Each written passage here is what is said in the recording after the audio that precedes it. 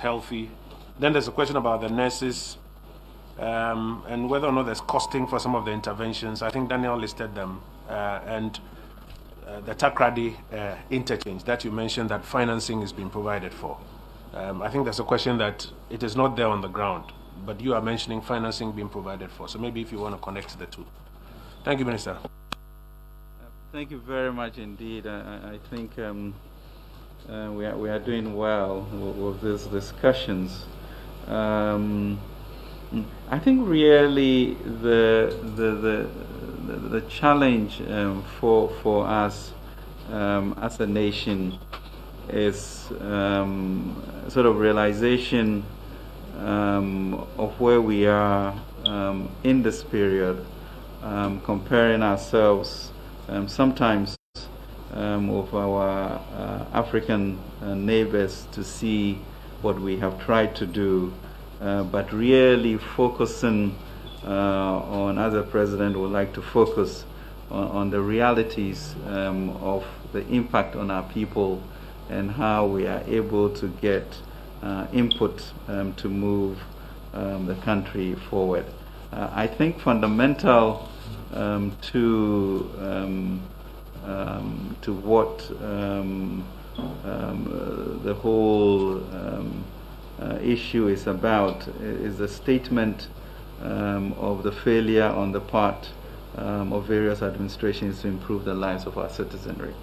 And then to put it into context, what this administration has been able to do these 3 years, the reality of COVID, what it means, and therefore how do we recalibrate to make sure there is hope and a sense of purpose in the way that we move forward. I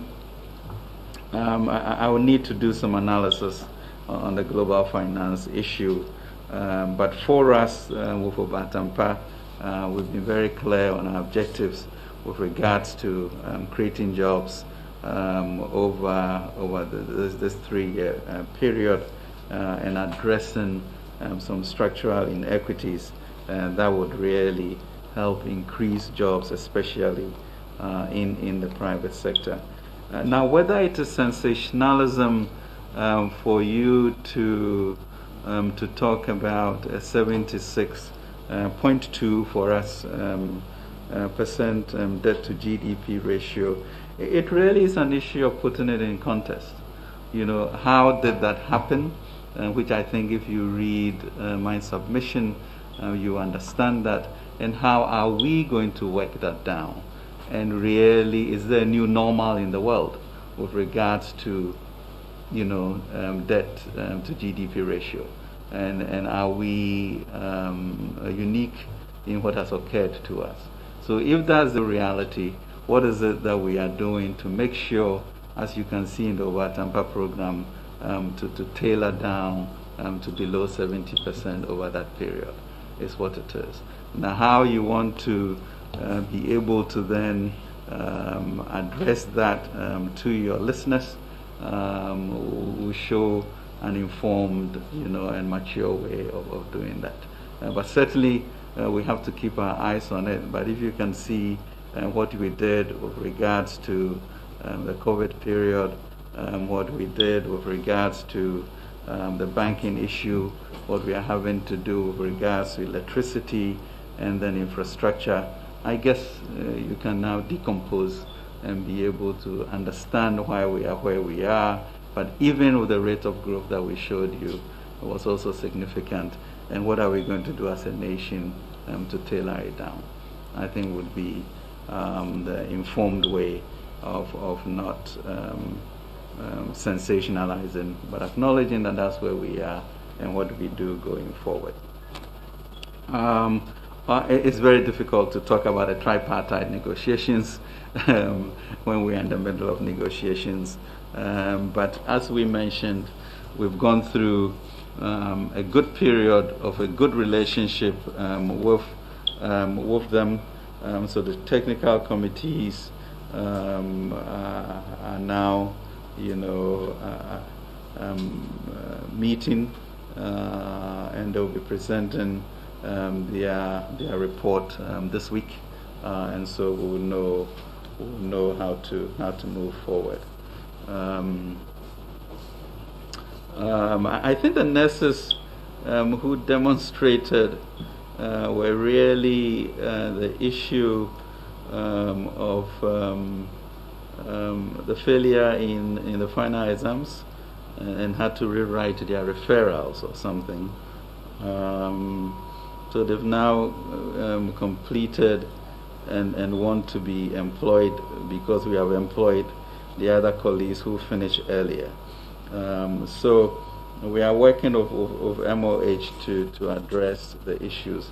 But I think it comes, I mean, as an issue of why a journalist will not find out why they were demonstrating. And the issue for us is also understanding whether there's sometimes a sense of entitlement we as a nation should be able to halt and not to necessarily believe that everybody is right when they make a decision. And I think that would have been the first question, not to me, but to the people who demonstrated. Because if you have not passed your final exam, what is the way to do it? And how should we approach with empathy, but firmly, that you haven't passed a certain hurdle to be able to be employed, But that is being worked on, and we'll see what we can do about that.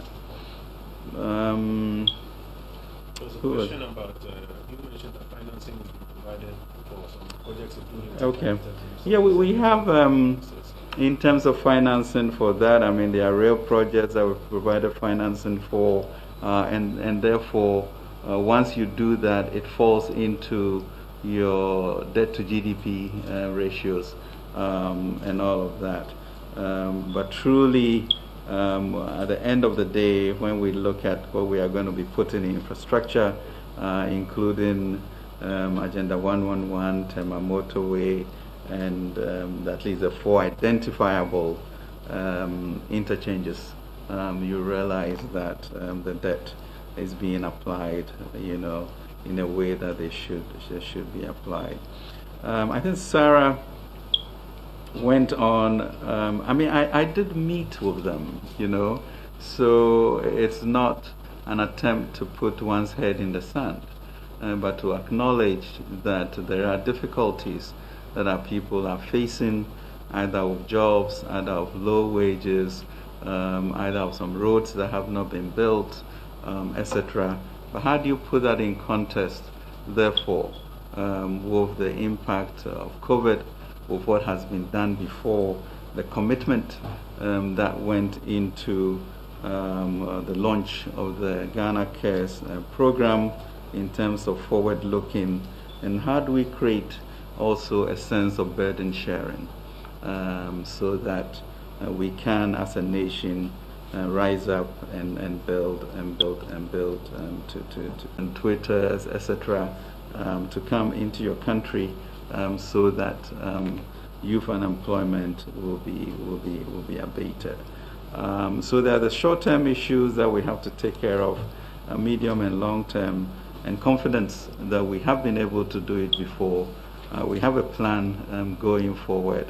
If we all speak the same language and rise to the occasion, we as Ghana, I strongly believe that Black Star will continue to shine as a place of destination for most investors and for the pride of the continent. So I'm confident about the future.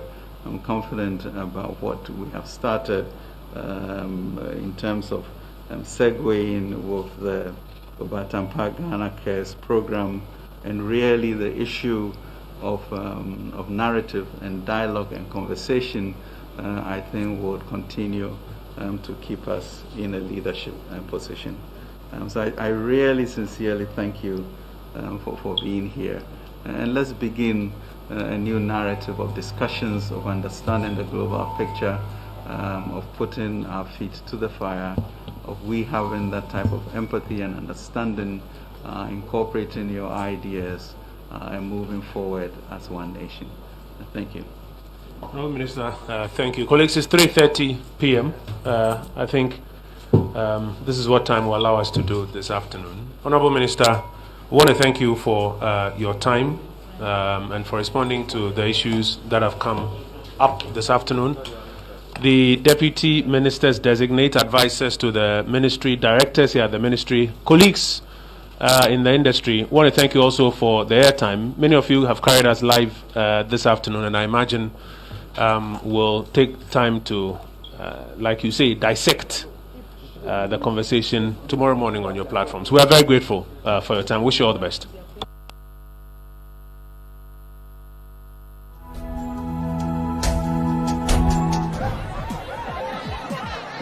Powers and principalities. There's so much fire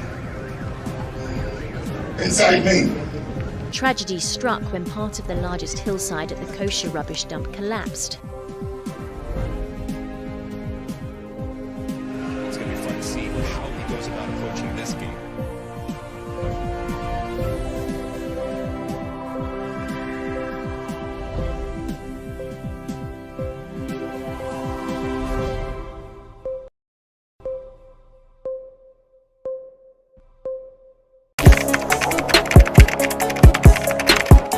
We table issues relating to the arts and entertainment for a riveting discussion, of course, without fear nor favor. The question the presenter asked them was a dumb question. You need to speak the fact and move. Varied views. We agree to disagree. So I would disagree with everything you said. I think that he's a smart guy. I think what he did. No, but I also said he's a smart guy. Yeah. I guess that I'm waiting for the what next. Yeah, I don't think that we have to wait for what next. It sometimes gets confrontational, but that's the beauty of the game. Today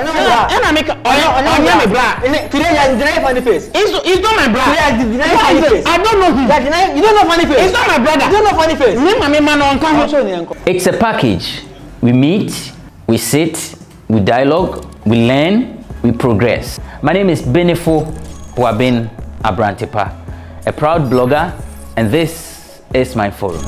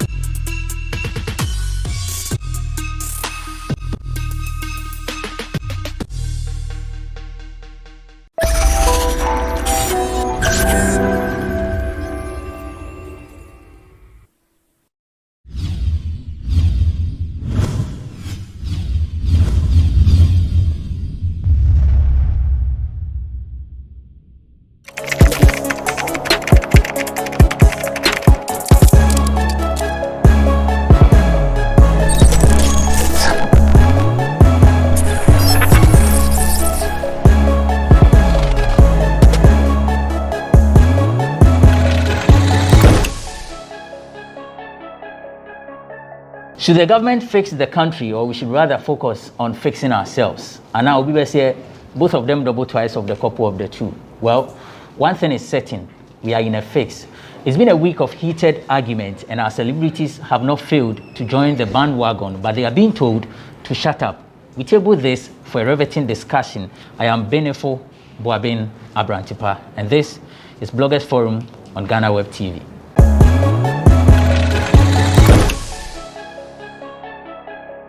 Thanks for joining us. It's Bloggers Forum on GhanaWeb TV, and Nania Redu, aka Nania 18, is my guest. He writes for OnePlayAfrica.com. He's the director, content provider, event organizer. Nana, Akwaba. Artist agent. Artist agent. Yes. What is it? No, and here na Mirefi. Yes. But yes. What people don't know is that you've been behind some of the mega hit songs that we have had in Ghana. Yeah. I mean, I think one of the issues we have in our industry is the lack of credit system.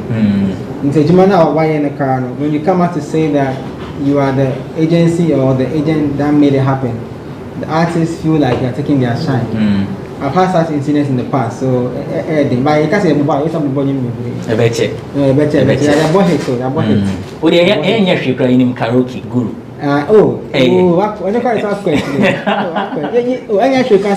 Kofi Jama. Okay.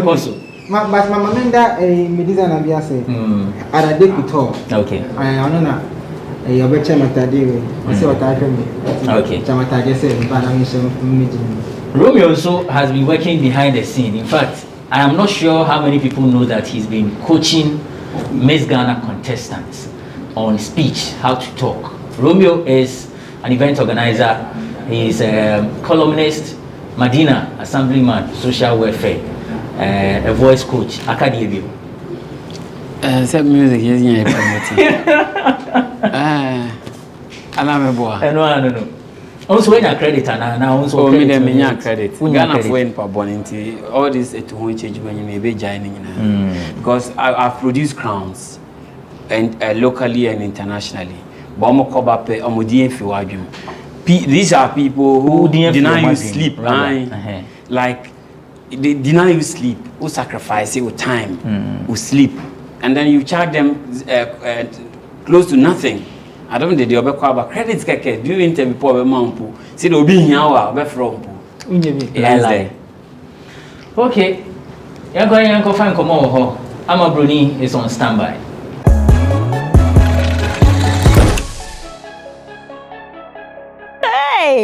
Mommy fix it, and I fix the country, fix the economy. Just say, yeah, fix it. Mommy fix me build say, now what trade dear Zem Tocho. I'm not for a crewman also, a bam what is so. Where do my and said down saying one launch campaign be open to fix the country, and I bet celebrities do one Jim. Now one moon can be there was a muya against. I'm a brony.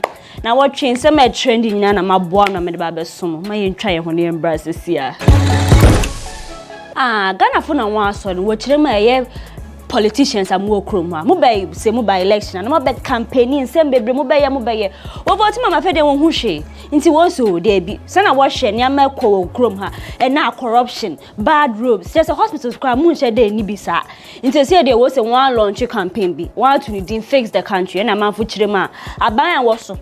Doom so in a moon fix economy so abasa and then for do who Germany ade. Now where there was a to say a politics as a moon. Yen na ye will chrome han, Yamana Cosno, how means to say de what person workers and a bang so and sorry no one ye be my own. Intend a better celebrities will chrome her. Oh, when ye be no way, say why me here, Joy B, one love the football, say be brave, bread, one watuma, and ye what trouble be cacra, no what you fix the country asher. Now my for Kikana was say Akwa say yes some top AES artists ni enti won kan na wo say Sami ni mu okrom ha Shatawale wo okrom ha Stombo wo okrom ha ene ye nwie ya asa akode mo nyina asem ekoso ye nheda fa mo ho ene obi kwotro yi na ni Stombo do so no de on fa nhye ni mu oba no betutu bi man so aden mo ya ma bibia mo politicize no ade ye nyina na e haw ye nti osrama mo amuka say on can fix the country hu asem mo yi na asem emfi mo enum oni mu ni sa na ansa na wa be spell ama mo na say ko e ba ya ye ka fix the country amafo bi so kirema mo amu ye dede na mo tweet na mo de aban fix the country mo so mo fix mo attitude fix yourself ene de bia na mo be kasa aban ye mo ankasa krom ha mo so ba nyenyenye na mo dampi refuse na mo ye say corruption mo amu je bribe ni bi ene the celebrity say ye Prince David say efia sha snake just ade na mu achew say ye to so evangelist Patricia Dro Quantin formerly na agrada na hu se ono asese ode ne ho ama Kristo saa konfudi nyamanyama no ode ne nyina ato nchen na Nicholas Amani Champon Tebita kum mo amukaya some time ago agrada de beka ne hu nsem bi so ye fake ni ade Nicholas nso reply no but see some of the abetu dwane so ono no se Nyankopon afre ne dia ene mu nja no na so obeye Nyankopon adwuma na onye nanso o se mo nto sankra we ne nkoma na agrada se wonim se ade a wo ye dwurum unim se wo boa Nyankopon frɛ na wo se wa frɛ de ene wu bewu o se Nyankopon na yesom ne wo mfa ni ndi agori nti agrada se wonim se Nyankopon frɛ wo se ye telephone call se ye frɛ na wa frɛ de ende ntumi nkyerɛ so on frɛ na wo se wa frɛ de a ene ebi be fa woni so ankasa na nkafo keka so ofrɛ ye nya ofrɛ papa na ye GhanaWeb ye to ehu gu monte so ko bisa manfo so mo ankasa na ekosu modwen ho de na manfo so ono se wa frɛ ne de ene ye ono anasem nanso se wo beje tum se eyo frɛ kunkura efi Nyankopon ho de ene wo a wo bu wo bukata nyina oje won niama no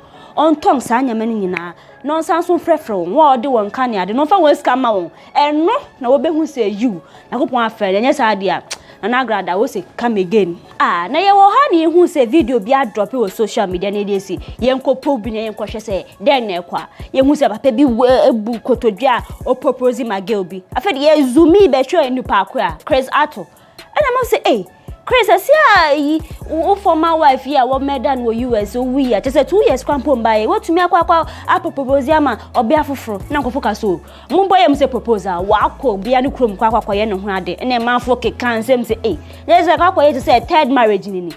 And a man so be a name, Pamma yen shene say official videos ni photos bedrop near Musa and Chris Awari. And then a man who could be sad so Chris, a young panel no so ye fake. Na say twice dia reggae musician Nilanti, medical doctor Sansu Bonum. Or the same baby to George Mao. Say workers will be a new to and just a new crown. So we walk my studio person yourself as your doctor or your lawyer. Obey to me a ninny na a brow sounds beautiful. Inti a school no abeso kwa obey to me a corner pepe. So I am saying Nilanti okita dreadlocks kakra I know 1 man so ha or we no no 2 a year achimotan same a year Rastafari will say 1 ma won't go school no they are won't go travel team but chema say any dey word dreadlock and just say wutie wu obey to me akọ school pepe a bra word dreadlocks nti ne ya mama ata ya achimota senior high school o se mun san brebio na mama mo frame ko school keke mama ha ba ko rapper sa ko de no din sem bia to o chema ono se oti ho no wu se eyi nkofo ka news bi so akwa yesi wa yesi mo kaseti na bia no munye de rapi ntwi na do se sansen nyina emfa no ho ono pa so oti wo so yesa akode no anim so ye highest no enye na mo beka na ebe ha no oti nsem bebre na akwa yesi na sei ni nyina emfa no ho ono pa de wa psyche ne ho cause ye krom ha wom oni nse mo kasa dodo nti sa mu togbe ni sese no ni nyina e fa na so echi ne moisha ma fe won ko montu aso ma munim de dawo yes sister moisha e no di nsem bia betuja o chema ye krom ha me abebra mu hu won a ye lawyers doctors wan kasa bobo won nyina wa ye like possession ono no di nani ma beje so she has worked on her body na mo keka ho ansem e na mu se wakwa hyehyɛ ne to ne ade o se ono ankasa no wo body ni de down na ono ana ni pem wo pese anka o enhance bi kakra nti na okɔ na eja okɔ na okɔ wo na sisi body na ho se ejina so ankasa ye gam o se mia bebe okrom ha ma ye mu body wo bi sa mu ntumi nka na fede mo hyehyɛ echi nti o se ono de ono no o start ono obi ekwan no e ma girls bebre akwakoye nti mu na mu sure se mo beka se o makwakoye mu body ono moisha why na mama mbisa mu ye fasting da ya kwam kira ye de yam to 40 days ya ne ne keka ko ye bida ene muntie gospel musician patience na akona wo kire ma just so bi akwam kira de ne yam ato house obompa ebi enye ni kan yo ebi wo no ma kwam de won konfitai the one na video what the afa so say what dey fasting patients na chire mo say first no e bi ni nsem no come to me na 2 weeks na come di ni na dey afa so na dey fasting nti eye Christopher bebre aye come ka ho na wo hwe na wonya bibie ndia no say eye fasting na eye patients na ka yende ye nim say wo dey eye confita fasting bi ana say akom cha eye dey atwa Nyankopon nima mo na mo betumi a kire na patients ko interview no o san so din sem bi tu o kire mo eye gospel musician Joe Metal oni ni asem bia eye mo am fiso ntokwan kitin bi hye ho o so ono na settle difference na nti oni Joe Metal dey eye ayonkofa any one echo Yvonne Nelson edusi o chema abaya mote so na ado na nkwakufa ado di manim mutwan tro na mu se just dum so hu komokosi den na mu se na wo ye maintenance bio na enya hweo na ye NDC fu na edi achi na wo ka se dum so abakroma ama Yvonne Nelson se mutwan tro dodo mumbra na mumbeka so sei na ekwo na ehu na e kire mo pepper we mo amobegina na mo keka share ya asum se mo ba mo be fix den dum so ma solve na afede na pre so dum so Yvonne Nelson se mo twantro ankasa amamfu se ye Yvonne Nelson je se dum so se mo ti se wa kasa ankasa na wa toeti ene so ase na wo kire mi so se na wo ye ma ye nsambire bi atwemu ai mahama time mo boabo ya na ye dum so ma store vigil ye sa nu bi e wo ye ne kufu ado abre so eja oba ya asanso abedi yenim na enya dum so ma store vigil Links Entertainment mu chire binaden na say akwa me Eugene ti ye keka ho asem eje ono aso kwa kotwa ti wa kotwa egu yenim se anka aso ho a ne nua eye kidi ono so de bi foforo kwa ba betudwa amanfo wa hu eyi picture ye da ho ya just ye nche de hu tini color say ye blonde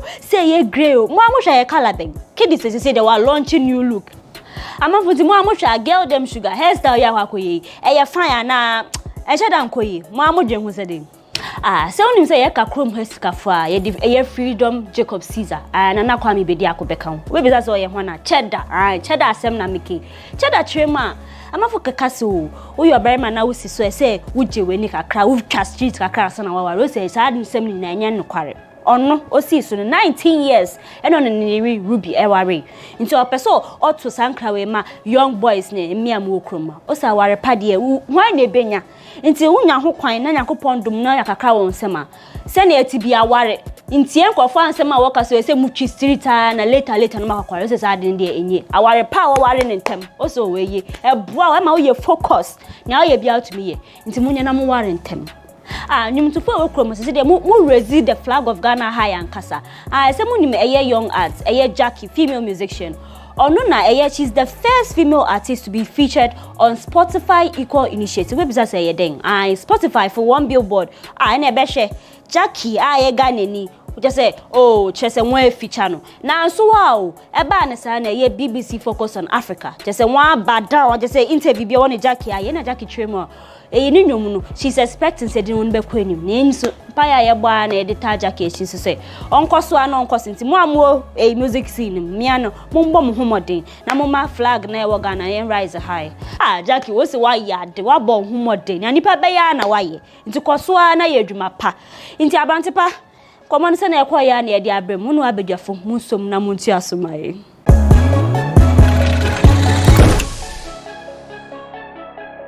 Welcome back. It's Bloggers Forum. Thanks, Bruni, for the tidbits in the world of showbiz. We call it Nkomo. Amisha is in free Romeo. I'm ready to the best start. Romeo. And simply the ebu be abome posa. Like it's overwhelming. But Menkai Yvonne Nelson doom so issue, no. Okay. So they should do the needful, say they should tell us the truth, what's actually happening. Because there are instances where your light will go out without any prior notice. And that is so disrespecting. And so it's affecting businesses. Those who are fortunate to have been given a shadow, they are okay because OPR wouldn't say so udum unyama. But those of us who don't have a shadow, like a hardly, leadership should take responsibility and face us and tell us that these are the challenges we are facing and that we will need some period of time to resolve it. But as a Obi Janessa, and it's as if the media is not really talking about doom so. So it comes to the point where we ask leadership to fix it. These are some of the present issues. If you say the media, what do you mean? Because we see articles, we hear news, we hear... I'm comparing it to what happened in the past. And even with that, there was a shadow. And people became used to the shadow. But people were complaining because of the level at which businesses were being affected. And if something of this sort is still rearing its head, the level of energy, the same energy, I was like the approach, but it's as if people are rather taking a slow approach. Even those who say it having us to relinquish their position on air, like Nyama ICC, like it's as if people are being suppressed, not to talk about what is really happening on the ground. I'm telling you, sir, flash screens are saying within, it's not just about even the light going off, but the manner in which it goes off is the problem. It goes off 3 consecutive times on and off before it finally goes off. And that is bad. So it's as if there will be a switch room, honor and gadgets, ADR. And that is the point we are calling on leadership, sir. They should tell us, if Medina, for instance, like out of the blues, they do more light. So if we know, say Tuesday, you need light on Medina.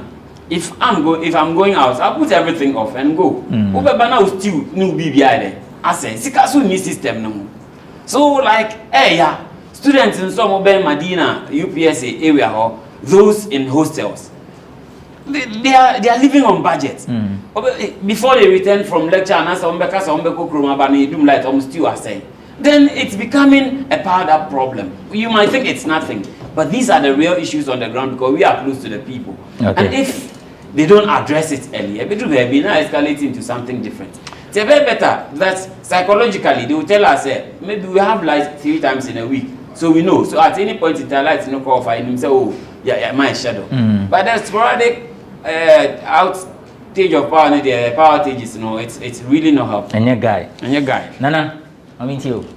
Ghana is changing. Ghana is growing.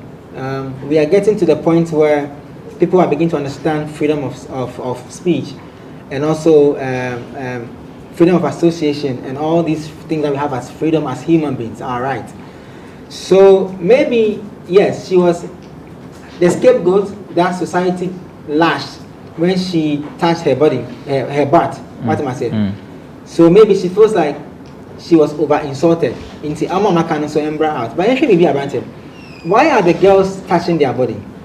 What is the major reason why they are touching their body? If Moesha is the point of source for touching your body, it means that if you sit down as a young girl on social media, you follow Moesha, and you put 2 plus together, and you see that you don't see her go to any office, you don't see her do major movie roles, you don't see her being active in any business in public domain, and you see her drive a certain Range Rover, drive a certain distribution car, live in a certain mansion, gets to be featured on CNN Amanpo's conversation, and she says that as a young girl, what runs through your mind is that if that is what the people that Moesha is targeting they like, why won't I do the same thing? If I have done it, why should I come and tell you? Maybe I do one for my big man. He likes it. It's cool. He's giving me a warning. And I got an TV soon. Can we? I say, Otono, what did what am I saying? She shouldn't feel as if people are trying to, or people are being over hard on her. I think it's the line that she chose. Is people reading in between the lines to determine that the I'm another example, right? Lawyer Sandra Nkobia. People have come out to say that rumor has come out that she has never been to the court for any case. Nancy Porsche, so some car, some very nice Porsche car, and people are saying, oh, one why you're not doing that idea. When you do that, young girls now begin to see the ripple effect of what people do. And so you are motivating 10,000 people to go and touch their butt. But why should they all come and say it? They don't have to come and say it. So when I obey and I will be and I will society need do her. I feel you cost a level of freedom. No. Okay. You do her, you become say now you do her in there because call your mom. You can call your mom which I come here. I'm not sure say about 40% of girls touch their butt. What am I saying? Right. So we take a break. When we return, we will delve into the Fix the Country, Fix Yourself conversation. It's Bloggers Forum on GhanaWeb TV.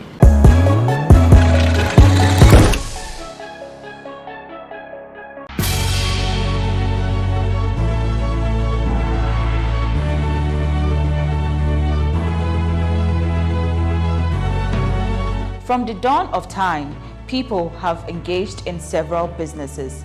With the onset of technology and innovation, life has relatively been made easier. By using debit or credit cards, mobile banking. Thank you. And your favorite, mobile money? Tech has indeed married business. On BizTech, we spend time with faces behind known and upcoming businesses in the country. Learn more about the new technologies and event organizing. So I am sure you've been following the conversation. Social media has been buzzing. In fact, from Monday till now, it's been a week of fixing. Some say we should fix the country because there are a lot of things happening that are not in the interest of the citizens, and that the government is failing on its promises. It's not done anything for the ordinary Ghanaians.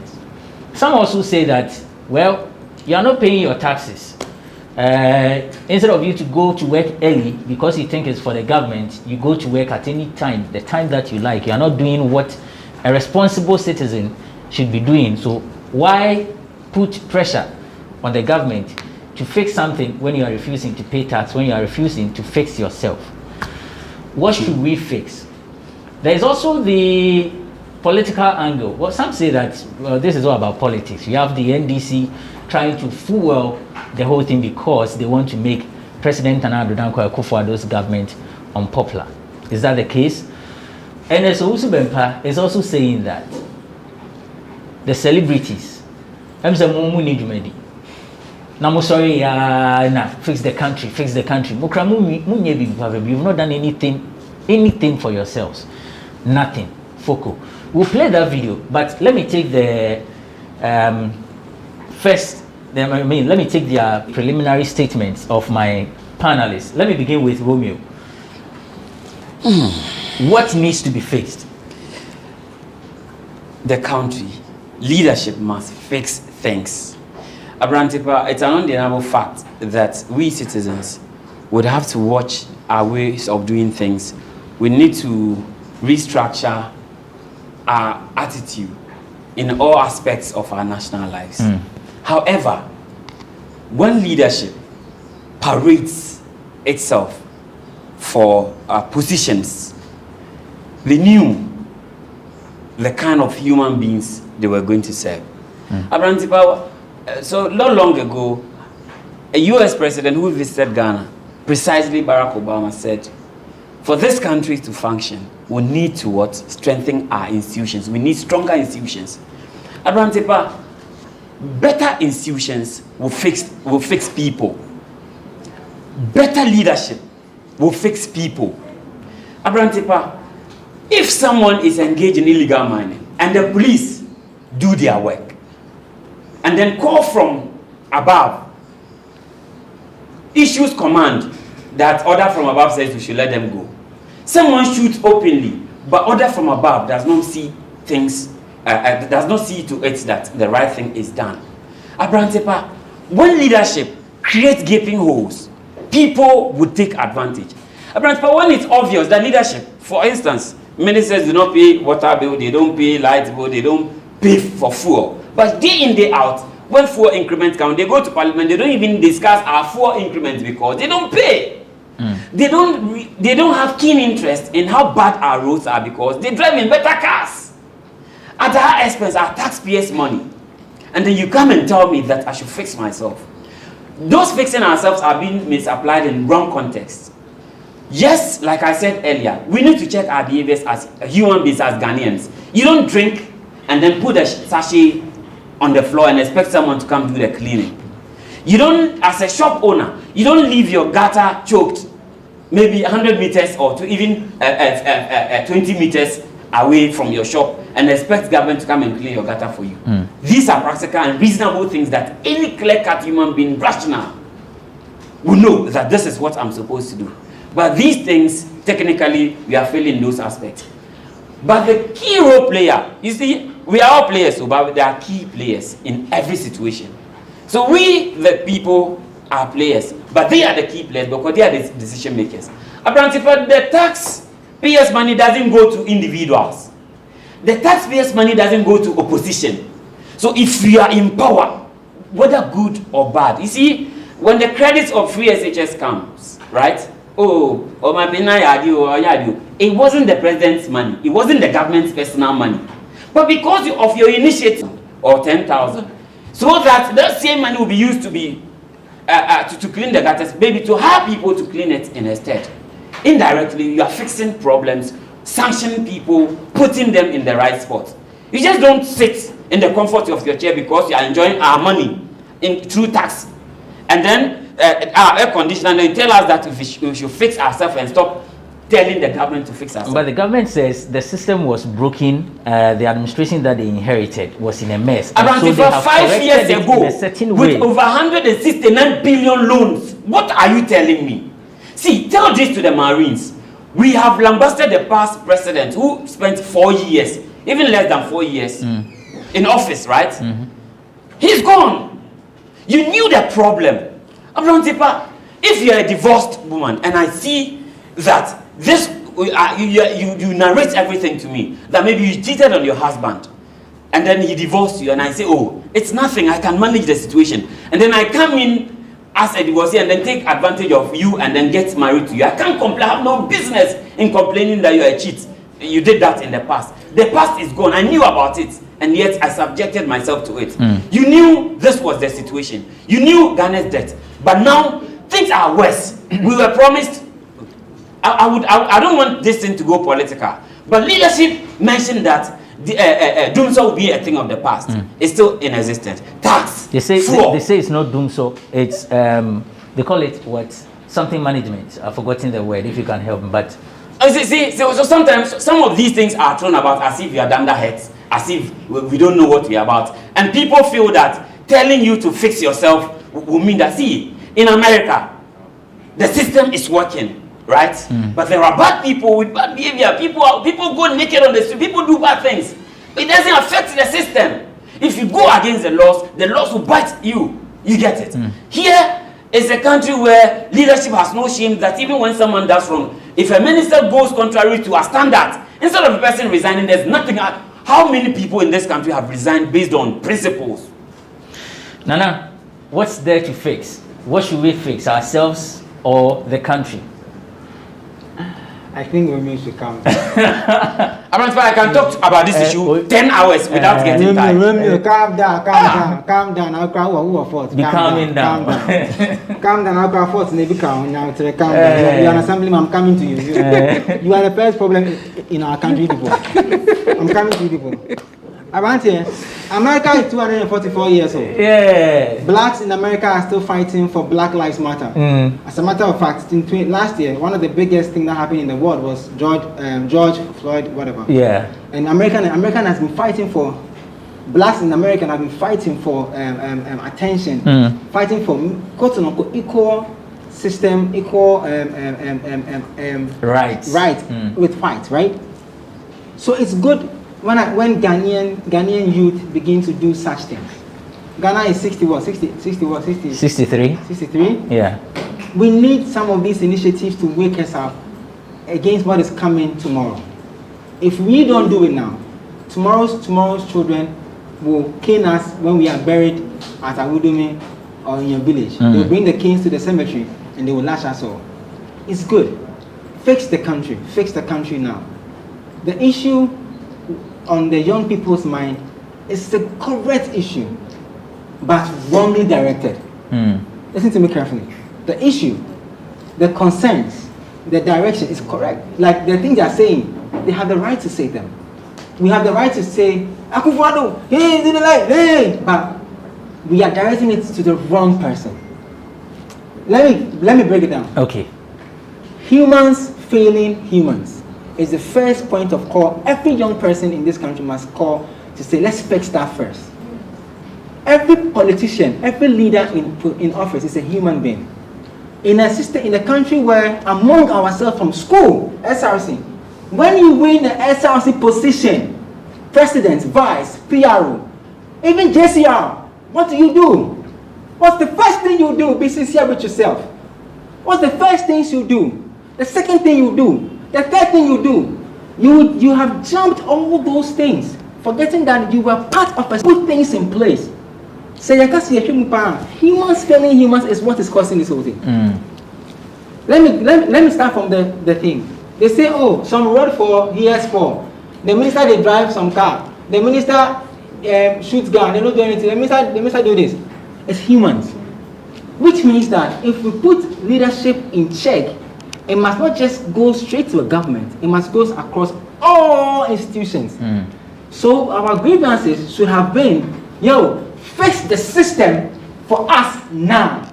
Because if I want a job, and you're telling me that I have to get 10 years experience, that job requirement system was not built by the government. Because I buy need 2 million hour institutions so it's individual or corporatism rules that they use to hire people. So we need a system to be fixed. We need a system whereby corporatism will be broken down to where a university graduate can easily take a first degree and work. Now, first degree is beans. First degree in Ghana is beans.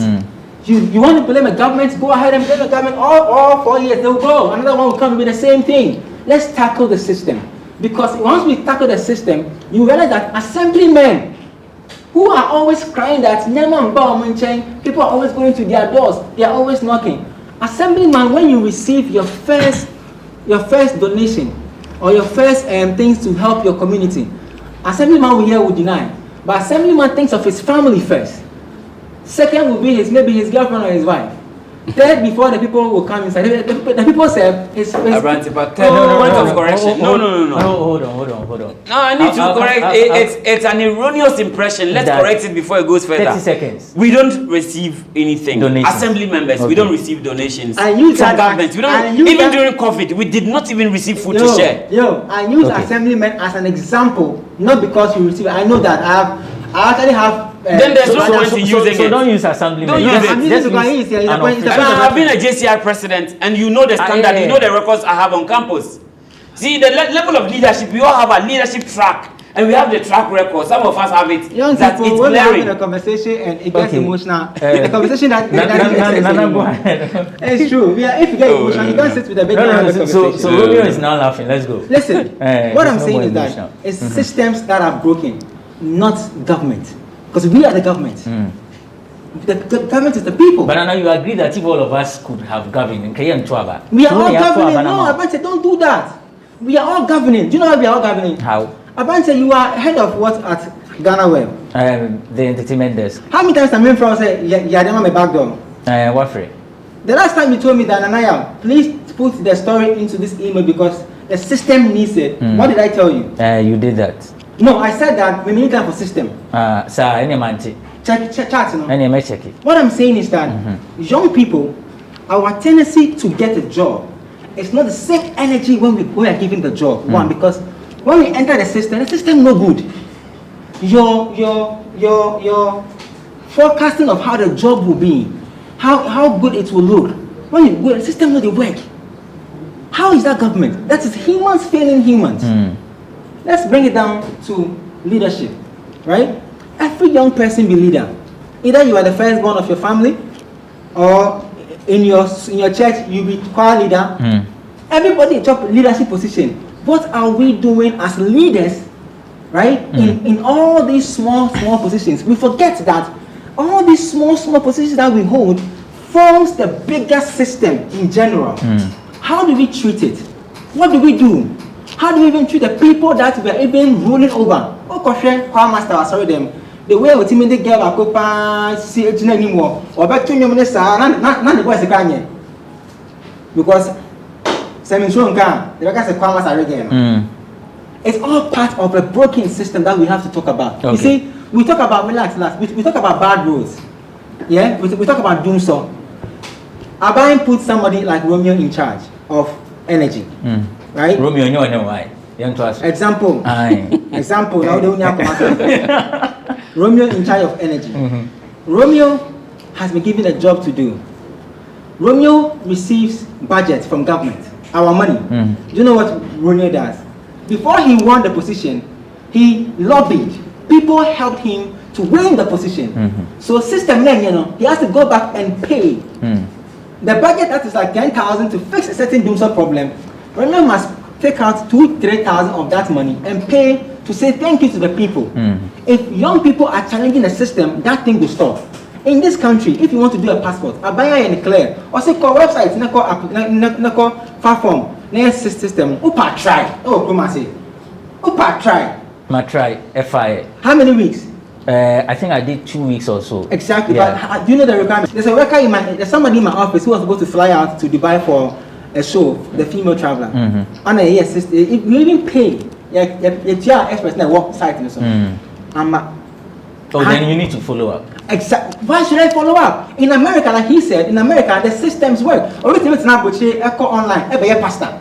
Now it's now share wedding, so now it's accepted. The system works out. You don't have to even follow up. It will come to you. Okay. See, neighbor, the people, 1 minute. the people who are in the passport office now, are you saying that the government must take should take a cane and go and lash them? It's humans failing humans. If we as young people, we are leaving schools, universities, you go to school 4 years, you finish, you don't get a job. If we are supposed to wake up and challenge the system, every leader in from corporate whatever to down to government jobs, so when you do government office, those who work in the government institutions are always known to be lazy. I'm sure you've heard that saying before. Why? Because you said is that Akufo-Addo's fault? These are humans failing humans. That's the point you don't get, Minia. The point you don't get is that if you're a leader, Abrantipa, if this fine setup here, right, you are the head, and then you lose control over your supervision. You don't put people to test. You don't put people to check. You don't sanction people when they flout the company standards or rules. What happens if the system breaks down? Romeo, should you always act when someone is watching? No, supervision. I don't get it. Supervision. You pay people. You pay someone as a supervisor, and the person is nowhere to be found. But you, the individual who is being supervised, must there always be a supervisor before you know that this is the right thing that I need to do?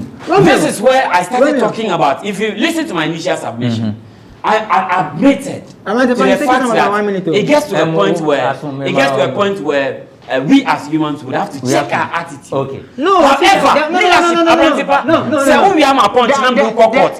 listening as an individual, if you steal my goat, right, and I sue you in court and you are jailed 2 years, it's me. I pursue justice, but government can choose to forgive you. But people who complain, people will not have a problem with me because they don't pay taxes to me. Okay. But if it happens to government receive taxes on our behalf, to act on our behalf. Wait. You see, quickly, 30 seconds, please. I can't. He took my minute. Your minute was up. If we are talking about lack of supervision, right? That is the major problem of young people. It's not abine, because we, the young people in this country. Oh, boss. Even that is just a saying because Rosewood are moving I don't have the audacity to control who takes Rosewood across the oceans of Ghana. I don't have the audacity to control who steals our gold from our gold mines to South Africa. I'm not in power. I'm not in position to check that. So don't rubber stamp everything. Don't cluster everything together. Let's do some education. Cool down. No, let's do some education here. You are empowered to do that. You know why? I say, "Oh, say I see people now one. Our butchery. I brought up our feet to me from first. That is what I am talking about. This same, you see, young people, we are running away from responsibility. The responsibility of everything. Often now, our police, Baba. Ghana, our police, money action. Open it up, friends in Ghana. See, Romeo. It's an undeniable fact that police service in Ghana are working, but leadership at the top controls them. So it makes them bad. Okay, hold on. The police will work, but the leadership will change whatever they are doing and command them to release whoever they've arrested. And I don't know, the police will take the bad name in good faith. Meanwhile, they are not to blame. Okay, Nana Twaso. Me emotional take it anywhere. Oh, I've never been. Me emotional, we never take it. You have the case. Listen, Twaso, let's move on to the next. What young people we are exhibiting, right, is the corner that the older generation or those we are trying to say that they are in power. They know that we will go. Okay. We will be emotional. We will be weak. We will not put our facts across well. We will not tackle the raw issues. We will jump them because one person out of what is happening. I can check, but we don't know. Okay. No, relax. What do you mean? Hey, time. Fix yourself. Fix the argument. I want you to fix yourself. Fix yourself and your show. I'm telling you. So listen. Go ahead, Kasa. When I say in command, I am emotional. Rela has never been. Okay, Rela. No. I'm just passionate. So you don't have to be passionate. The issue at hand is that, Romeo, what you are saying is what we have to channel. The grievances must not go to the government because after 4 years, Akufo-Addo will go. Mahama or whoever will come. It's going to be the same issues. So right now, let's move from these people and tackle the system. Let's do a campaign. Who is in charge of the system? Human beings like you and I. They are the system. Bank of Ghana. Because I'm part of the system. I'll go to Bank of Ghana to work. Thank you for saying that. So, a system that works. And if, let me tell you, I have applied job, I've worked with international companies, right? Let me mention a very basic one that maybe you know, Afro Nation. When they go to the Afro Nation website, it is there. If you want to apply for internship, it's there. If you want to apply for a certain position, it's there. Recently, when Twitter came to Ghana and they announced, right? I applied for a job that I was even joking. I was even telling my boys, oh, maybe they are gone. The next minute, do you know what happened? The head of that department that I applied to, she followed me on LinkedIn. Hit me up and said, "Hi George, how are you doing?" Blah blah blah. So. I take us so and we started having a conversation. That is a system that works. Now, if we are able to go and say that, listen, we don't have to come and put a CV down for 30 years for a middleman to chop our money. We don't have to come and carry road. You're taking the road money as a contractor. We know you are paying bribes. Stop paying the bribes. Now, how do we tell them to stop paying the price? We need to tackle the road system. That's road passage. They won't stop taking the bribe because government officials are taking bribes and nothing is being done. Because you are instead of you to channel. Nothing is being done. Channel this passion into fighting. Police recruits are being recruited without advertisement, without notice to the general public before realize people graduate their police. So when we go to on the street, it's leadership. Okay. Wait, hold it. It's leadership. Leadership is who? Let's progress. Leadership is who? Those we voted for. Those receiving our taxes. You voted for who? Our taxes. You voted for who? So a number of celebrities have joined this campaign. A number of celebrities have joined this campaign. Leader Forcing tweets, "I am happy you guys are getting it now. Fix the country." At Nana Akufo-Addo, "For those who follow the party colors, stay away." Mr. Drew says, "The youth rising up and joining to become one voice. That's how it's meant to be. We all see what's wrong with the system. Hashtag fix the country." Efeodo says, "These leaders manipulate people in the rural areas because they know that they are uneducated. They know that if they give them 40 Ghana cedis or a bag of rice, they'll keep quiet. No more of that BS. They might be ignorant to the reality, but we are not. Hashtag fix the country." So a number of celebrities have joined. Kwame Eugene made a statement that he thinks that we should be fixing our music industry. He says, "My concern is that the industry, every stakeholder from the content creator to the DJs to the presenter, we should prioritize our creative pieces, just like we do to other nationals. On our music chart, which is supposed to be the Ghanaian chart, we see more of Nigerian music, mostly topping charts, and we need to fix our mentality towards our own people and what is produced here. Then after that is achieved, we can channel our energy to help fix our country." And Bridget Otu reacts, "The nerve of ignorance." On to the comment that was passed by the head of communications at Ghana National Gas Company, NSO. Now he put up a very lengthy post. I read. So let's begin from, I'll skip some of them. Okay, so let me begin from here. It says, "The temerity with which some so-called celebrities dabble in politics in this country amazes me at times. I just can't get my head around it. I have been holding myself back from getting into the gutter with these self-styled comedians who dabbles in social media politicking. Why do these entertainers think anybody really gives a crap about what they think? Of course, this is the downside to social media, where below average intelligence folks who can't read and understand English want to teach the president how to govern. The politics of attrition and patronage isn't going to help these social misfits and their backers. President Akufo-Addo's resilience, dynamism, organizational acumen, and political astuteness is changing the game, and he's fixing both a pandemic and a country. COVID-19 has continued to devastate our beloved country like many other nations the world over. It is a process, and the president is delivering on his mandate in the midst of the challenges facing us as a country. The noise being generated by these so-called celebrities is akin to a drunken behavior. What exactly has these celebrities fixed by themselves apart from their fake social media lifestyle and living on borrowed lifestyle? Some of them can't even fend for themselves, let alone fix their boring life. They go about borrowing from people to support their fakery, and some are in debt and can't manage their lives, and yet they are yelling at politicians. These guys need to fix in between the lines and know the difference between intellectual discourse and propaganda. Obi betina so a o ma Ghana da sumu 4 years. Am I a problem? He is fixing it. Obi timi kono akotwa hye ni clean book mu say yesi kwan ewo Koko Road. Obi kono kwan ni woni aye krokro dejon. Akufo-Addo so ndo a leader.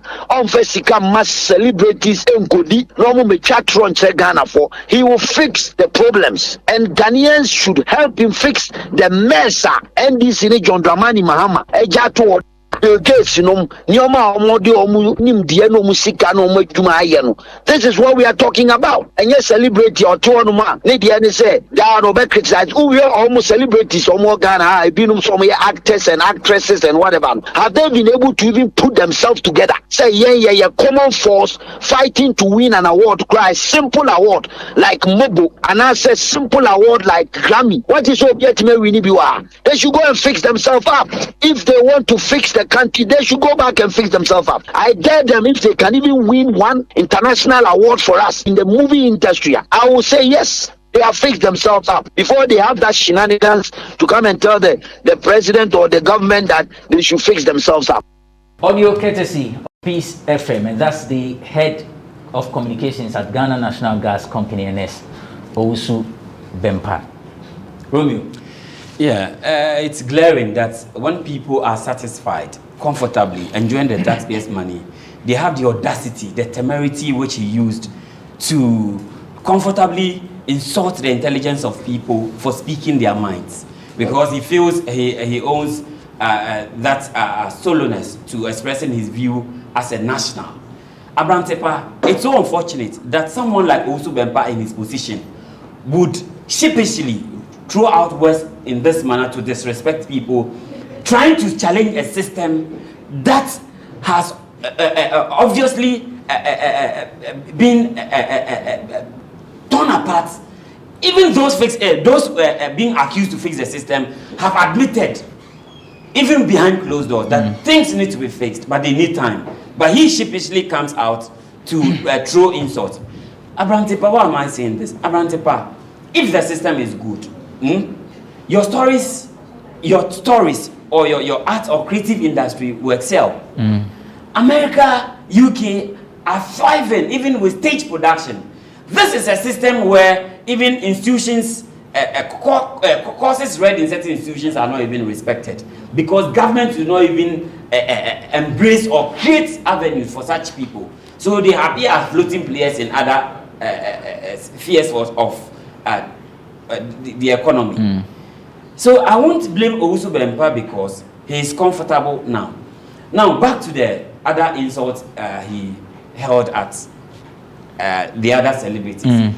Abraham Tepa, if today Stonebwoy, what do we call it? Let me use Sarkodie, because he has gone to BET and his Stonebwoy has also Stonebwoy too has gone there.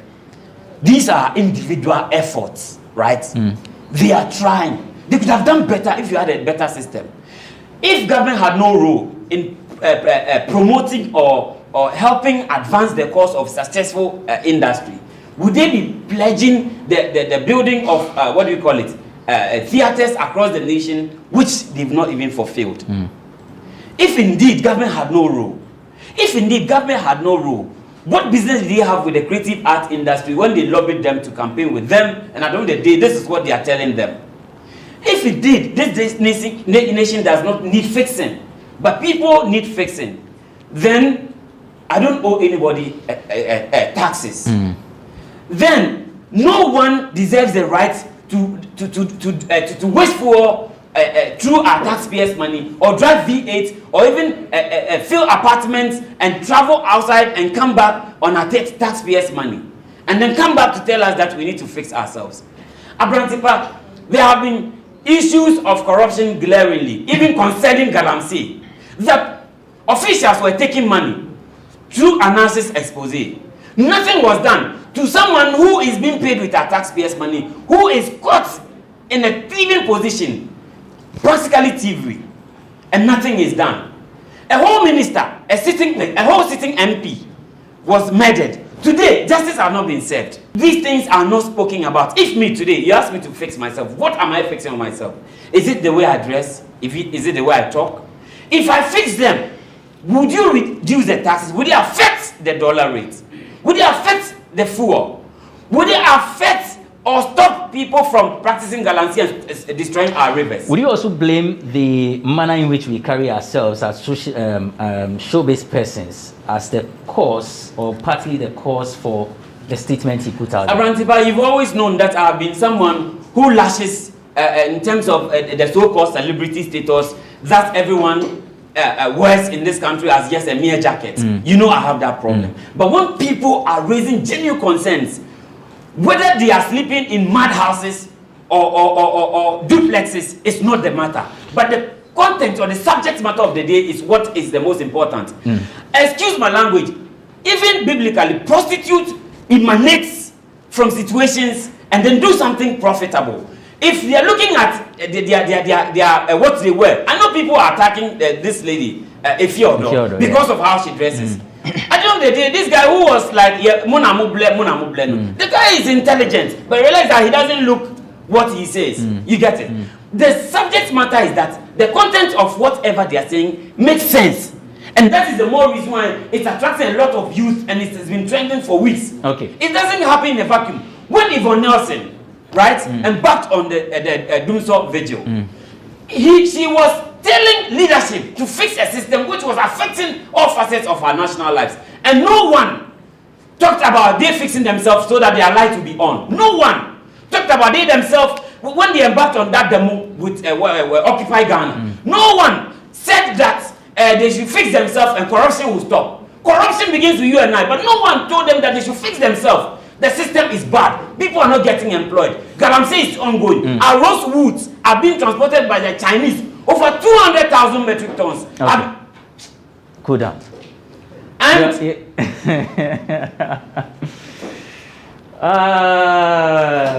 Romeo, cool down. Okay, Nana. I know you've disagreed on. You've disagreed with Romeo on what needs to be fixed.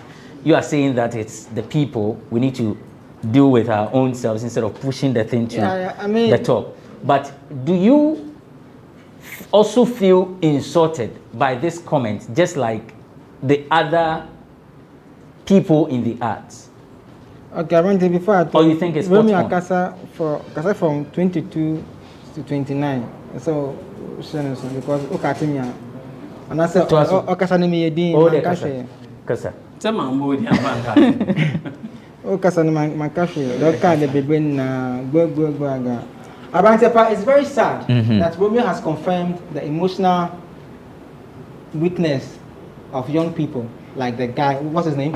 Which of them? The PR, what was his name? NSO Usubempa. Yeah, it's very sad. You see, what Romeo is doing here now is what the guy also did with his post and in that interview on Peace FM.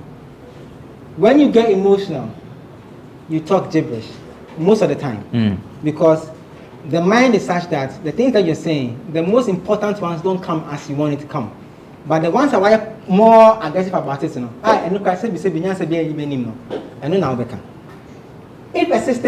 if young people are challenging the system, that's a word. We could have challenged the system that said the guy should resign. and he would have resigned. Because in elsewhere, when a certain leader in a certain position in public office makes a move that is against public office, or makes comments, you hear them say, "Oh, me pen I then, my truck, me pen I call me resign." That's what young people we have to do. We need to go at a system. Also, Ernest also Bempa. You know, a young politician who has probably, let's check his traits. Can somebody check for us? Check his line of where he got the job from. It's what I was sitting here talking about. In America, when they finish talking, they will say, "God bless America," right? In Ghana, when we finish talking, what do we say? What I'm saying is that the people that will live here in Ghana, family is first. Probably wife or girlfriend is second. The people that we serve are third. And he said, "Oh, check it. Oh, check a line here. I'm sure somebody in the MPP, right? A certain big man broke a system and employed or gave a job to his wafasi and baby. I'm not surprised, man, because I work in the sector. I've done marketing for most of them. Most of them, they will come to me, "Oh, my uncle with this, do proposal for me, my brother with this, do proposal for me." The system is not good. You see, NPP Beko, NDC will come. It's the same system that they'll come and operate, and they will come and tell us the same lies. The same politicians who are supporting us now against this whole fix the country system. 4 years time, when they get the power, they will come and tell us what these guys in the office are telling us. That's what I'm saying. We need to check the system. This guy is an emotional, how do you call it? Weak person who has seen people attack. Maybe he reverenced the president. You understand? Who said, like he said, when you're comfortable, I have to make a comment instead of making an intelligent conversation or comment that can let young people like myself know that, Charlie, the things that will be true. If we check A, B, and C, he comes. His first point of call is to attack. That's what Wilmington is doing.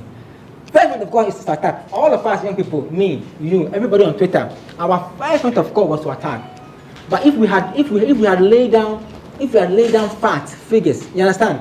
We'll say, remember a very good example of Yvonne Nelson, particular system that was not working. She and her team and the people that loved her came together to challenge the system, and we had a certain response. That's what I'm saying. You see, when we do that, no person in position of power can come and manipulate us, can come and divide us. But when we are all scattered around and we are all talking out of emotional and passion and all that thing, this guy, he needs to resign. He needs to apologize to all of us. Not because what he said was wrong, but because he's in a position of power in a public office. He shouldn't do that. You know what I'm trying to say? That's the point. He shouldn't say that at all. Making the reference to the president.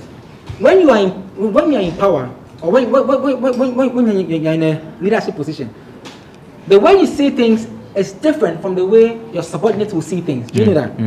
When you have 10 cities in your, I'm self-employed, right? I employ people. When my people that work with me come to me and say, "Boss, we need to go and buy light. The light's finished." I know I have 10 cities in my pocket. I see the thing different. Between lights and maybe something else we have to do, what is the most important thing? So in that regard, if he had come out to say that, "Listen guys, we hear your cry, we respect your voice. What we're saying is that give us certain areas where we should look at." Because you see, when you're saying fix the country, it's a broad conversation. Then we can begin to break down the conversation down to the minimum point that will be a tip here. The grassroots are the people who will suffer more, because the road contractor who is in the road in Bibiani or somewhere, you get what I'm trying to say? Yeah. He should have just left all the things that he was saying and say that, "Listen guys, if you're in power, this is how you see the thing. When we are, this is how we saw the thing. Give us an area where we should tackle, guys. We will look at it." No, but because you are coming from actually tabled what they want them to solve. No, I'm not coming hard. I'm just reminding you that they've tabled what they want. I've seen the conversation that's going on. Trust me. When you hear some of them talk about it, the tabular thing that they want to solve, is sometimes it's very questionable. I'm telling you, believe me, because when I have actually followed some of them, I don't want to mention any name here. Some of them are making salient points. They're making very good points. They're making very dope conversations. Some of them too are off the grid. So what I'm saying is that this guy, whatever his name is, should have first of all come and say, we respect your voices. As a PR, we respect your voices. We've heard your cry. What am I saying? But guys, this is how we see it from here. Because you are far, this is how you also see it. So how do we meet in the middle to solve it? Once upon a time, gas was very difficult to get in this country. How were we able to close that gap? That is finding a solution to a system that is broken. You get what I'm trying to say? Yeah. So come out and tell us A, B, C, D. Now, bringing in the conversation of the celebrities and all that thing, I think, like I said, it is a way to shift the conversation because he knows that's our trigger point. You know, he knows entertainment media houses. Once he mentions Grammy, once he mentions Mobo, I dare him. What is Grammy? What is Mobo? He has no clue. What is Mobo? What is Grammy? He has no clue because what is a year can na a space name and an artist name really Grammy and an artist name you say and so any say politician any say or Bekebia remember you move. That's why he did that. Whether there are people that we respect or we don't respect, it's none of your business. Okay. You can try to say relax, time and say make sure time. Whether we respect the people that he's mentioning or not, it's none of his business. He's in power, he's in public office. As a public servant, his role is to serve us. We are not supposed to be serving him. So we need to hold him accountable so that he can give us what he's up to. So when we come and say, give us accountability, don't come and insult us with petty conversations. If he had come to say, and politicians, let me be very honest with you, he knows it. Politicians know that fix the country hashtag, it won't go anywhere. 4 years time, whoever will win election will win election. Because no politician in this world, they do what people like, they do what is right. They do what people like to be built and to be fixed. There's a cinema to be built. And there's water to be solved. The politician will ask the people, what do you want? But he knows that road is important than the cinema.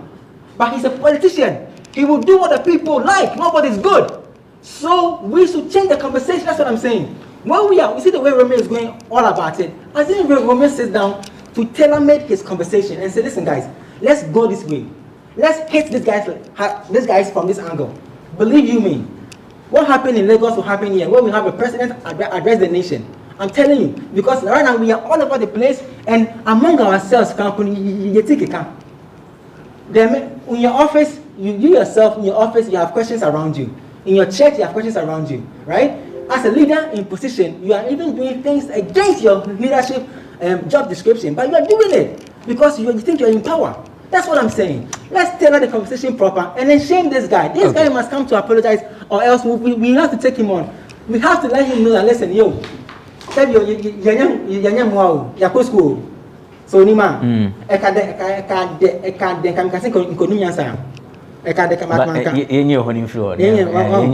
yeah, because no, we can't, because you see the comment he made, the audio that he played, the things he said about us is even disrespectful to us that work with these people that he mentioned. That means that because I manage talent. So when you see Kofi Dama tweet a post on Twitter and he's being insulted, I can be blamed because I am the person in position of power to help Kofi tilt his career well.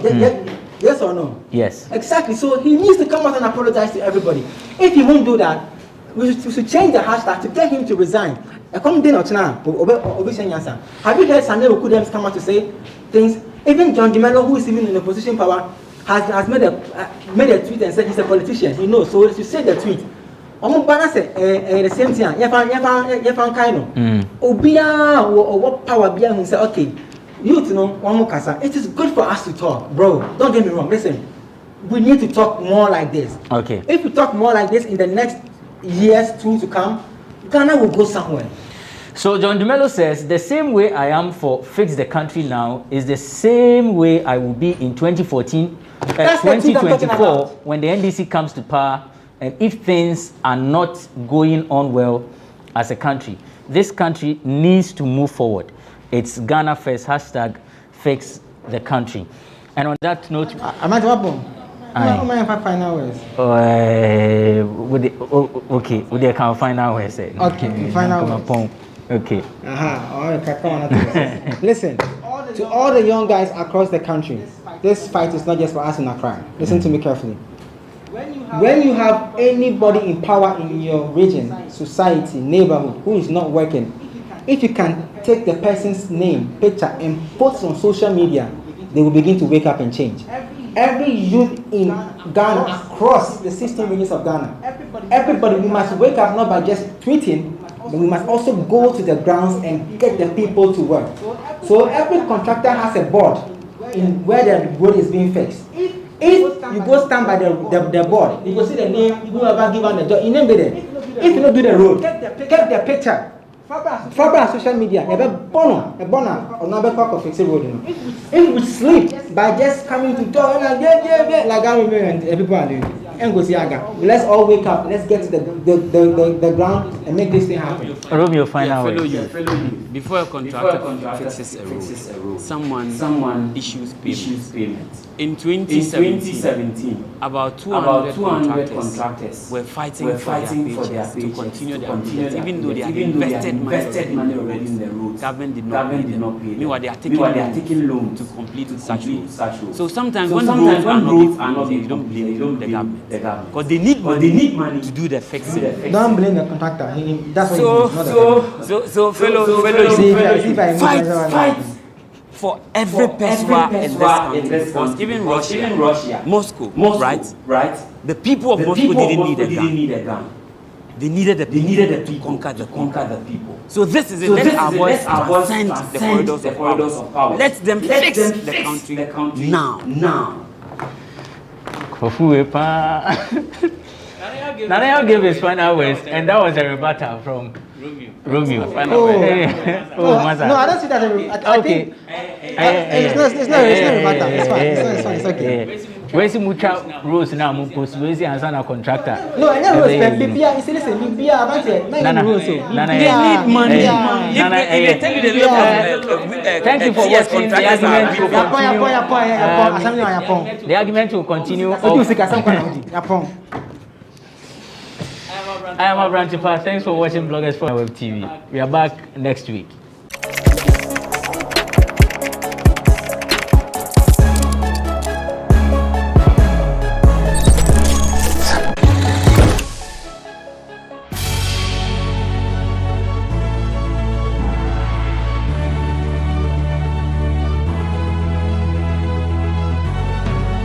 From the dawn of time, people have engaged in several businesses. With the onset of technology and innovation, life has relatively been made easier. By using debit or credit cards, mobile banking. Thank you. And your favorite, mobile money? Tech has indeed married business. On BizTech, we spend time with faces behind known and upcoming businesses in the country. Learn more about the new technologies and innovation, as well as find out about the trending issues in the world of business. Join us as we serve you with a variety of compelling interviews, projects, and others right here on GhanaWeb TV.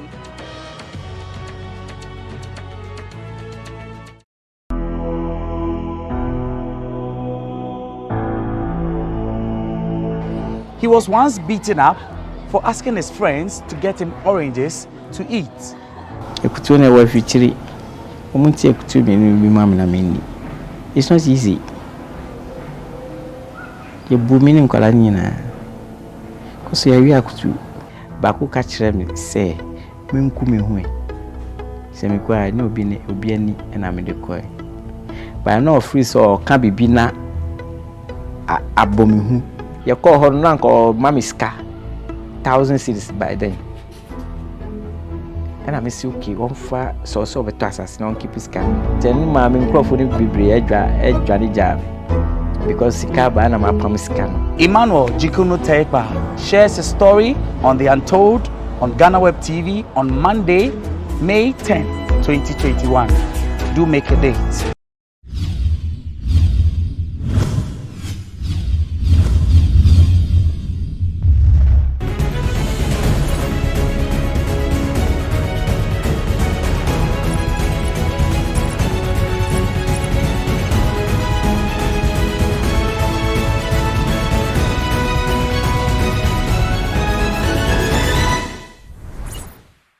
20 years ago, some football fans went to the Accra Sports Stadium to watch a match between Accra Hearts of Oak and Kumasi Asante Kotoko. In the course of the match, violence broke, and over 127 football fans lost their lives. That event has come to be known as the May 9th disaster, and it's marked yearly to remember the lives which were lost. As we mark 20 years of this unfortunate incident, I speak to a man who was at the stadium not as a footballer or an official, but as a reporter to give commentary or run a report on the game. Fifi Taki is my guest on this special edition of Sports Check, and after this break, we zoom into the conversation. My name is Perez Ezwakol, and the show is Sports Check. We'll be back after this break. Welcome back from the break. My guest today is Fifi Taki. Welcome on Sports Check, Fifi. Thank you very much. Thanks for having me. It's been 20 years of May 9th, and I know every year we mark it. But what strikes you about that day? Whenever May 9th comes, what strikes you about that particular day? May 9th. Never again. Never, ever again. I think disaster will not even qualify of a word to use. It was horrible. It was, something that could have been avoided, but it was unfortunate that it happens. And over the years, I don't think that lessons has been learnt. We talk about it every year. We go and lay wreath, visit the families. But at the stadium, nothing, absolutely nothing has changed that I have seen. Nothing has changed. It's just whatever party or government finds himself in power, use it for their political gains, sort of. I think I agree perfectly with you on this, because I've been to the stadium a few times, covered 2 Hearts of Kotoko matches as a journalist, watched a few as a fan. And I always say that the reason why we haven't had a repeat of May 9th isn't because we've learnt our lessons, but because we don't have supporters massing up at the stadium as they used to be some 20 years ago. Perhaps that's the only change. Because I recall 20 years ago, Hearts of Oak, Asante Kotoko. Before the gates will open, the people behind the stadium is even more than the capacity of the stadium.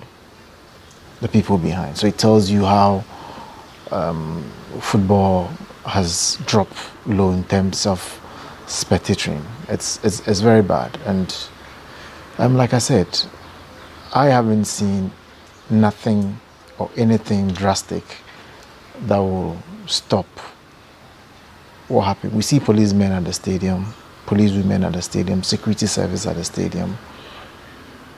Most of them, they are watching football instead of watching the crowd. You watch European football. I have the opportunity of traveling to many stadia in Europe.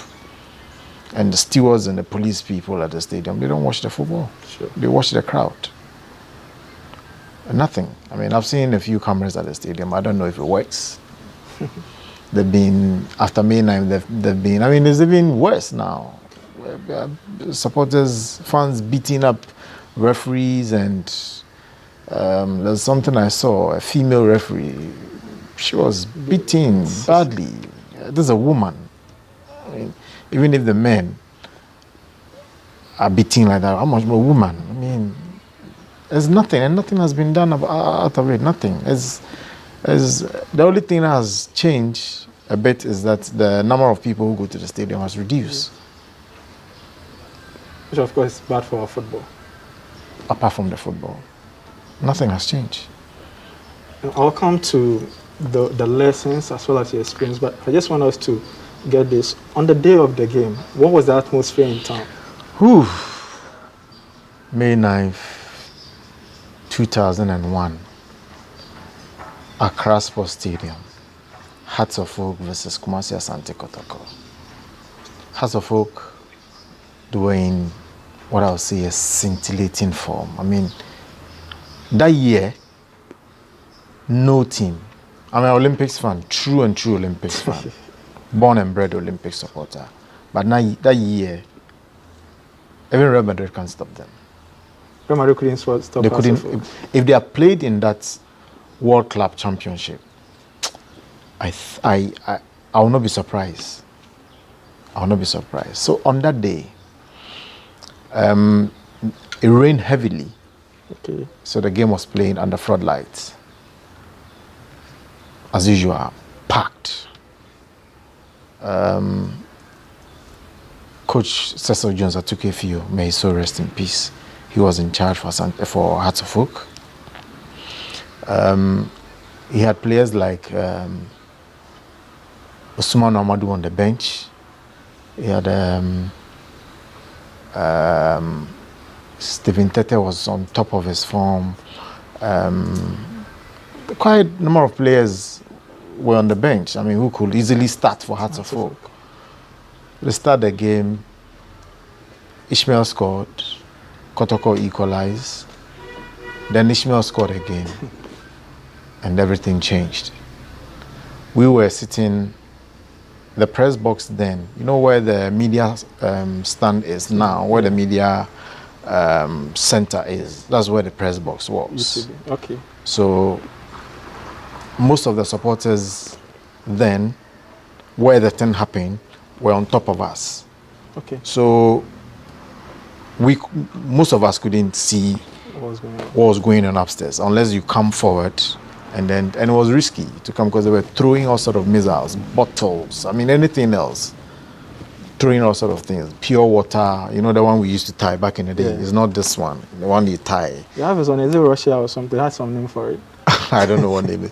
The one they tied, and that's what we used to do. So they're throwing all sort of bottles and ammunitions on the pitch, and then the tear gas thing started. I mean, people were just running helter-skelter. Everybody was just running and for cover, basically. But I wasn't at the stand. I was at the media stand. But maybe what happened, when the whole thing started, and then Bayern Munich were playing against Real Madrid. Okay. And Sami Kufuor was on top form. So when the whole thing started, so my friend was like, you think Kufuor was stadium already because Ridge Hospital near there. And I'm saying, how? So stadium want me free, maybe. So I thought it was just one of those things. So I put my phone on charge. Then my phone started ringing. My boss then, Tony Usuamufa, may he so rest in peace. He called me, said, "Now I said, Usu, Bra Ridge Hospital." Then I think the first person who broke the story was Ibrahim Sanidara. Okay. We all met at the Ridge Hospital. Oh my God. I have never ever seen dead bodies like that in my life. Wow. A friend of my childhood friend was part of the victims. Dead. Bule. May he so rest in peace. He was in his final year at the University of Ghana. Really went there to watch football. And that was it. Bule died. This was my friend I grew up with. I know him very, very well. I know the family very, very well. After May 9th, football, going to the stadium was something else because it's still playing in your memory. People will call you and ask you because they know, I mean, my whole life was about football. Wherever they play football, I'm there, regardless of where it's being played. And people will tell you not to go to the stadium again, and it can happen again. But here we are. It's part of our job. It's our lives. So there's nothing we can do about it. Life must go on afterwards. How was the feeling watching all those dead bodies? It wasn't a good feeling. People you knew. There are faces that you see regularly at the stadium, especially the chapter O, the musical chapter O. There are regular people that will entertain you when you go to the stadium or make you. We share memories, we share jokes, and you go to the stadium, you can see them again. You see them lifeless. It was very, very, very serious. I mean, the mortuary then couldn't even contain the bodies. There are some who think that the 126 number quoted as dead bodies was a false representation. They think it was small. The number is more than 127 or 126. It's possible. It's possible. But what we counted was between 126 and 127. I'm sure if you Google it, you get those figures, between 126 and 127. That was the figures we got. I think some were transported to 37 and then some to Rage Hospital. Most of them went to Rage Hospital because Accra Sports Stadium is closer to Rage Hospital. So most of the bodies went to the Rage Hospital. That's where the families came to identify them and all that. It got to a point that I had to stop looking at them. Ibrahim Sanidara, Maurice Kwanzaa, Otia J, Nathaniel Ato, Israel Laye, Nanama Mwating, Gideon Naikwe. All these guys were there, and it was something else. It's not something that should happen ever again. But moving forward, yet again, nothing has been done.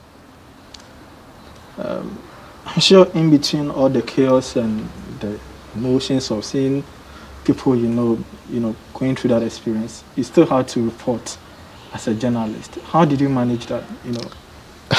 I was with Tony Usamufa and Pakwesi Planch.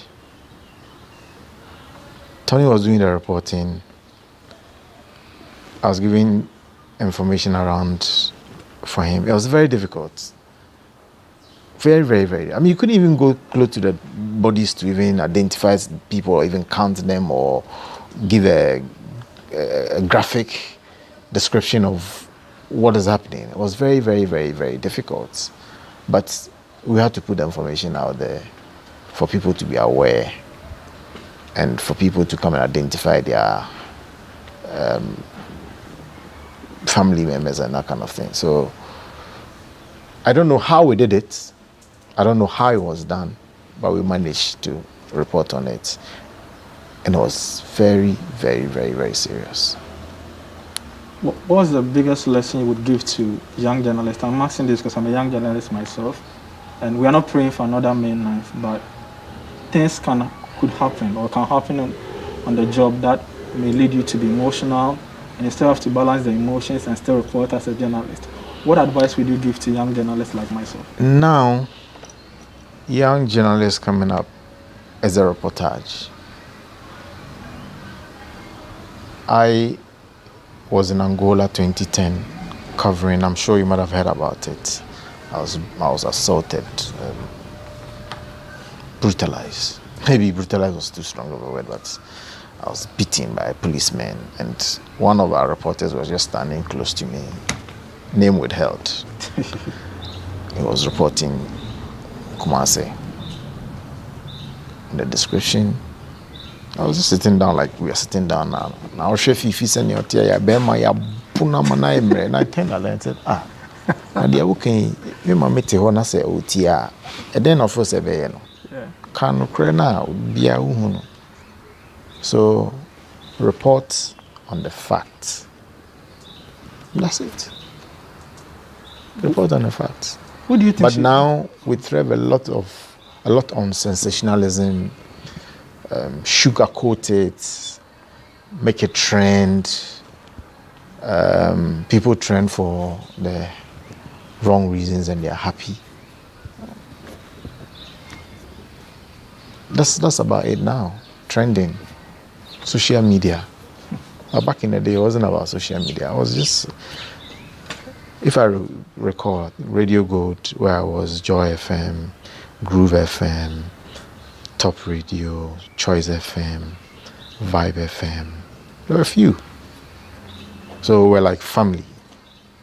But now it's competition, big rivalry. People want scoops. People want to be the first to break the story and all that. So it's a bit different. I'm not saying that I don't get scoops. It's nice to get scoop and all that, but report the facts and nothing but the facts. In all the main knife thing, which institution should take the biggest blame? Is it the referee? Because some fans still think that the goal scored by Ismail Ado wasn't a good goal and the decision should have been awarded against Hearts of Folk. Others think the police applied too much force with the decision to use the tear gas. They could have managed it better. Others also put the blame right on the fans that if they had managed themselves, if they had comported themselves, the situation wouldn't have gotten to that level. Which institution or which group of people should take the biggest blame in all the main knives? I will blame the police. I'll put the blame on the police. Because the tear gas thing was needless. And the way I don't think the police have had any, generally, our way of controlling crowd is to beat people. Beat people. Step on them. Do whatever I want to do with them and you get away with it. It hasn't changed. It's still the same. If one supporter or 2 or 10 of them is misbehaving, why do you throw tear gas? You know what happens when you throw tear gas? Yeah. All the people around. That's right. It's like pepper in your eyes and nose, and you can't do anything. So people's eyes were closed and they were running. You can imagine what's going to happen. And then, that staircase was so narrow. Is a reason why afterwards there was a facelift and they widened it, and then it has a lot of exits.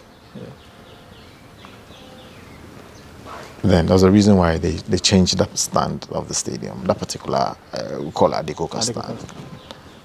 There's a reason why. Okay, you know about it. Now I'll go and misbehave. And I might even get away with it. Because where you are seated, tell me, how many cameras do you see at Accra Sports Stadium? There are also consist for 1 and 2, but I doubt they're even functioning. Yes. And I doubt they're even monitored. That's another thing. On the part of, you've spoken about security, on the part of refereeing, 20 years from now, we still see all kinds of ridiculous decisions by referees in our Ghana Premier League. I'm not using that as a justification for the attacks, but what lessons should referees learn from main knife? Refereeing, spectators cannot decide how the game should go. Sure. Can never decide.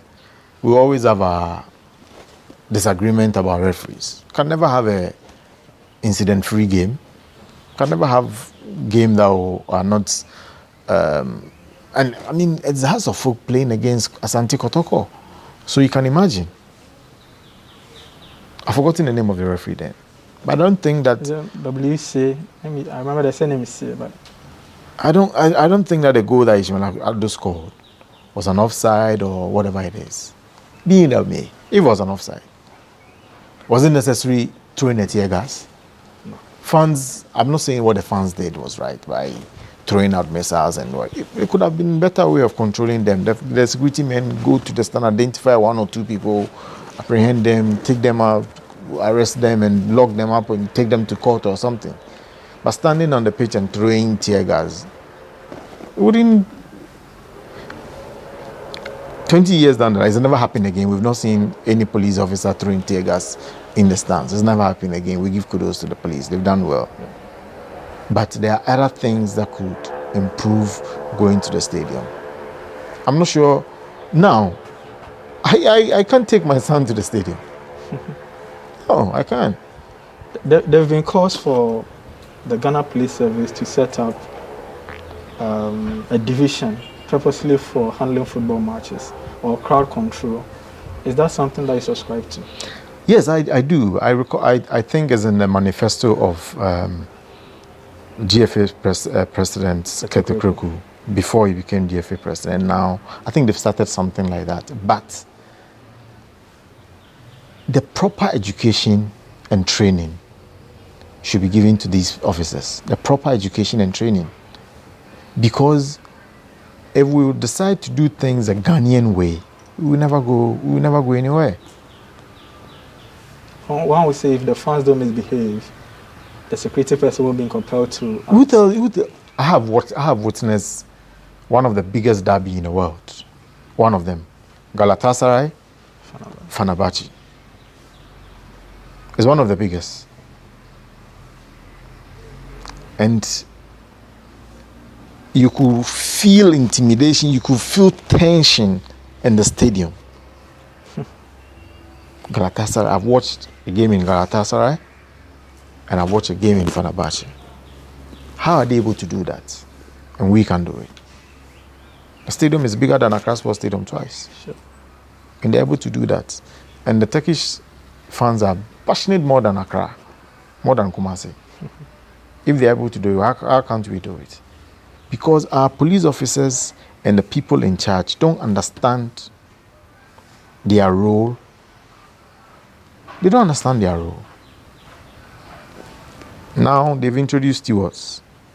You watch TV, maybe you've traveled a bit, you see, what do the stewards do? I have worked as a steward in UK before. Wow. You dare not watch the game.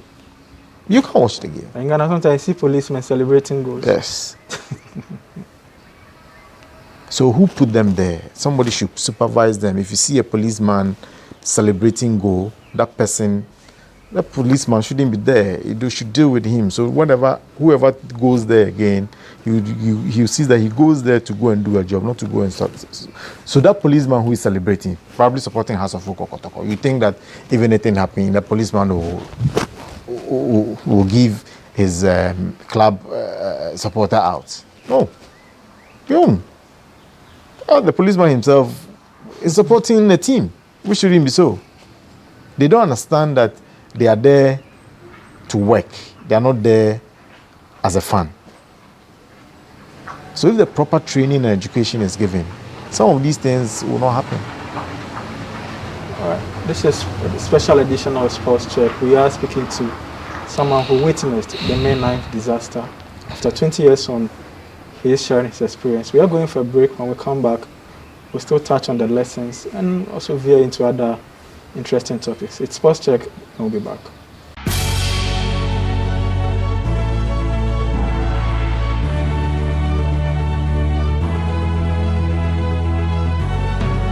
From the dawn of time, people have engaged in several businesses. With the onset of technology and innovation, life has relatively been made easier. By using debit or credit cards, mobile banking. Thank you. And your favorite, mobile money? Tech has indeed married business. On BizTech, we spend time with faces behind known and upcoming businesses in the country. Learn more about the new technologies and innovation, as well as find out about the trending issues in the world of business. Join us as we serve you with a variety of compelling interviews, projects, and others right here on GhanaWeb TV.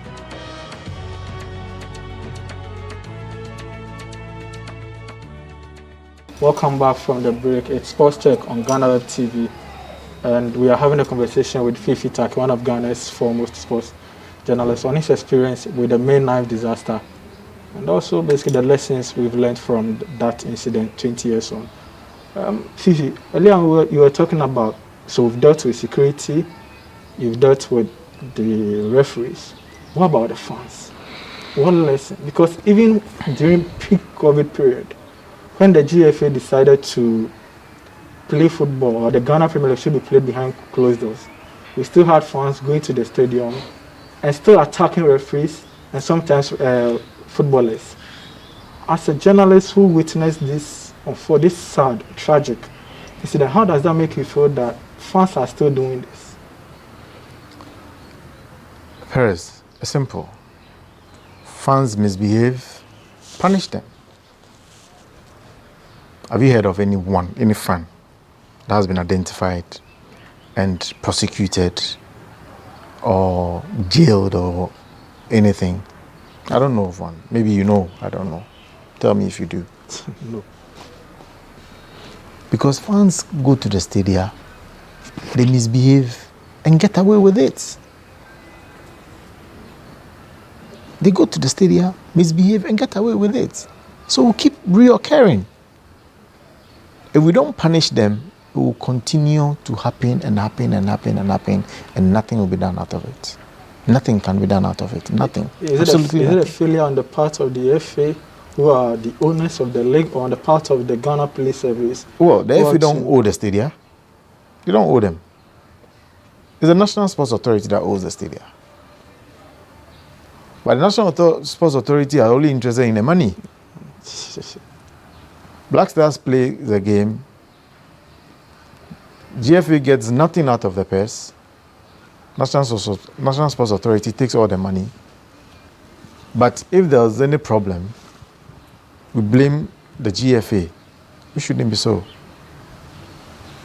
But if the FA owns the stadia, then they can take full responsibility of whatever happens. But now, the responsibility is shared. I don't know in terms of logistics what happens. Black Stars have a game. GFA comes to their security, obviously, that protect the players. That's it. The main security at the stadium, at the match venue, is controlled by NSA. So if somebody misbehaves, who is supposed to apprehend that person? Who? Police. The NSA. NSA and the police. If NSA is able to identify Fifi Taki, deal with him. Until that will happen, fans will go to the stadium and it will continue. One thing that happened was between the boxer that got punished by GBA. Yeah. NSA didn't do anything to the boxer. Yes. It was his federation that punished him. What did NSA do to the boxer? What did the FA do to the boxer? Nothing. Nothing. He was punished by GBA and we think that was all. It's not enough. We are rounding up on the conversation on May 9th, but a committee was set up. There were supposed to be benefits for the families of the victims. We still don't know what has become of that. What's your opinion on the fact that we still, as a state, couldn't provide support for people who lost their lives just by going to watch a game? From the beginning, I told you, if we continue to do things the Ghanaian way, we won't go nowhere. And typical of Ghana, May 9th is just around the corner. The last May 9th, I'm sure the ministers or whoever was in power then might have visited a few families, and then afterwards, what has happened? I hear them complaining all the time. There was a fund set up for them. I basically don't know what's happening with them. I basically don't know what was up. I have not followed that up for. I mean, nothing is going to, because we don't follow up with a lot of things. We just announce it and that's it, and nothing is done. Herbert Mensah has been trying every May night, visit a few families and then go and lay a wreath and all kind of things. But that's not enough. The people who died and all that, what has happened to them? Do you think the state should have taken some responsibility and take care of the kids of the victims? Could they set up some fund for them, for their school? Of course, the state should have. They should have. I mean, I don't want us to veer into politics. There are a lot of nonsense happening. A lot of nonsense happening. And we take care of a lot of things. But this one should have been taking care of the state. I don't know what they've done. I know there was some fans, something, but you go to Nima, interview these people, and they'll tell you, most of them came from Nima, the chapter O. Most of them came from Nima. My last question on Men Knife, 20 years on, what do you think we should do differently henceforth? Well, 20 years down the line, I think that when you go into the stadium, there should be some proper checks, proper security checks. We take security for granted in this country. I have been stopped going to the stadium to watch Fenerbahce versus Galatasaray. I had a pen. The policeman said he can't allow me to go to just a pen. Because where I was going to sit is not the press box. The press are allowed to go with pen and all that. But where I was going to sit, I said everything, and he said, no way, you wouldn't allow me. He took the pen from me. Just a pen. And we go to the stadium. There's a guy who sells at the stadium.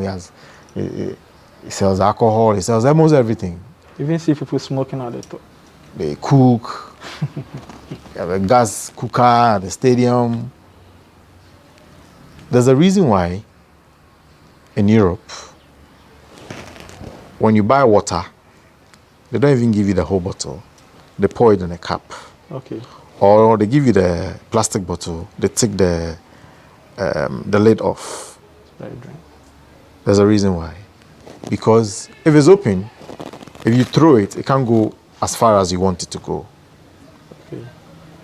That's what I think. But in Ghana, they sell beer in bottle, Guinness in bottle. Okay, let me say that. Let me put it in a better context. Alcoholic beverages in bottles at the stadium. The last game I went to watch, Black Stars game. They're selling all kind of products in the stadium. And who is supposed to check all these things? Oh, the security. National Sports Authority. But because they're making money out of these people, it seems not to care. There's this viral video of a Kotoka fan who was drinking beer and eating bread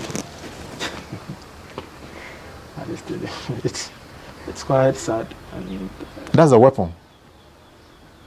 That's a weapon. Well, we've done enough of Men Knife. We just want to touch on a few issues. He's also the spokesperson for the Ayew family. He's a big man. So I wish I am. So we are just going to talk a bit about the Ayew. How is Abedi? Abedi is fine. It's very fine. It's doing well. There have been times when the Ayew family has come under attack, even when the issue has got nothing to do with him. It has got to do with either Dede or Jordan. People still find ways to rope him in and say all kinds of things about him. Yeah, because the Ayew story sells. It will go far. Not to mention names. If you player A or player B, it will not sell. That's how I see it. Because some of the accusations are baseless, needless. It's not something that we should even waste our energy on. But the media will, and yet again, it comes down to sensationalism because it's that use. When we talk about it, it will go far. So let's talk about it without cross-checking their facts, and we put anything out there. As a family, they whether they like it or not, they will be criticized, and criticism should be very constructive. So constructive criticism is welcome, but negative criticism, we don't even lay emphasis on it. Should the country focus, do your job, and that's it. Should the country celebrate that? You look at the Ayew family. We have Kwame Ayew and Abedi himself, and you have the kids. Even though all the three kids have gone to play for the Black Stars, shouldn't the country do something monumental for this football royalty? Well, I am not in authority to recommend anything for them or to tell them what they should do. we have people in charge in this country. If they think that the man is worth celebrating, it's up to them. But what I know, that Abedi Pele, there are you boys, when they travel, especially Abedi Pele, I've traveled a lot of times with him in the African continent. It's like a god. Yes. If some people won't claim him, some will. Simple as that. Andre is having a stellar. I think it's got 16 or 17 goals. 16 goals. Which is a record, a personal record for him. How does that make you feel? How does Poppy feel about whenever he hears his sons banging in the goals? You feel good. I mean, you feel very happy. I mean, who doesn't want to associate himself with such great news? I mean, you feel. I mean, he did that last season. He's replicated it this season, and hopefully, if they're able to make it in the playoffs, if they come to Premiership, who knows? Maybe they will continue. So we only urge him to do more. I think our users, they've got fighting spirits. Yep. They don't sit back and say, oh, because I have done this or that. They keep fighting and pushing to the end. So we really encourage them and pray that they don't get injuries and their football still continue and we enjoy them. Jordan, on the other hand, has not been as great as he did last season compared to last season. What was the possible cause? Is it a change in management? What's the problem? Well, I don't know. I mean, Roy Hodgson will be the best person to answer this question. Jordan always has made himself available. He swept almost all the awards last season. This season has not been that good, I must admit. But you could tell from the coach that he's practicing some rotational system. That's what I think. Yep. It's not what he has told me. That's what I see because sometimes he plays Benteke, he plays in Townsend, he plays in Batshuayi, Zaha. So you don't know, he's not been consistent with a particular player. And last season he was very consistent with Jordan. We saw what happened. If he decided to be consistent with the player, I'm sure the player will give him what he's looking for. But it's still good. It's okay. My last question would be on Andre Ayew and the Blasters captaincy. We have an AFCON in a year. Can Andre lead us to an AFCON in over 40 years? Can he do that for us?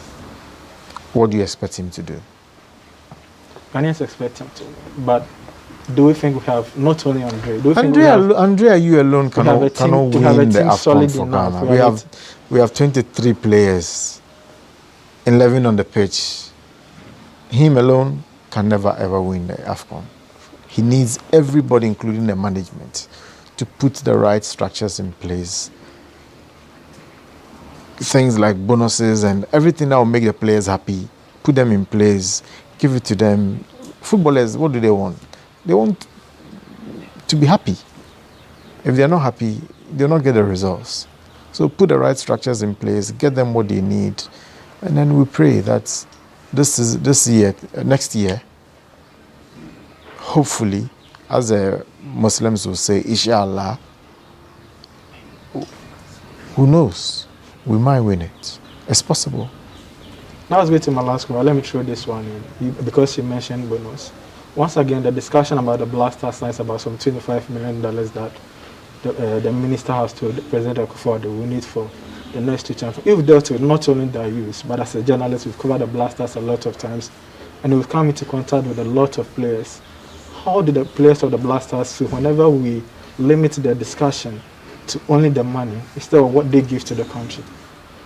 How will you feel if they put your salary out there all the time as a journalist? I wouldn't be happy, of course. So that answers your question. Thank you very much. So Fifi Taki has been my guest on Sports Check. We've dealt with a number of issues from Mainline to the Blasters and to the Ayew family. It's Sports Check. My name is Perez as well, and we are done.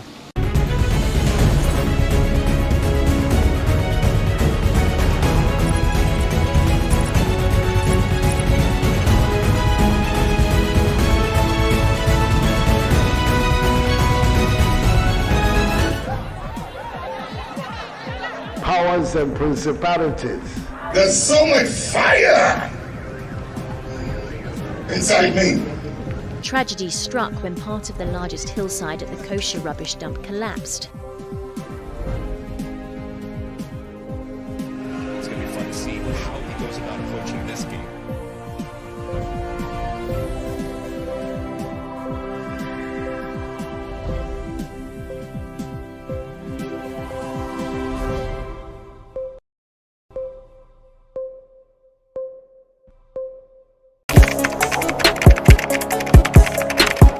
We table issues relating to the arts and entertainment for a riveting discussion, of course, without fear nor favor. The question the presenter asked them was a dumb question. You need to speak the fact and move.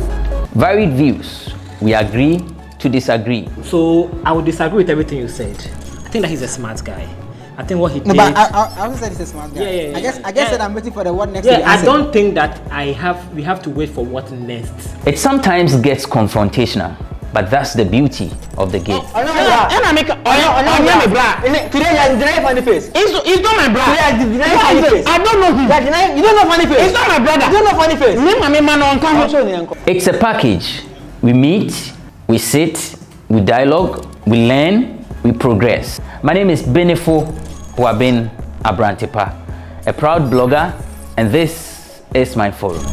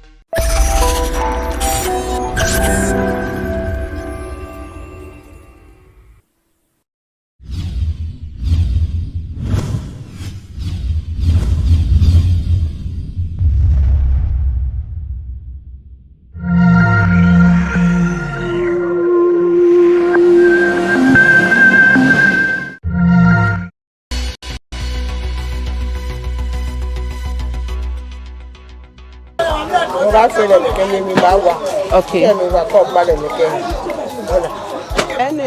No ganon she when Fantemi no bem she ne gamano yem.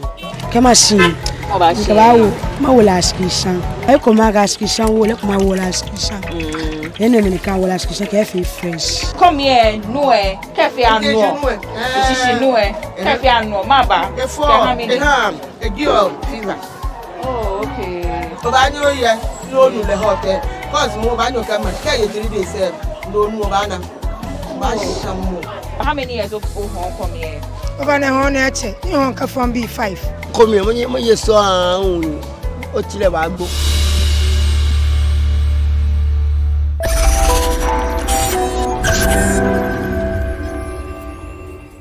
The quest for results and solutions to the country's problems has brought about a social media movement or campaign to challenge authorities to be up and doing. Now, today on Say It Loud, we speak to the originator of the hashtag Fix the Country. He's going to tell us everything that has to do with this hashtag and why essentially we are at where we are now. I am Lord Harris Idasari. When we return from the break, we introduce our guest. Please stay tuned. Welcome back. This is Say Loud with me, Lord Harris Idasari.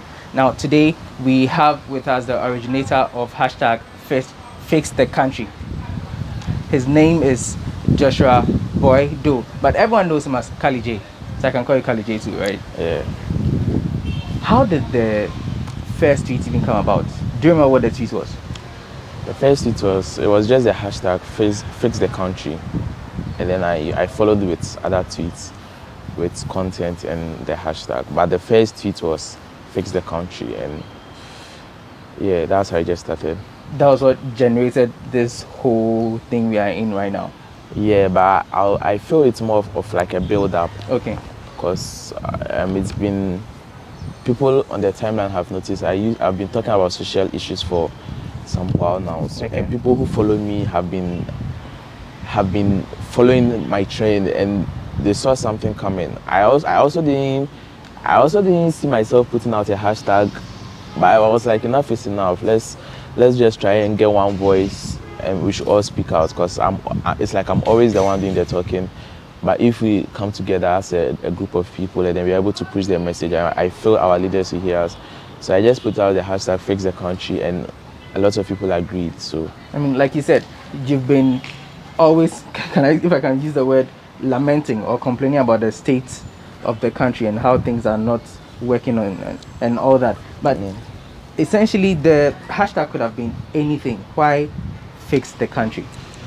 Because we've had instances like last year, like this time, for instance, I helped one of the towns trend the hashtag fix our street lights. Okay. And there are times I put either NSS personnel or some workers from a certain sector of the country will come and say, please help us trend the hashtag because you are not getting paid. So instead of every day trying to trend a different hashtag for a different purpose, why don't you all just come together, have one voice, and then we fix the country as a whole. If the country is working, then there will be no need for me to come into it, fix the road, fix the street lights, fix our water bodies, fix our electricity, because the country is working, so there will be no need, and it will be like all our problems will just tone down a bit. What is the response you're looking for, or what response essentially are you looking for? I just wanted to see our government officials, our leaders especially, up on their feet. If I say fix our roads, people are communicating to you that the road here is bad, and you see it, and then you say, I don't want to do anything, because once they are done talking, it's all over. I just want them to see, because it's not like they can't do it, because 2 days to election, 3 days to election, I see workers on the road working day and night to fix roads before election. So why can't they do it when they have all the time in the world? Okay. But why can't they do it? It hurts, because it's like they have the power to do something to solve a problem, and they do not want to do it. And they are not the ones who end up suffering. It's the innocent person on the streets that ends up suffering, and it's too much. Are you overwhelmed? Thinking about the current state of the country, I don't know. It's like I see no future for us as a country if we keep on going this way. It's in 10-20 years to come, if Ghana is going this way, where are we going to end up? And Ghana is not a poor country. We have all the resources. Our climate itself, it's tropical. We can grow a lot of fruit here. We are privileged than a lot of countries. We are closer to the sea. We are closer to the sea as well. Imagine the landlocked countries without other resources like the ones we have in the country. So I see no reason why we should be poor as a country. And if we have all the resources, then why are the people not benefiting? It's because the system and the country is not working.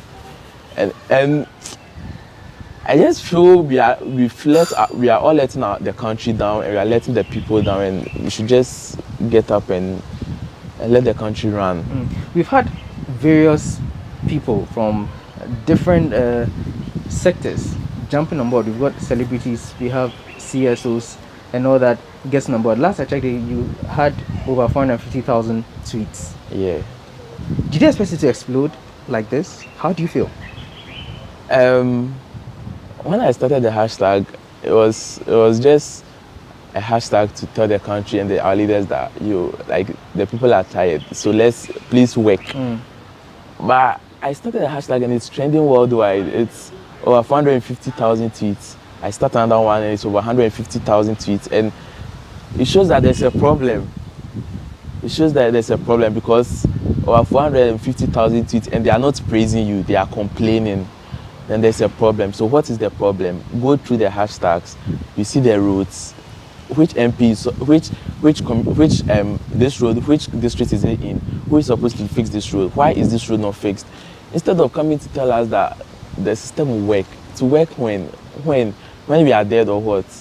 We want to see progress in the country. If this hashtag goes all the way, it goes worldwide and we don't get results, then there's no point.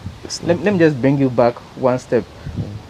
Before you came or generated the hashtag, what broke the camel's back for you? What was it that when this thing happened now, like, nah, this one day, Charlie, this country needs fixing? It was, Aldebra posted a video. I saw a pregnant, a newborn baby on the floor with the mother. They were lying on the hospital floor. A 1-day-old baby. I still keep posting that video all the time. I posted it this morning. It was. When did you first see it? It was some months back. Okay. It was like a viral video. There, it was like, I think it's the nurse or the midwife in that hospital that posted the video.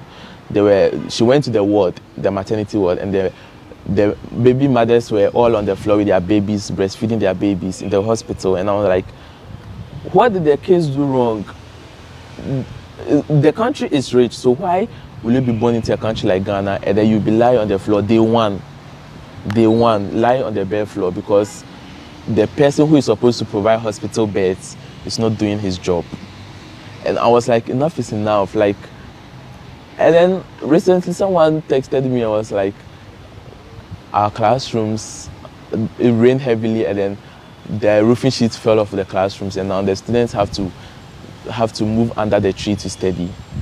The students, the 5-year-olds, 6-year-olds' crime was that he wants education for himself or herself, and the education the person is going to get in 20 years, 30 years is going to build this country.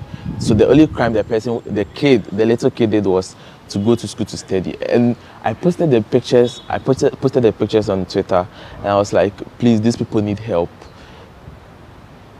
And everybody was retweeting it. I was getting the likes, but I wasn't seeing results.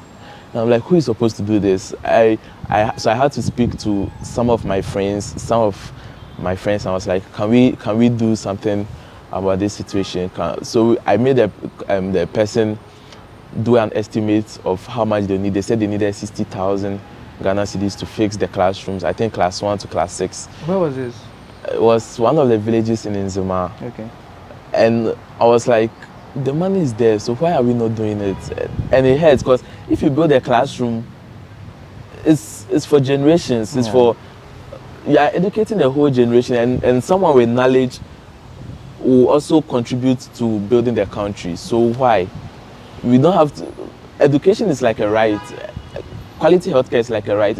I don't have to come and beg you to help me. I don't have to come and beg you for quality healthcare. It's something that I'm supposed to get because I pay my taxes. I'm a citizen of this country. Mm-hmm. Fast forward, the hashtag has trended. I mean, for a couple of days now, it's been trending. It's all over the place. But, I mean, you talk of healthcare, quality education, but those are just some areas. But tell me, what are your key picks that you want this hashtag to solve? Unemployment. The minimum salary, rent issues, and the roads, and education and hospitals. But I'll put unemployment at the very top, because if you are taxing the people, and the person has a job, if the person has a job, the person won't really complain much because he has a source of income to pay for the taxes. but the person has no job and you're piling taxes on the person. How is the person going to survive? And then I asked this question on Twitter today. It's now over 400 comments, and I was like, what if I'm to meet the government right now, and the government asks, what do we want? What would be your answer? And most of the replies were unemployment. When did the mean of everything that you had collated? Yeah. The average of all the results. Most of them were unemployment. I think it's even trending on Twitter. It was like 17 or 16 the last time I checked. The youth are not asking our leaders for money. They're asking for jobs. Okay. So it's not like we are lazy. We are willing to work, and the job is not there. Let's say, and then when we complain that we want jobs, this is what the government will do. Let's say they set up a community, they set up a factory or a factory in a district, and the community has over 200 unemployed people, right? And then they set up a factory that takes 40 or 50 unemployed people. Then they say we've solved unemployment. So how about the 150 people left? And I feel unemployment shouldn't be a problem in this country, because let's take the Stop Galamsey fight, for instance. The government is saying we are ending Galamsey, but after that, what next? So if you are telling the person stop Galamsey and the person stops, what is the person going to do? The government our leaders haven't responded to that. Okay. And then they'll tell you go into agriculture. Once the person goes to agriculture, is there a ready market for the products that the person is going to produce? Our leaders haven't replied to that. But this is not something that should be a headache. If and our leaders always give this excuse, when you employ a Ghana man to work for you, they don't do their job and you end up chasing them. But here we are chasing our leaders to work. You get it? And then when we complain that we want more factories, we want more job opportunities, then they'll be like, Ghanaians have taste for foreign goods. But that is not something, that is a problem we can solve, right? If Ghanaians are always importing, let's say meat, we are always importing meat, and then the government increases tax on the importation of meat and other meat products from outside the country, and then they try and reduce the taxes for the local farmers and the people that produce meat, right? If you go to the market and then you see one meat and that meat is 50 cedis and it is imported, and one it's Ghanaian and it's like 20 cedis, and they are all of equal quality, why won't I go for the Ghanaian and leave there? And once you are doing that, you are creating ready markets.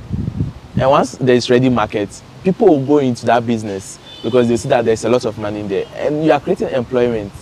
This is not something that is going to be too difficult for governments to do. So basically, these are your main frustrations. Exactly. What will make you stop the campaign? Let's see. I see workers on the road. If I see a community today, like before I came to this interview, someone tweeted that due to this hashtag, my boss just increased my salary by 30%. Are you serious? Yeah. I just retweeted it with a smiling emoji because I said that we were getting somewhere. Yeah, results. So if someone comes and was like, we complain with the hashtag that the government should fix our roads, and now there are workers on the roads, I would say that we are getting somewhere. Okay, we are getting somewhere. Someone will be like, the previous government started this company or started this facility, and the facility is ready, but there are no people to occupy it. And then the government says, okay, so there's an office here, you people should go occupy it, and we add it to the government payroll, and we will move.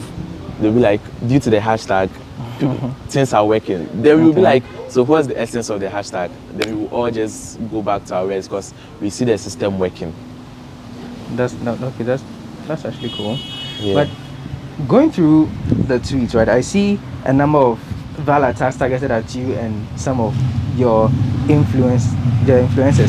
Have you received any threat personally from anyone?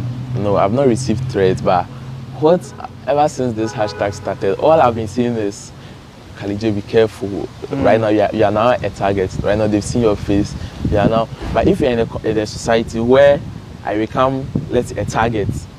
I become a target because I'm voicing out my complaints. Then there's a problem somewhere, right? But I feel we are just voicing out our problems. It's a hashtag. Hashtags won't kill anybody.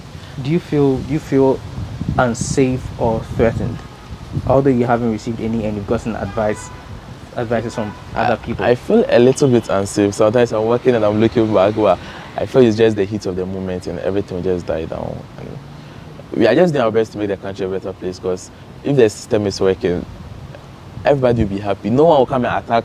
No one will just get up and say that fix the country if the country is working. No one will do that. If you go to the streets, there are people struggling. There are people that spend less than 5 cedis a day. And why should it be so? We have gold, we have diamond, we have bauxite, we have oil. You go to the oil city and there is no sign of oil in the lives of the people. It's sad. All right, we're taking a short break here. We are speaking to Kali J, but his name is Joshua Boy Do. He's the influencer who started the hashtag Fix the Country. After the break, the conversation continues. Please don't go anywhere.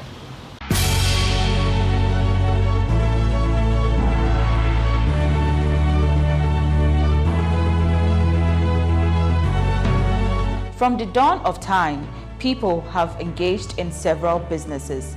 With the onset of technology and innovation, life has relatively been made easier. By using debit or credit cards, mobile banking. Thank you. And your favorite, mobile money? Tech has indeed married business. On BizTech, we spend time with faces behind known and upcoming businesses in the country. Learn more about the new technologies and innovation, as well as find out about the trending issues in the world of business. Join us as we serve you with a variety of compelling interviews, projects, and others right here on GhanaWeb TV.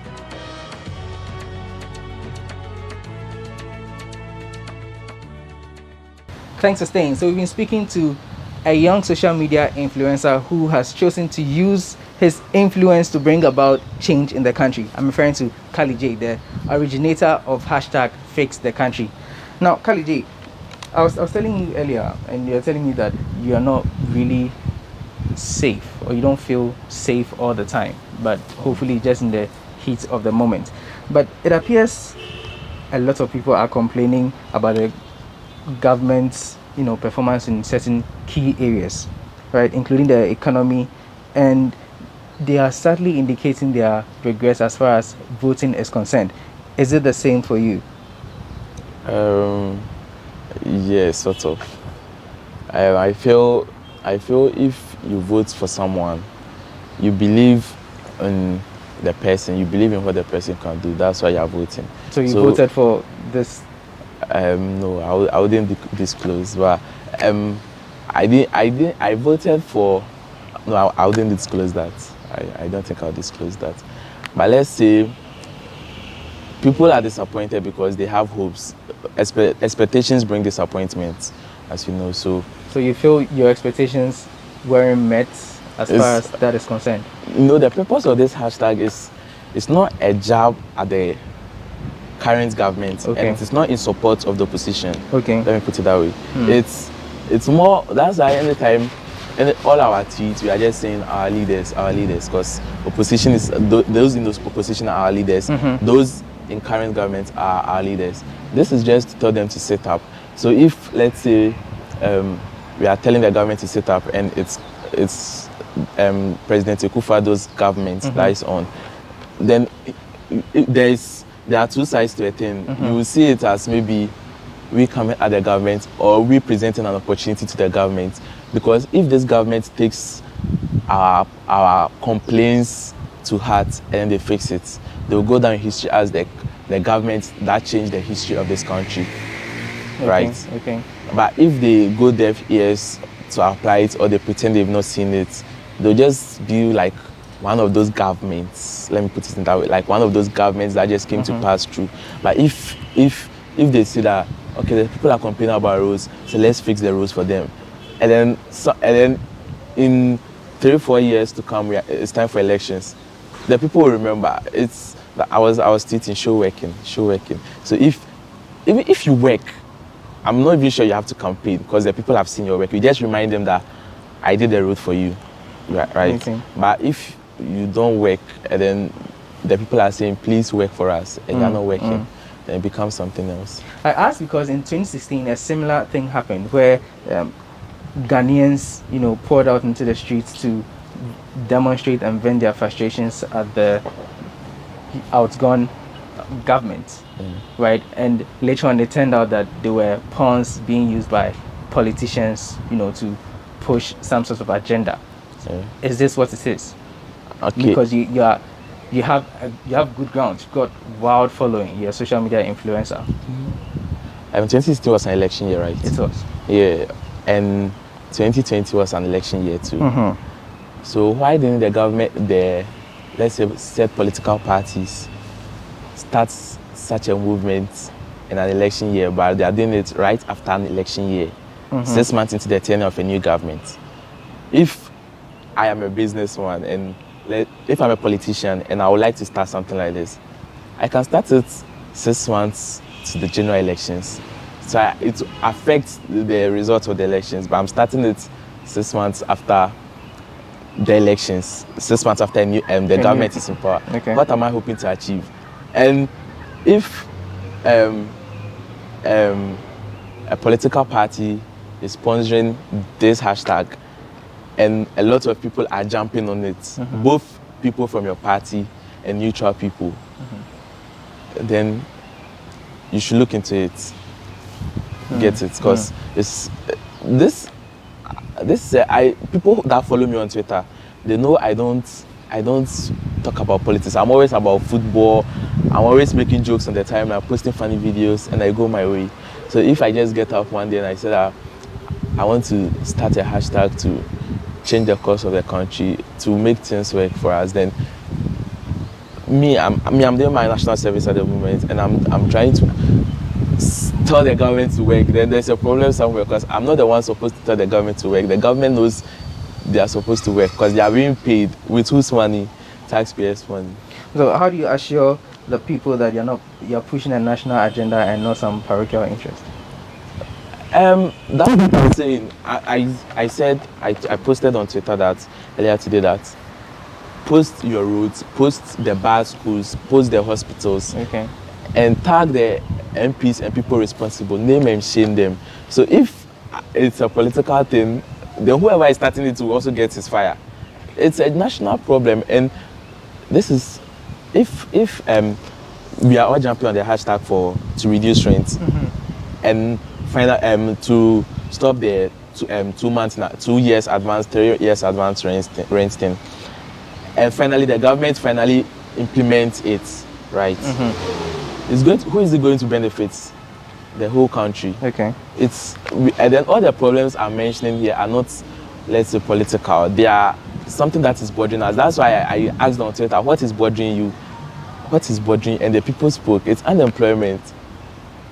It's unemployment. Sorry to cut you there. But in your position as a social media influencer, have you ever worked with politicians before? No. So none of them have contacted you? No. If I will work with politicians, then I think if I started a campaign, it would have been all over that you work with this party, so why are you campaigning? It would have been there for LTC. Prior to elections, I didn't post any political party's flyer. I had some favorites, like there was this female MPP personality. I think her constituency is around Circle. I liked her very much, and then John Dumelo too. I liked him because he was more into agriculture. Those are like my two favorite people. So I was just retweeting their stuff, and but I don't think I use my platform to push in the political party. Maybe an individual, John Dumelo and that MPP woman, I was retweeting her stuff because I liked them. I've not met them personally. I've not met them personally too, because from afar I just liked them. So and if you could see, it's both the MPP and NDC. So I'm not someone who is more into politics. I'm more into video games and football and just trying to live my life. So if finally I'm feeling the heat because I just completed school last year and I'm feeling the heat and I'm complaining about the country, then I feel there's something somewhere. What was or is your dream? And once you were getting out of school, what did you have in mind that you wanted to do before you were hit with what would like to say the reality, and it forced you to come up with this hashtag? Oh, I've not yet started living my dream yet. I'm more into entrepreneurship. I plan on starting businesses on my own in the near future, probably, if God permits. Yeah. So that's all I want. What businesses? I'm someone who dreams a lot, so it's more of the film industry, agriculture, a lot, tourism. Those are where my interests lie. I believe in doing what makes you happy. That's what I believe in. So I believe if I get that, if maybe I start a business and the business is going well and I feel that I have enough capital, and I'm like, okay, today I want to advertise, talk about flowers, because I'm starting to grow the interest for flowers. I want to do business about flowers. I'll just do it. I just go where the wind takes me, as long as my capital is enough. And you felt that once you came out of school, even before the national service began, things weren't looking so good. Is that how you felt? Yeah, things were not looking good, because if I'm taking 599 cedis every month, I have to pay for light bill, water bill, transport, food, airtime, and other stuff. How much am I going to save to start my business? At the end of the day, if you do calculations, if I'm supposed to go strictly by my budget, I can say maybe I'll be saving like 30 cedis a month from national service. But yours is a special case because you're an influencer. I'm sure. Yes, so that's the privilege I have. But if someone in my shoes, someone who is not an influencer, let's say that would be like 30 cedis a month. And then if you're saving 30 cedis a month for 12 months, how much are you going to get at the end of the day to start your business? And all the expenses I mentioned, I never added the 2 years rent and 3 years rent. Okay. As a student of communication, right, and from where you sit, what would you say the influence of social media is compared to the mainstream? Okay, so I believe social media is getting powerful, and our leaders know that. Let me say that. I won't say they don't know that. They know that, but maybe they are not paying attention to it. Because recently I noticed that most of our leaders, our politicians were being verified on Twitter, so they know that they know something about verification, they know something about Twitter. And when Jack said that he was going to build his headquarters in Ghana, all our politicians were, so they know the importance of social media. So I believe social media is very powerful. Social media, I've raised funds for sick people on social media so many times before. And we started hashtags on social media, like the fix our traffic lights. That one, even people were demonstrating on the streets, and then social media had to bring the issue to light. And it's because of social media that this whole fix the country thing is going far. So I believe social media is very powerful. And if you have the voice, you should just use it. Okay. Now that you mentioned it, has any politician reached out to you since the hashtag began? No. No one has said anything to you? I think. So what's the bigger picture here? How long do you intend to embark on this? Okay, so this question, I feel maybe at the end of the day, most of the people using the hashtag will just give up. Why do you say that? Because this is Ghana. Once you push and you push and you push and you don't get results, then we're like, that's the way it is. Let's just leave it. Is that why you brought another hashtag? Because it was first fix the country. It was fix the country, and I think some people, I don't know if they reported it or something. It left the hash trains, so it was fix the country, and then it left the trains. It had over 450,000 tweets. Left the trains. And I started fix the country now. It had over 150,000 tweets again, and then this after I went online and it has left the trains, and I started another one. Let's fix the country Ghana. So currently that's what's going. So if I just have to keep voicing out, if I'll keep on voicing out till I can take it no more. So maybe the people are tired of hearing me, then they'll have to block me or mute me. Then when you say that the hashtags, the initial ones that you did, you they somehow got phased out, for want of a better word, from their trends. This happened to you 2 or 3 times. Yeah.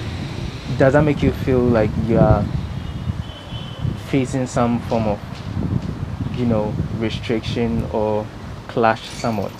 Yeah, I saw the clash coming because, as I said, this trend or hashtag is not aimed at the current government or in support of the opposition, but the current government, whatever I do, they are the ones there, so definitely they are the ones supposed to work, right? So maybe they'll feel that maybe it's towards them, but I feel the people who oppose it, there will be people that will be like, the country's working, just relax. I don't see 100% of Ghanaians agreeing that fix the country, because maybe someone is like is good for someone, but it's not good for someone.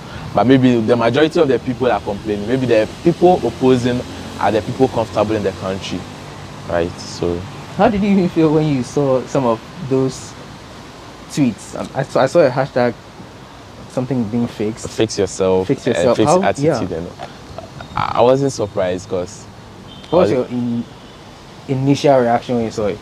Your first reaction? I was like, okay, bring it on, bring it on. Okay. Because we can do this all day. We can do this all day. If you bring a hashtag, I also bring another one. And if it's going to, as long as the majority wins and the majority are speaking, I'm not the only one speaking. I'm not the only one trending the hashtag.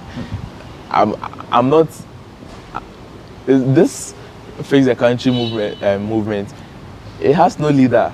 There is no leader. I just started the hashtag. Oh, it has no leader? We have no leader. I just started the hashtag and then they took over. The country, the youth took over. So it's like you're fighting Ghanaian youth, then you have a long way to go. Because all I just have to do is just say, if I see there is no hashtag, maybe they'll be looking up to me to give a new hashtag. I'll just give the hashtag. If I go and sleep right now and I come back online, the hashtag will trend because the majority is agreeing with me.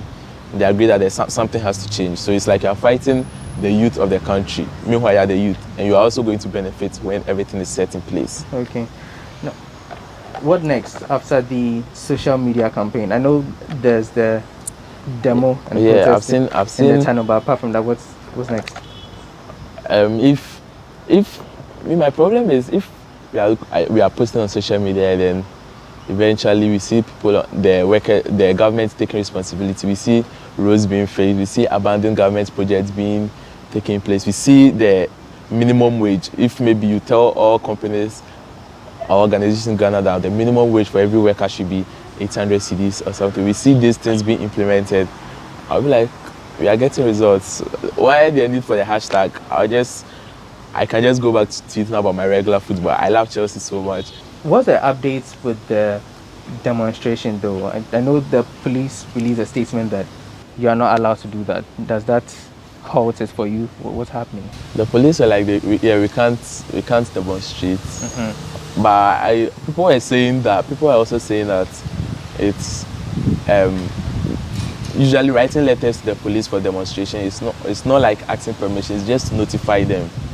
That was what I was told. You are just notifying the police that this is all happening. But if the police want to stop a demonstration, then they have to take the matter to court or something. That's what I've been told. You are not part of those leading the demonstration? As I said, I'm just a social media guy. I'm just pushing my hashtag out there. I'm just doing my social media thing. I'm just asking people, if you have bad roads, take a picture of the road, come and put it on social media, use the hashtag, and mention the name of the MP or the district assembly, that DC that is supposed to do that. That's what I'm doing. So I'm not leading the demonstration. I don't have the capa. I don't even have the knowledge to write that legal words and stuff like that to start a demonstration. I'm just doing my thing on social media and trying to see how far it will go. And they've seen it. I've seen Mr. Gabi Ochidako replying. I've seen Honorable Opon Kuma replying. So I think we are getting somewhere. I've seen the replies. Well, we have to see the action. That's what we are lacking on, the action. Because the replies have been coming in since time immemorial, since I was a kid. Now it's time for action. So, Khalid, tell me your final words I'll say the Fix the Country movement is not just for today. It's something that we will look back in 10-20 years and be like, yo, I joined this hashtag and then this road was fixed in my community. I joined this hashtag and they built a school, and now students are going to school because I joined the hashtag on Twitter. I feel maybe at the end of the day, if we keep going and we are not getting responses, and then we even get tired of using the hashtags, and then we finally give up. Once in a while, just tweet something about social issues. Try to tell the people that, yeah, there are still problems that need to be solved. This fight is a fight for our future. What happens if you lose, if it doesn't bring in any results of the results that you have outlined? If you don't get them, what happens? First of all, I'll be disappointed because I'll be like, it will feel like it was just part of the numerous protests and stuff that have happened. I usually want to stand out. If I want to do something, I want to stand out and do it and know that I've accomplished something, right? So if I do the hashtag and I don't join it, to be like, yo, you guys started the hashtag and it didn't source, I'll feel like a disappointment. I don't want to. I hate to lose, so I just want to see results. And this, like a 24-year-old, challenging the system, challenging the government. And I believe they should just listen to us. We are not asking for money. We are not asking you for food. We are asking you for employment. We are asking you to do your job. We are asking you to just do your job. There is no violence anywhere. There is no violence anywhere. It's just hashtags telling the government to be on their toes. We are in a digital era. Government believes in ICT. So right now we are telling them, we are voicing out to the government, please do something for us. We are tired. I want to wake up one day and then go on social media and I'll see students in classrooms, students being moved from trees to classrooms. I want to see hospitals, and then I'll see newborn babies on beds. I want to see the system working, the roads that cause accidents. Funny thing is, every year there are fire outbreaks in the markets, and government will do provisions for NADMO to go and solve that. They will do budgets for NADMO to go and solve that. But why won't they do budgets to provide more fire trucks that will be at the market 24/7? So when the fire starts, they'll be able to sort the fire out, like quench the fire. No, but they are always doing budgets for relief products for fire victims and all. But let's get to the root of the problem. If the government can put a whole country on lockdown, then why can't we take issues one by one and put in all the energy and fix them once and for all? All right, thank you so much for your time here, Kali J. Thank you very much. So that was Joshua Boydo, known to many as Kali J, 24-year-old social media influencer who has chosen to use his voice to bring change and speak truth to power and force the government to fix the system, fix the country. This has been another interesting edition of Say It Loud with me, Lord Harris Udasare. Do join us for our subsequent editions. Thank you for staying.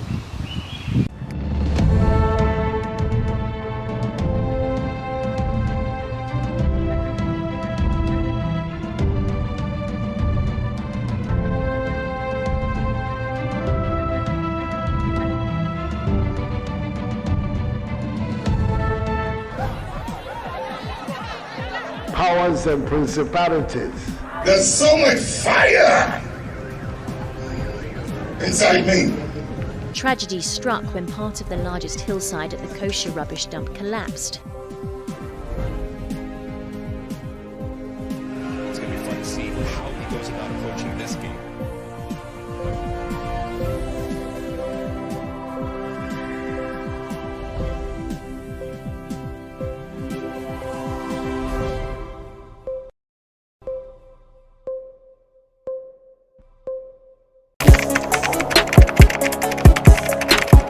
We table issues relating to the arts and entertainment for a riveting discussion, of course, without fear nor favor. The question your presenter asked them was a dumb question. You need to speak the facts and move. Varied views. We agree to disagree. So I would disagree with everything you said. I think that he's a smart guy. I think what he did. No, but I also said he's a smart guy. Yeah. I guess that I'm waiting for the what next. Yeah, I don't think that we have to wait for what next. It sometimes gets confrontational, but that's the beauty of the game. Today you funny face. It's not my brother. I don't know him. You don't know funny face. It's not my brother. You don't know funny face. It's a package. We meet, we sit, we dialogue, we learn, we progress. My name is Benefo Huabin Abrantepa, a proud blogger, and this is my forum.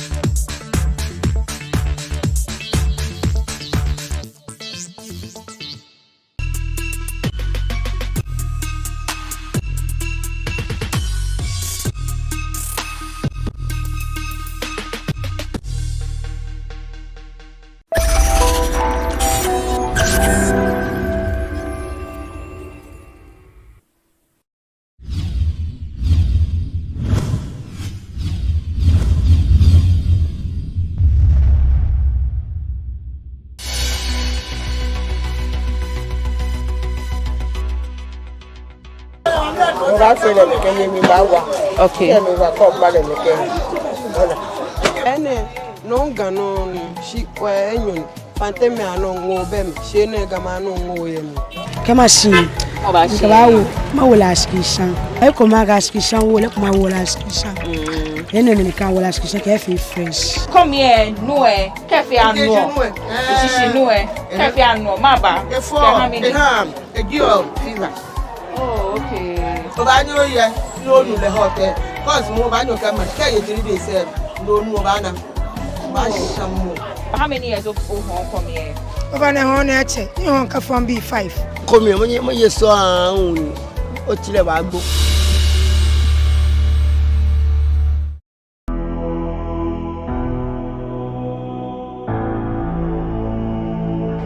He was once beaten up for asking his friends to get him oranges to eat. It's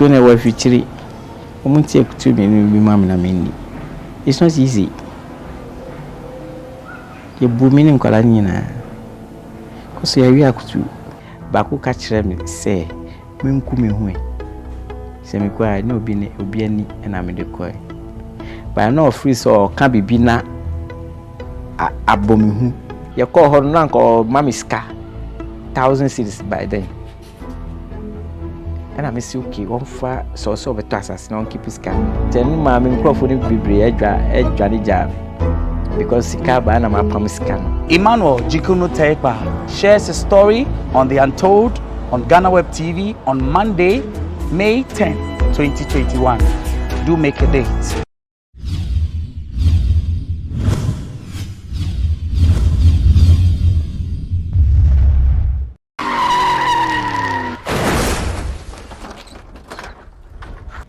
Hello, my name is Priscilla Na Akle Planch. I'm a survivor of a road accident It wasn't easy for me. I went through 6 surgeries, and for 2 years I was using crutches. It wasn't an easy experience, and I don't want you to go through the same. So please, follow all the road safety regulations that you have to. Don't drive tired, don't drink and drive. And to my fellow friends who ride motorcycles, please, the road signals are for you as well. Please pay attention to them. Stay safe, do the right thing, and save a life.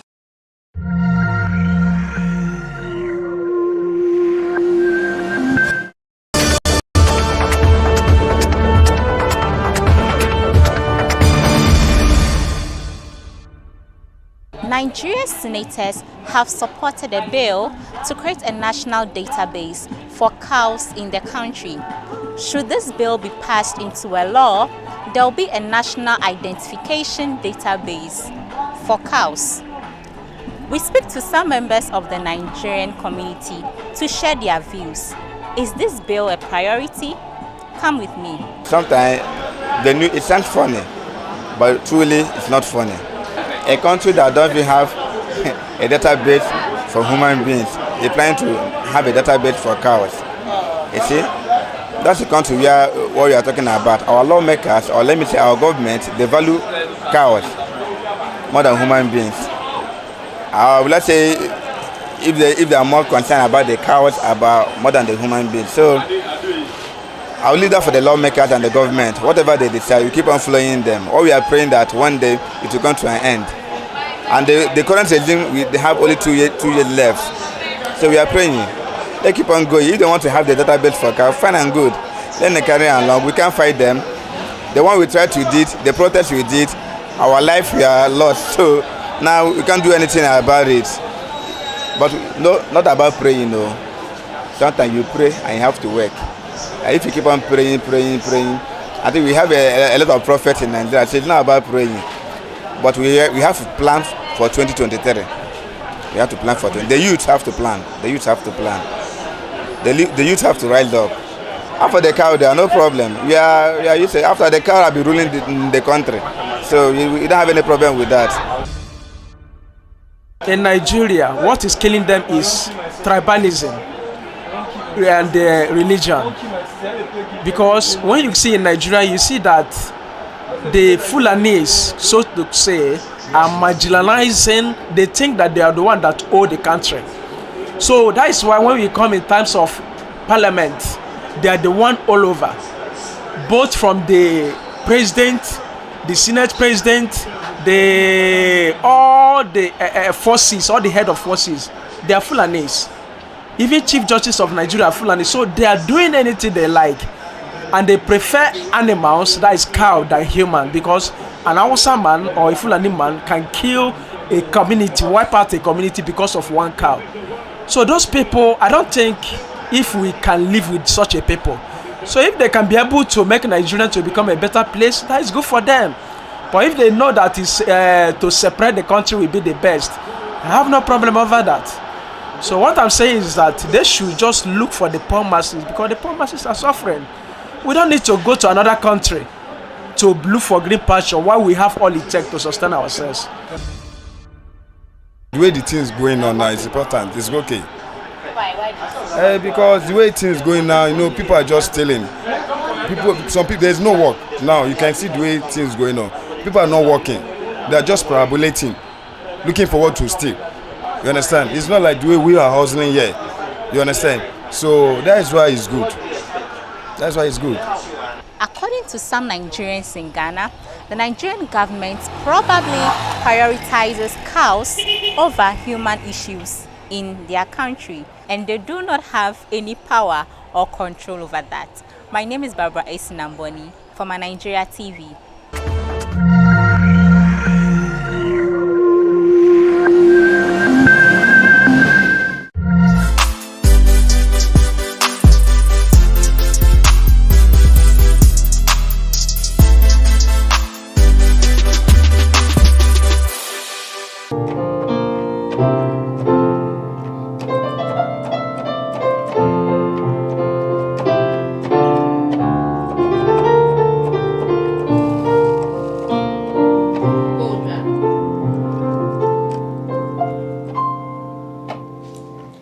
He is counted amongst the top music producers we have in this country. Today's guest is responsible for most of the big hits we have on our airwaves and on our screens. Yes, you must have heard his name in some of the popular songs on our radio. But how well do you know this gentleman? Let's all find out after this breather. I am El Silama, and this is Talkatainment. Don't go away. Benjamin Mensah Gazi, popularly known as Mix Master Gazi, is here with us. Master Gazi, where's all? Hello. What do you call it? Unkonye LC. LC. Africa Lecho. Machoho. Oh, nice. To those who don't understand, he's asking me what's my name and where I come from. You know, he's my brother. We all come from, let me not say Transvolta, Togoland, before they come for us. Number 9. We are number 9. So, tell us, how is life so far? Recording, you know, life as a music producer. How has it been so far? Yeah, it's been great. You know, life has been great. You know, being a music producer in this country, you have to put in effort. You have to work hard. So, by God's grace, we've been working hard, and today we are here today on your platform. If not being work hard, trust me, I'll not be on the platform. So, you know, working hard has put me, you know, to that front. For me, it's a full-time business. It's my full-time work because, you know, I have to make sure I gain from it. I get money. I do everything from it. I become one of the top producers in the world. Of course you are. Do you sleep at all? Yeah, somehow at times. In a day, can you count the number of hours you sleep? Mostly I sleep in the morning, like from 4 to by 10. Then you work from 10 through the night to the next day. You want to sleep. See, people are coming and people are coming. So if you don't work hard and, you know, put on your strategy and your plans and move on, trust me, the next 2 months or 3 months, there will be new people coming in, you know.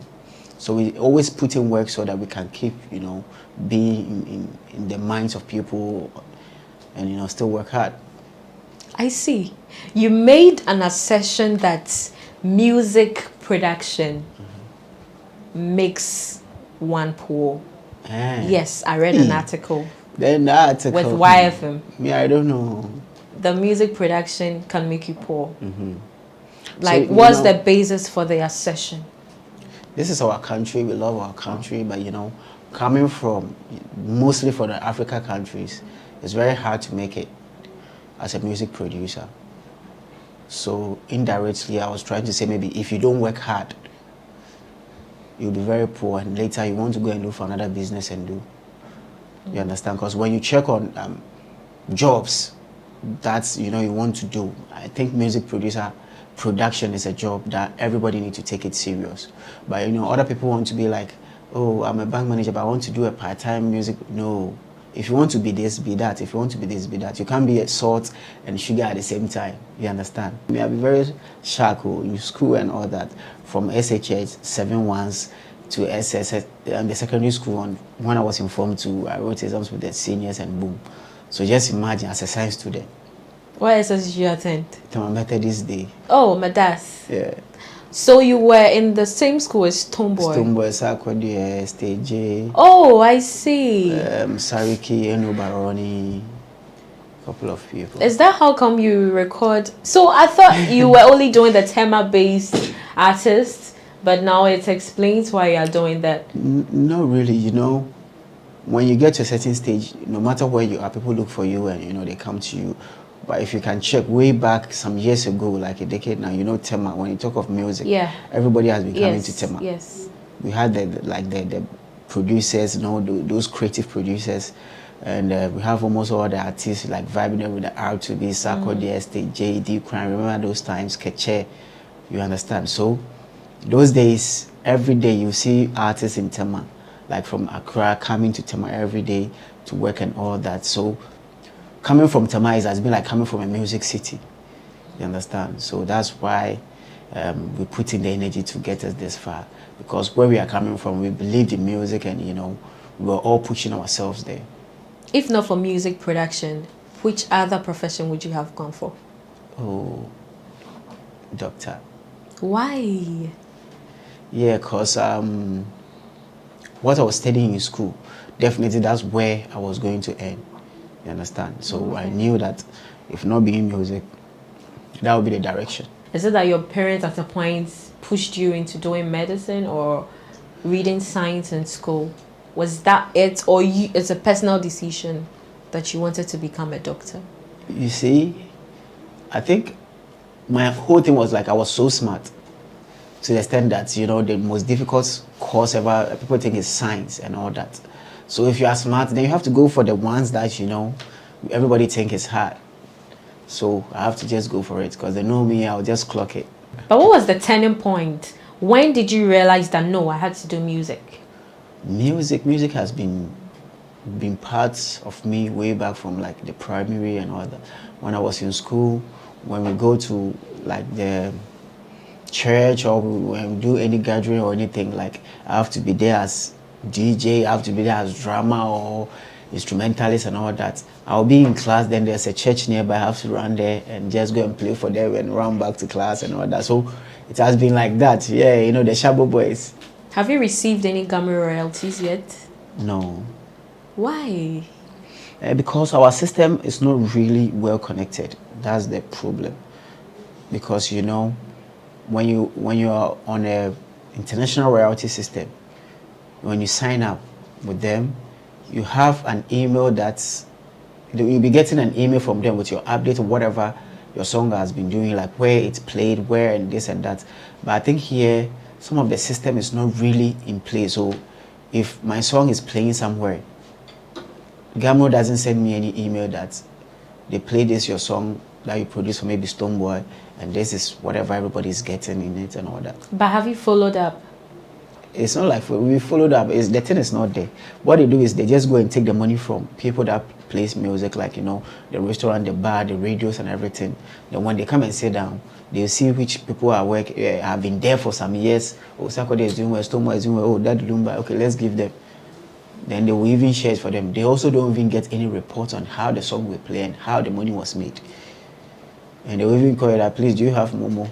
And they will send you without showing you how the song was played, no records, no anything. So it's very difficult to understand. To an extent, you must have followed how the systems work in terms of music in the Western world. Yeah. Looking at it from where you are sitting in Ghana, what do you think that we are lacking here? Right now, I think we are lacking the system of, you know, connecting everything together so that we can have a report of it. Because if every radio is playing a song, automatically there have to be something paid back for, because it's my content and I've given you the radio to play. So anything that has to come on, I have to get somehow royalties on that. But here, you have to go and pay that radio or that DJ with another money, and they'll play the song and you don't get any money from it. You understand? So it's just that the system is not well connected. There's no system. It's like everybody's making it for your song to be heard, and when your song is loud outside there, you now get a couple of shows or a couple of appearances in some way so that you can get some money from there. When we come to the streaming digitally or online, I think we have the stores that, you know, probably they don't even belong to us here. It belongs to international platforms, you know, like the Boomplay, the Apple Music, the Spotify and all those things. And those ones too, it depends on the country that the person is listening to the music from.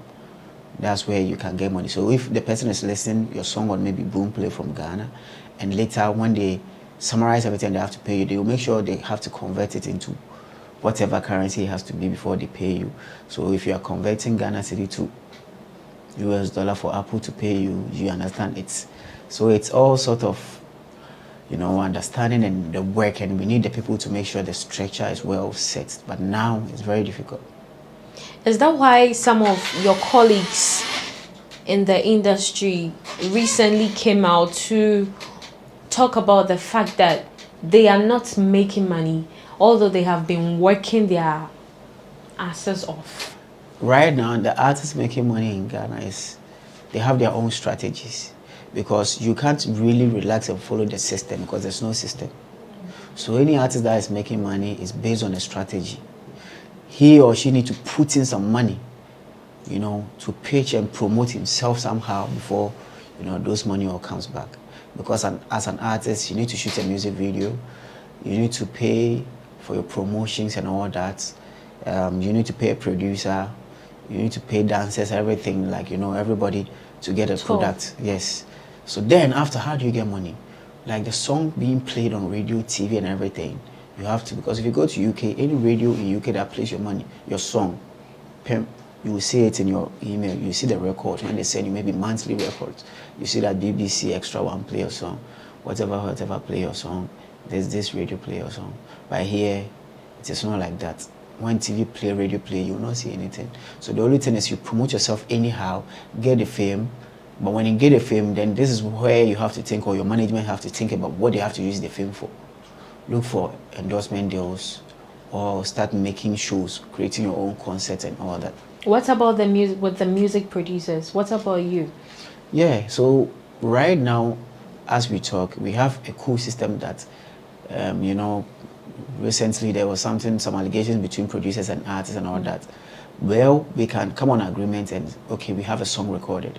We share the percentages. But the percentage, how do you get the money? It's just a document that we share. Okay, anything that comes with the song, you get 50%, I get 50%. But now how do you get a 50%? You will get a 50% when you belong to a royalty society.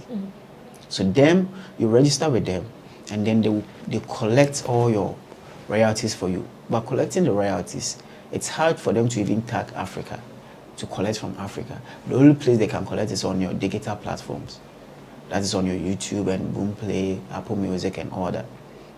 With all that you have said so far, would you say that you are hungry? No, I'm not hungry. I'm really doing very well, because that's what I'm saying. I love what I'm doing, and I don't need somebody to tell me that what you're doing is this and that. I have to believe in myself. So that's what I've persuaded until now. Trust me, it's going well, and we are okay, making money, doing good music, traveling all around to work with other artists, and make good money, and that's all. You've worked with a couple of international artists. Let me, round it up to Nigeria. You've worked with a couple of Nigerian artists.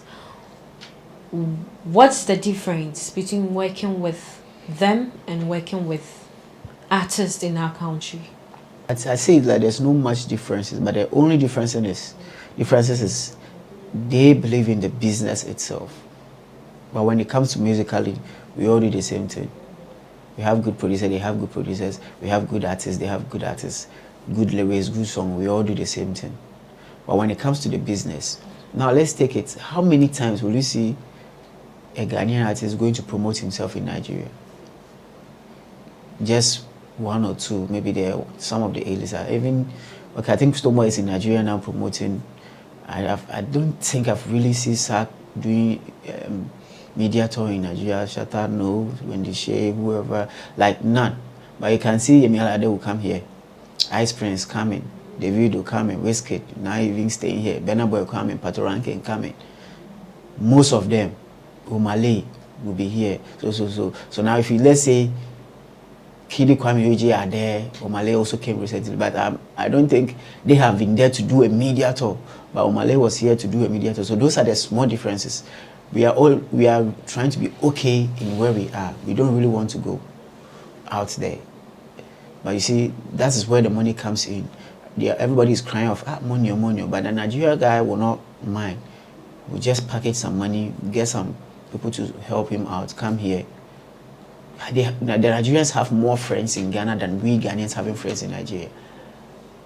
So right now, if Pato is coming, guys, I'm coming. Obi, what's up? Charlie, get me 10 interviews. It will be done. But gas or the smell of bodies that had passed away. The sign of greatness of a country, Your Excellency, we are told, is in thinking about those who do not have and making sure that they are never forgotten. And that is what we have tried to do, Your Excellency.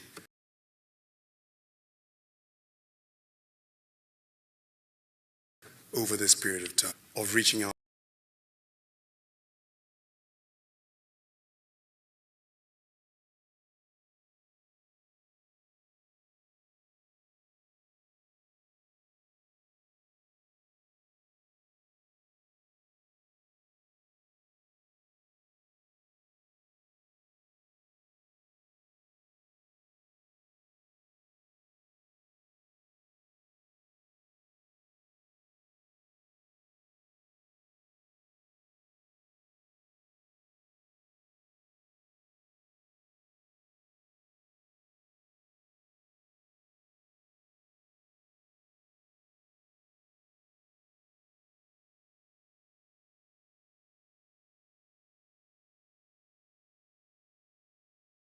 to the private sector, Your Excellency, when you, and I believe that, and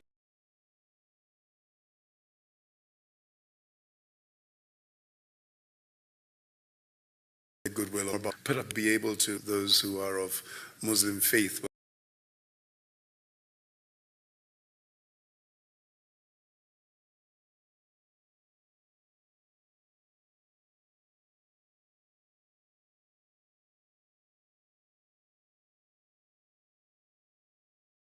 And the minor things that could change lives and not cost money.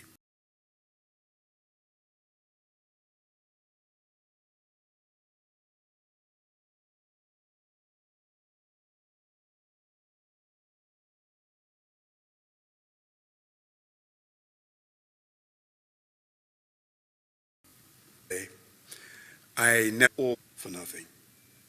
Thank you, Your Excellency.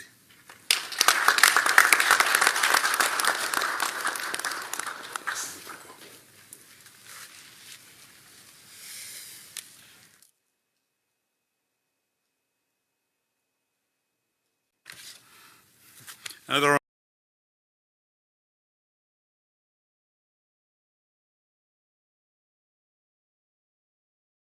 round of applause to Mr. David Mensah. Thank you so very much. Before Mr. President addresses the gathering,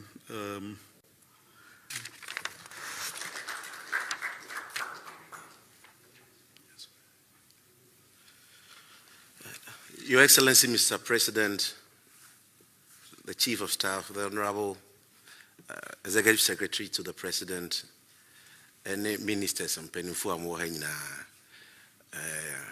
Eredie, Mr. Mensah Kasa, na Odiasida Edema Mampeni, Assembly Sea, Meneno, and Yawada, I didn't see any Ukwadanti, Yawada, Tosono, Yanantia Copim Sabri, na Obayano, Odiasida Bro Mampeni.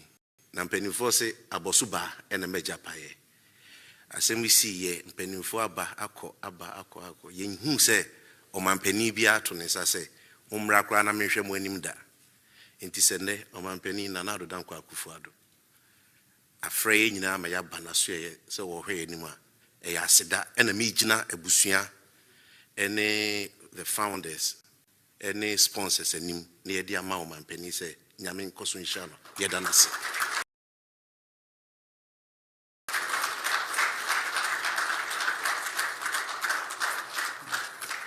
Thank you, Mr. Eduardo Usubuatin of Hello FM. Thank you very much. Ladies and gentlemen, it's now my pleasure to invite Mr. President to address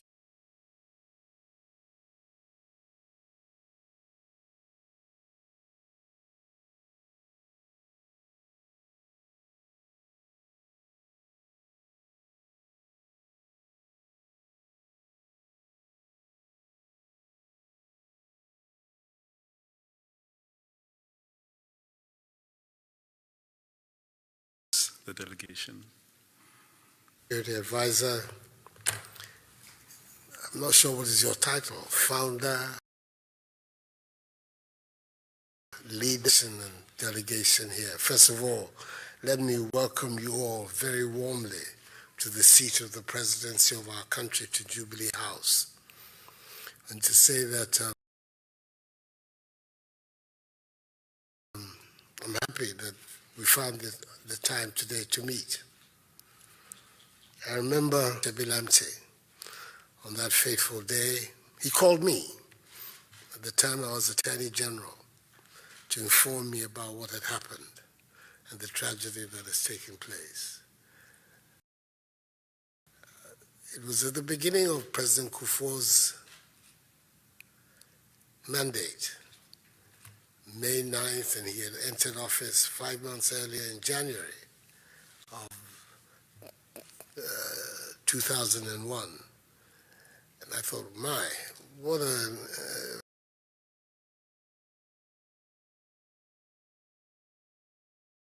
beginning that this huge tragedy should occur and face the country of the time.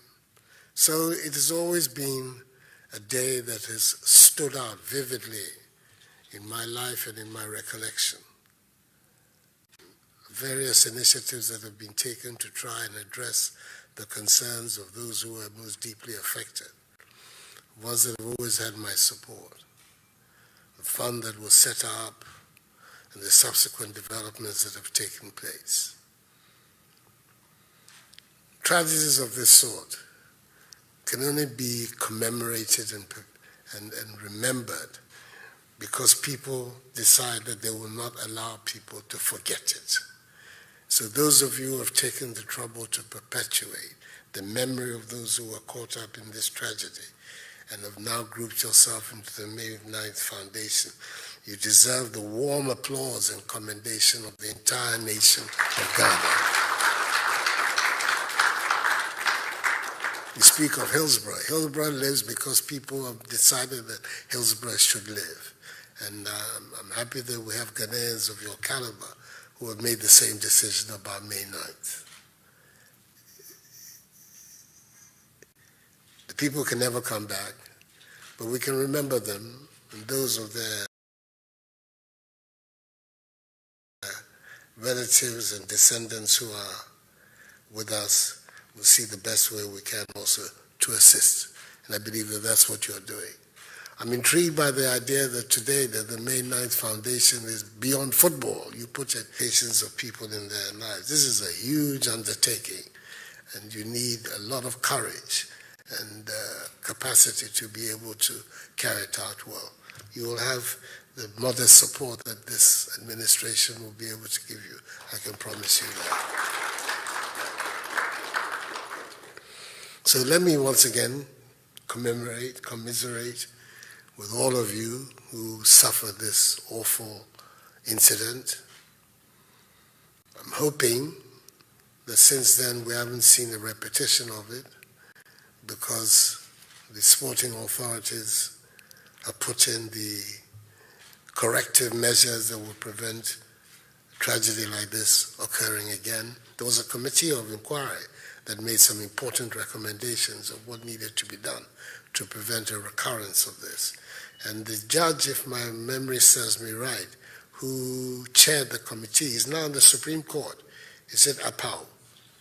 Yeah, Mr. Justice Apau, who's now in the Supreme Court. He's the one who did make recommendations that the sporting authorities have taken on board. So we thank God for that. I want to thank you very much for coming here today to come and see me.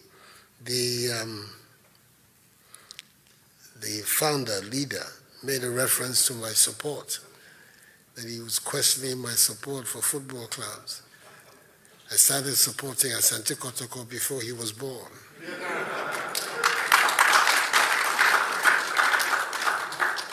I saw James Ajay play with my own eyes, and Asibi Boache and Opoku Mensah Kwaboafo. I saw them. Yes, I saw them play as a young boy. So I'm not quite sure what teams. I mean, he may be referring to Tottenham. Yeah, okay. But I am the firmest and one of the most devoted followers of Asante Kotoko, and I remain unrepentant in my support of the club. That is not to say that I disregard the claims of people who support Hearts of Oak. I'll not do that. That's it. But I thank you so much for coming, and that we have been able to share these few minutes together. The Minister for Sports is seeing what package that we can work out on our side to continue the assistance. And soon, rather than later, he will be engaging with you on that. So once again, you're welcome. The tragedy will not go away, but we can, with resolution, look forward to the future. And that, I hope, is the attitude with which you have had all this time, looking forward, because the loved ones cannot be reclaimed, but at least we can march forward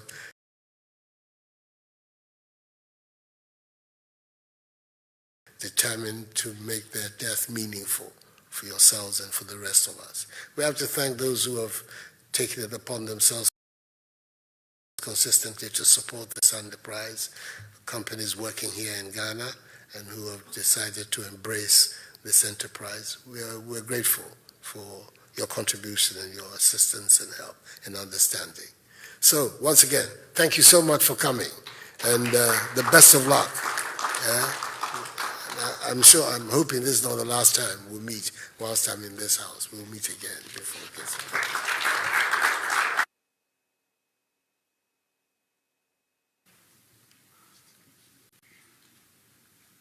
We thank Mr. President for his kind words of assurance to the delegation. Thank you very much, Mr. President.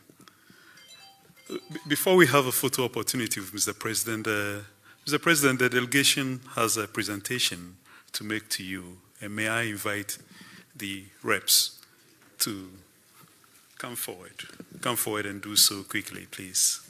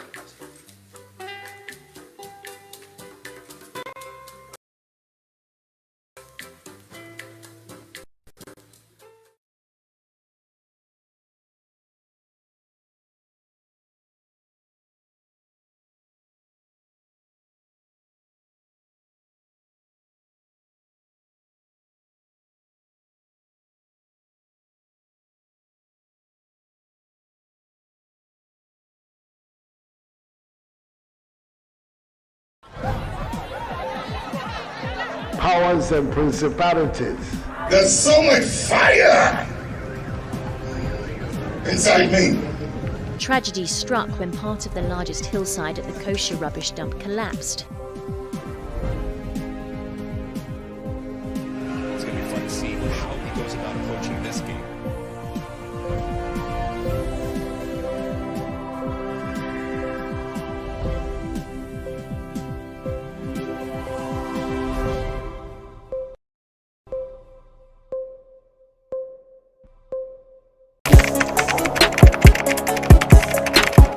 We We table issues relating to the arts and entertainment for a riveting discussion, of course, without fear nor favor.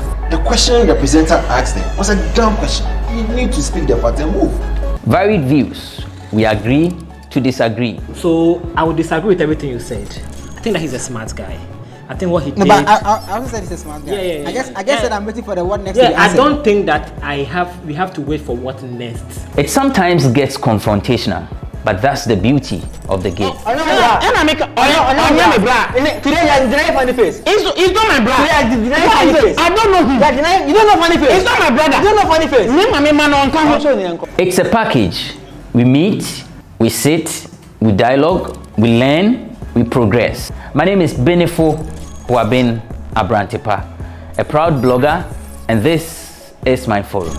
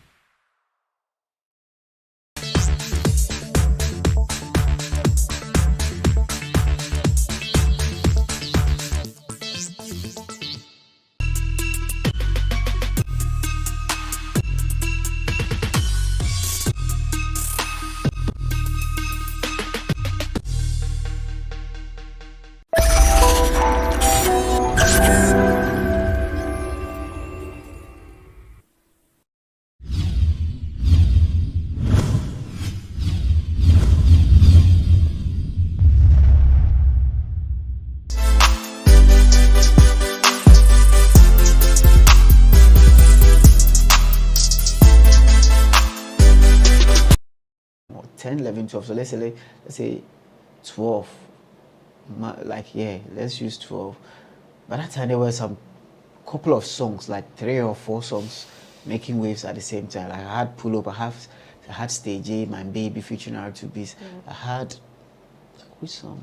I think, I don't know, some couple of songs, like 3 or 4 songs. Coco Sakura. D-Crime and all that. Yeah. That one said Kum Kum Namaye and all that, and Want to Be Chased. So within that time, within the year, it was like 2, 3, 4, 5 songs, like making it up. You did quite a number of songs on Stoneboy's Epistles of Mama album. Yeah. How many songs did you do there? I think I did 4.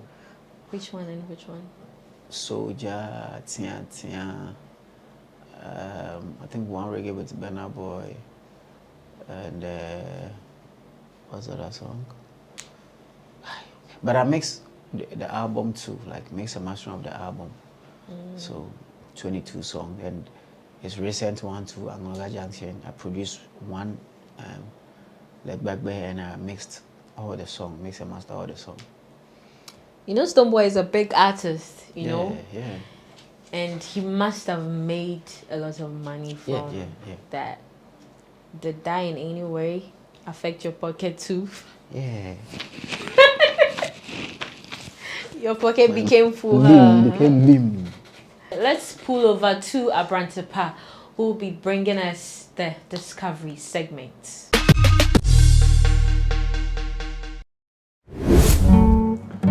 Nchi wombe kama mutumin da ka sani ba, kaka bari hankalin kai maka kaman komai bai faru. Magana ya zo kun sana.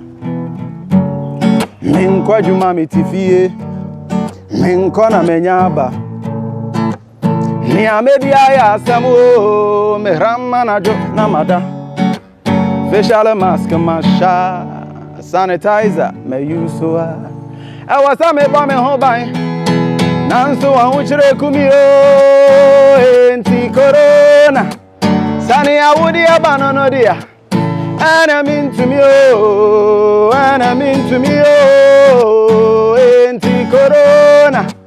Sunny, I would be banana, dear. And I'm into me, oh, and I'm into me, oh. Why have you chosen to do music? I feel like it's what I would like to be my life's work, right? Everyone has that one thing that he wants to be remembered for when he dies, right? For me, it's the music.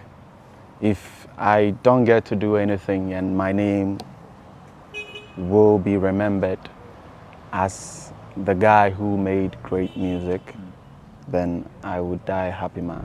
Share with us some of the titles of the songs that you've produced already. Okay, so we have Kona Kona. We have Go Back to Her, which I just played. We have Ekikime. We have Magajia. We have Niaman Kitin Kitin. Yeah. We have Twabapa. Yeah. So we have a couple of them like that. Is there any plan of putting together an EP, an album, or what's the plan? I mean, at the moment, we even have an EP out. Okay. It was out 2 weeks ago, close to 2 weeks ago, and so far. The feedback we are getting from everyone who gets to listen to them has been amazing. So Busangania Brantia is the title of the EP.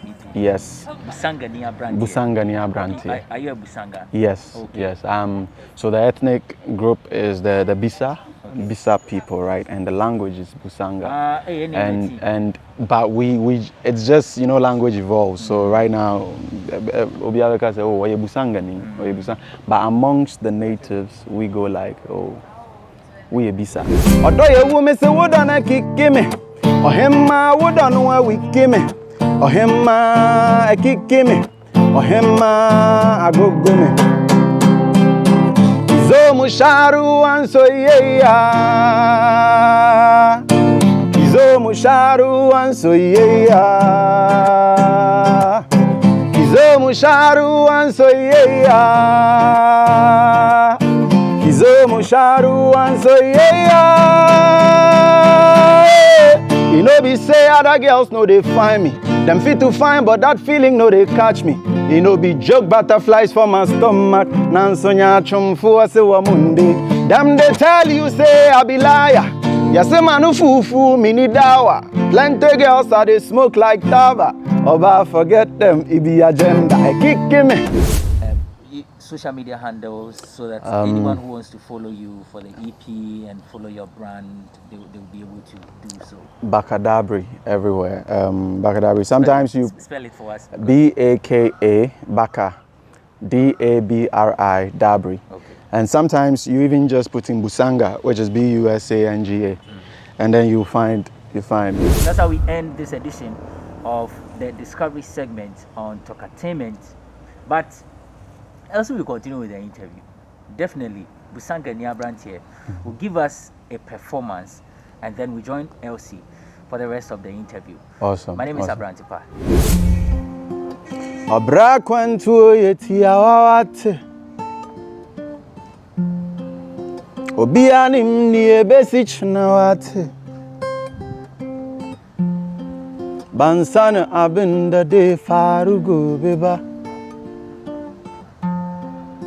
Musamu hankuri marayu andunia And now what me chena wakami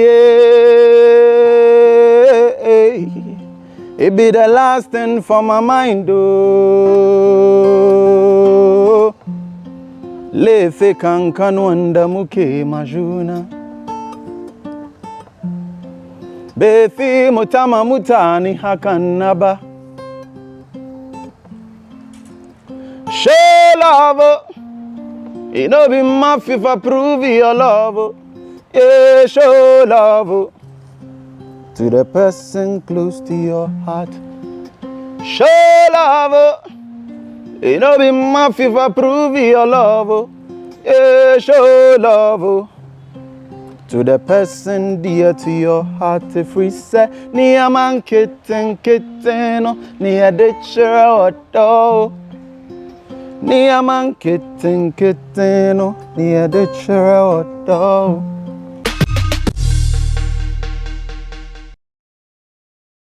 That was an interesting one there. Thank you so much, Abrantepa, for that good piece.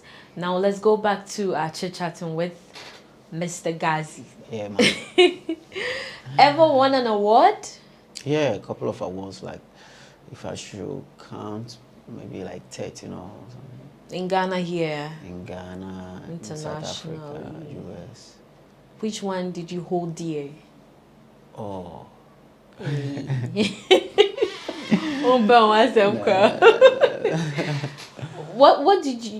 do you think you did that merited that? Yeah, putting in the hard work and making sure, you know, pushing whatever product you've put out there.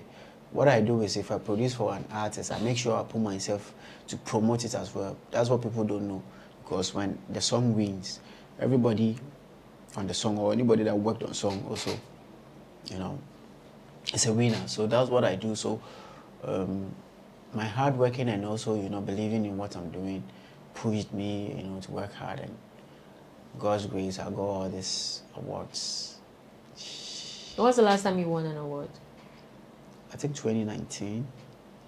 Is it 2020? For 20, okay, let's say 2019. Right, that's Hitmaker. I won the producer. Okay, were you a judge? I was a producer. Producer, okay. So I won the producer, the best hit MTN producer, yeah. And it also came with some cool cash bikra, and I did party, and I enjoyed. And you didn't call me? No. Okay. Has any female artist dared to offer you sex in exchange for beats? No, but yes, now, like, you know, that's what I say, Juma and his business. But Obia Yebida. And no, Obia Yebida. And as I obey a crowd, and then they be a young human over. And then you're crowd, you understand? So I want that respect and everything to be there. And the way me I carry myself now, be home cry. Even so, I'm going to make country because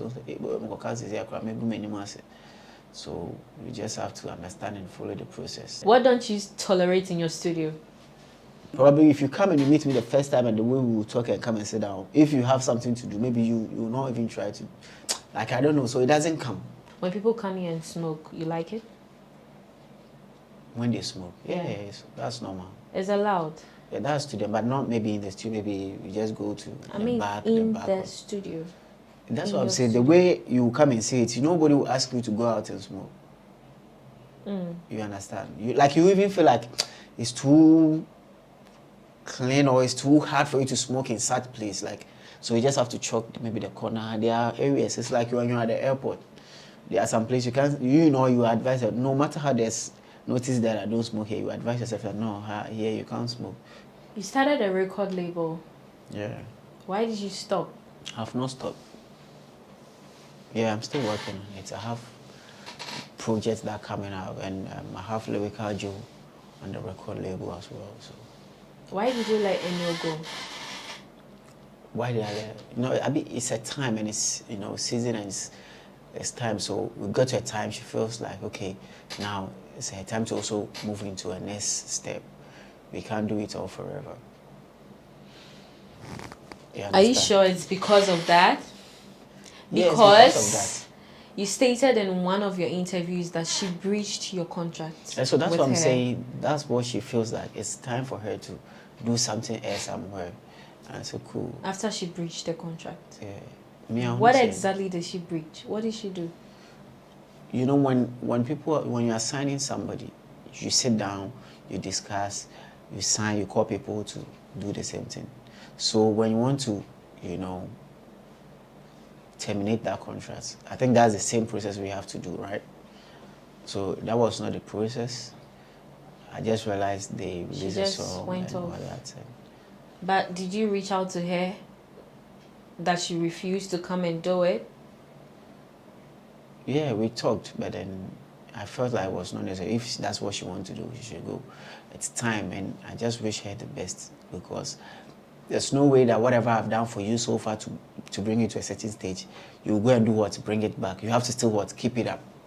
So in the line of history or whatever you have to say in future, you just have to remember you also passed through some certain stage before you are getting there. That's all. What was your contribution to her career? It's music production, supporting, and shooting videos, everything. Like anything an artist need to be there as an artist. That's a good song, production, features, and pushing and all that. With all that has happened between you and her, do you ever regret signing her? No. Why will I regret? If I regret it, meaning whatever I did for her is waste. So that's why I'm saying I wish her the best, so that she can make it to another stage. So on the cross, of course, we and try because I balance at the time that we try to push that. Even if it was not like that, and the little 1% now, the artist career before tonight, even say 1% in the one, she has to go and make it more. She don't need to reduce the 1% to 0.5% or 0%. You understand? So it has to be more, so that I can also feel proud that this girl contributed 1% in her music career. You must have picked certain lessons with all that has happened with her. What are the lessons that you have drawn from your experience with Eno that you feel going forward you would apply? When you sign an artist, you have to pay certain attention and make sure that it's business has to be even like 99% of it. Because most of the time what we do here is when we sign, we just become like family, and that's all, brothers and sisters, and we just work. And some other necessary business strategies or stuff that we need to put, we don't, because we feel like, oh, we are family and all that. Moving into your studio from the hallway, I saw a couple of pictures on the wall, and that picture had one particular face in all of it. My new girl, Chayuta, but your girl as in your artist. Oh, okay, I see. So I thought that was your wife. Oh, Chayuta is like 17 years old. It doesn't matter. Oh, it matters. If it should be my wife, it should be like 18 and above, right? I don't know, because people marry less than that, No. But that's what they say in our community or in our country. They say from 18, that's where you become, What if you groom her to become your wife? That's if you are not married. Yeah. Are you married? But then the age differences won't help. Are you married? No, I'm not. So what if you groom her in becoming your wife? But I have a girlfriend, so I can't marry her. She's so young. She's my artist, and I want her to win so that she can get her own type of guy that will suit her age and everything, so that they can vibe well. Because if maybe before I'll be like 50, she will still be like 20-something or that, and I'll be old, and she will not be happy. So when are you getting married? Very soon, probably this year or next year. Ooh, he's getting married. What projects are you currently working on? Yeah, so projects, I have a whole lot of projects coming up. And even I don't know. I have a cypher coming up, which is Big Bass cypher. I have like 6 dope rappers on it. Crazy, We wrap up on this interesting edition of Talkatainment. Our guest, Mix Master Ghazi, has been phenomenal. I hope you enjoyed the interview, though. Yeah, we come your way another time with a more interesting one. Till then, stay blessed and stay safe.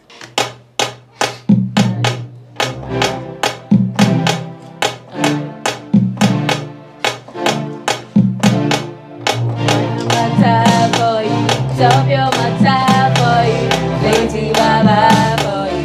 Hey, what I would do for you to get up out of my life? Hey, waiting I go do.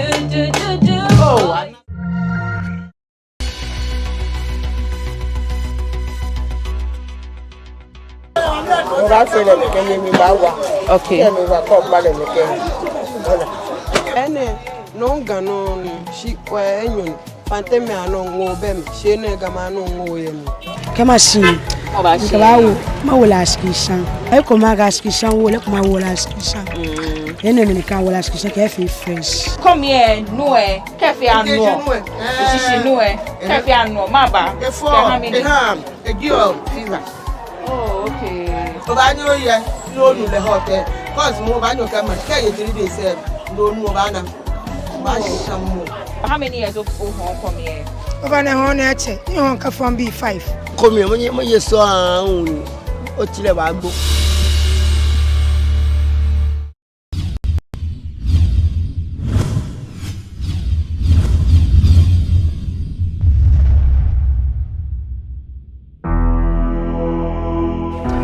Let me tell you a story. A 6-year-old boy wakes up one morning and loses his ability to use his legs. On another day, very hungry of course, he calls some other kids in his community and asks them to get him oranges from a tree. The owners of this tree find this small boy, physically challenged of course, and beat him up. The next time, he decides to take his own life because for him, there is no need staying alive again. Today, he's the head of his family, a position he's confident to tell us about has only come about by the grace of God. Welcome to this week's edition of The Untold here on GhanaWeb TV, where we speak to Mr. Emmanuel Jikunu, the founder of Future Life for Disabled. My name is Echi Atisu. There is more details after this break.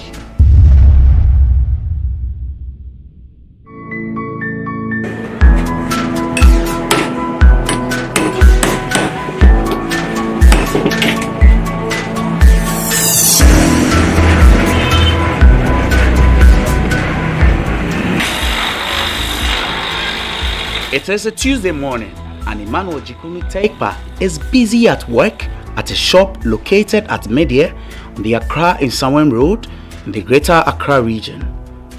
Emmanuel has been a shoemaker for almost 20 years, and with that, he is able to take care of his family. Shoemaking is not a lucrative job for many in Ghana, and for the physically challenged like Emmanuel engaged in this trade, they face double the challenges their able-bodied counterparts deal with on a daily basis. Yeah, Juma say cry, yeah, binim he. Obey Juma no cry, send your pen or the amount. And yet, what to me by have a year the opet via no. But for now, the immediate me go a Juman match. For now, by my Juma. There are many over can, won't you say, I would wait my back. And won't say, via my influence. Because a Jumano Yakoto, I do we are me, see. Michel come aboard once and I may, but Ukakoton, a cacrabin over now. Will be better to me about saying, or the Chalawati Abba. One may fall, Chalawati, one may fall. Come on, Chalawati, a bit good. Even going with my pump, and I have so many weeks. We are now by Baba did say, Uber family, we are my ton 65. Ubabe Fightica. And pass out to 100 or Boramupe. When Baba na Prano or Fanoriko. Instead of Sanka, or reporting Anka police here be police crime film cry, or who are we disabled by or Betchina then I'll be a man. Nishi, see, a human get challenges there be brave. And I got 10 yaman so or how a cocoa or 10 yama. Yebre. Obenanti, Profumonomu Pushu, Muyesi. The last born of his parents, Emmanuel Jikunu Tekpa, had dreams of becoming a military officer one day, but that dream came to an end at age 6. He woke up one night to use the bathroom but couldn't move both his legs. My mommy came and took me up, but one to me and paid them in general. So it come like I collapse. So before I realized, yeah, me call Yarisabia. Oh, me sa omo ye wi mene so tete me me na me wo coma be 2 weeks sana me ba life but me ba life no ye bia na chese see na menyan ti na ye ti me ma me family grow somehow to share me. He never stepped foot into the classroom due to the distance from his village to the nearest school. Manko school cry. Manko school. That means a one class cry. Manko KG. I mean step to school then.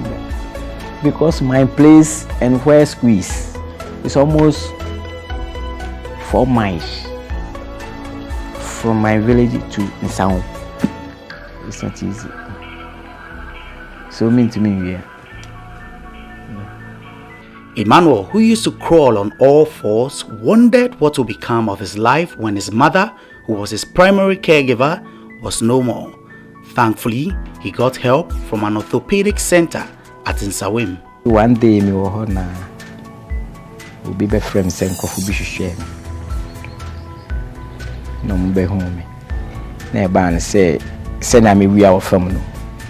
They can help me to stand up, to walk with a stick. That's okay. So my mommy took me to the place at Reggie Orthopedic. So they also sent me to Georgia Hospital for surgery. From Georgia, I came back to Nsam at Reggie again. Before they prepare caliper, they call this one caliper, and the clutches for me. And I was training small. After returning home, Emmanuel needed help to start a small trade, but with no help in sight, it pushed him to the point of attempting suicide. Ababoni beyedene, come very difficult for me. Even what to eat is very difficult. And at that time, if I look at my age, I did not grow yet too much, but I'm facing those challenges. What about if I've grown up? So in fact, I decided no, it should have been like this. Then let me live life so that everything will cut off. Nanti, I mean to me, Nanti. It will be so anyone me. Me, mommy, I'm quite full. I'm a Bianini be. I'm a maniac at that time now. And by that time, you know, almost sorry, I'm a quite full. I always said 12. People cry and Mary and Sanawaba. At times, Omuko soldier, Omutu by chinning Yamane maybe a do a fool. By me mean to me quite fool be. You mean to me Kupum in Shetri and from him quite fool. Nasa Wakoya Bibi Sana, Manabidi. On to say wa Ben Mary, our bay Adriani, and Sana Mini Bidi. Baby, I will never to fool her by them, Kutu or her. A common do now, oh yeah, to me copy a to be cry. That's one day I may is man collar. Say, a more drum nice. A could never feature it. I won't take to me, mamma. I mean, it's not easy. You're booming in Colania. Because I react to fats. I'm a home. Yeah. Wow. And you said me cotton, baby. She said me your life, then I may. You say, Titim Temuno, me knew her. The young Punk can say, maybe. Timmy Crawford drew DGT. Tinaya Mammy Sue, or Muddy Bishay Brew, no Marco Dias, and a very moi. You rear Bruno or Mammy didn't be a me fry. si mi kwa kukum ti mi du baby na me kotelet na me ketedro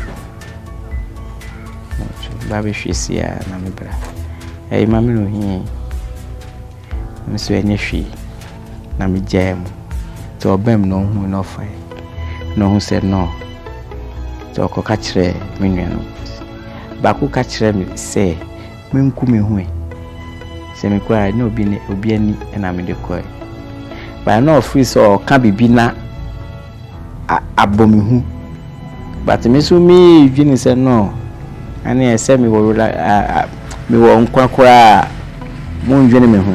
He decided to go back to the orthopedic center to learn a skill with which he can survive. Metinas na me kan se ni me call back na makoka trouble ni se pese me hwe adwuma ti me call so good na me call say anka ba bi o mo ye adwuma no aha ho a mo nkyere me adwuma no o your process no di me call sua adwuma na me sua shumiki no me si me hwea mechanical ba o si me hwea sumiki na me sua shumiki no ono a mo bu am bibia ekoba ti me wie shumiki school no I was Sumania Rehabilitation Training Center. I want to be me bear no na me yen kakra na me didi yen kakra no aboa nti ebeba say I'm not depend on my parents again or say make sure say unless somebody give me money before I'll eat or no. So she making I was planning to get a place like a kiosk so that I can work. And the same period, I write a letter to them again. They asked me to go and find a place where I can put my kiosk. And I came and found a place. They come and buy it for me. So I'm not joking with my work. Early in the morning, I wake up from Sumia, that place, to Media, almost 4 miles. I wake up, I walk, and come here. Before I get tricycle, they give me tricycle. So I use tricycle from that place to here every morning. When I close, then I go back. Emmanuel found love, but his family and that of the woman were not happy about the relationship. The opposition grew stronger when the woman became pregnant. Now I'm training so many to me ba me see one sound me bag na make it ano me cut na kam ojai mate ni jai bag no ti no no so oton nkuhwea na tama me be na se na wa hu mi bag ti ka na tu kon na we frame oil free station one na we frame se ma jam me bag nti enu mu na me danas ti me ba holidays na me ku fiu me sa ko school na me fa ni nche na me chia ene ya down nti me ba holidays me fa me si won sa ma me ho ti one day me si wo ho no na obi sam ba bia meti na me kire no me be few Friday Saturday na me ni me bra wife ametino ho ya wo fufu me ho an se no aba efio or free sam me basra ya wo fio okay tinas ye din komo sa no koi ti me wi school da me wi eyi na me ba no obehia me wo kwan no sa ebeja me fi omuti say girl ni nyim no na surprise you. Even my brother, all my families and their families. Omu for girl no call so omu koye na abortion. Mo dey no call hospital. By doctor ni no. ɔsɛ ɔbɛyɛ abortion na obisi ti on asim sɛ mane nye so mo fa no kɔ ekran more than 3 months ne busuafo ɛni ne kɔ bɛ sɛ 3 months yɛn pɛ sɛ ɔbɛbɛn me kura bi one day me wɔ hɔ a me ti me adwuma apatase me yɛ shumeki ne wan sɛ waba ɔsɛ waba ɔsɛ yi ba ne sɛn ɔsɛ ɔde me buy brɛ me asa okay ani oh sa ɔbae no ɛna me bla nso bu fui ɛna mo kɔ bubu dan mu cement no mo tutu nyina sɛ me kɔ ha samasu aware de am nkɔtɔ me plate yenya easy man fan easy kra ba nyame adom nya baby tonight that 1 month no do 1 month in pepe obi mami edan obi mami edan bi seminar mbai hono and easy so by 1 month time na nyame ayadom missing room na boss to be free hire e ho de nyame no dia so ba no kwa ko no twins sana mo nyina started bem me ye magisa me de den amewu mi no pe ba se na koye no koye mi de ti o se mi ofo mo ofo pa nti nyame adon o se de mi okay.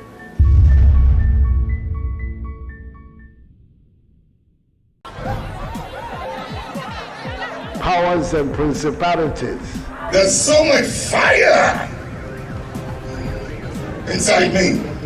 Tragedy struck when part of the largest hillside at the kosher rubbish dump collapsed. It's going to be fun to see how he goes about approaching this game.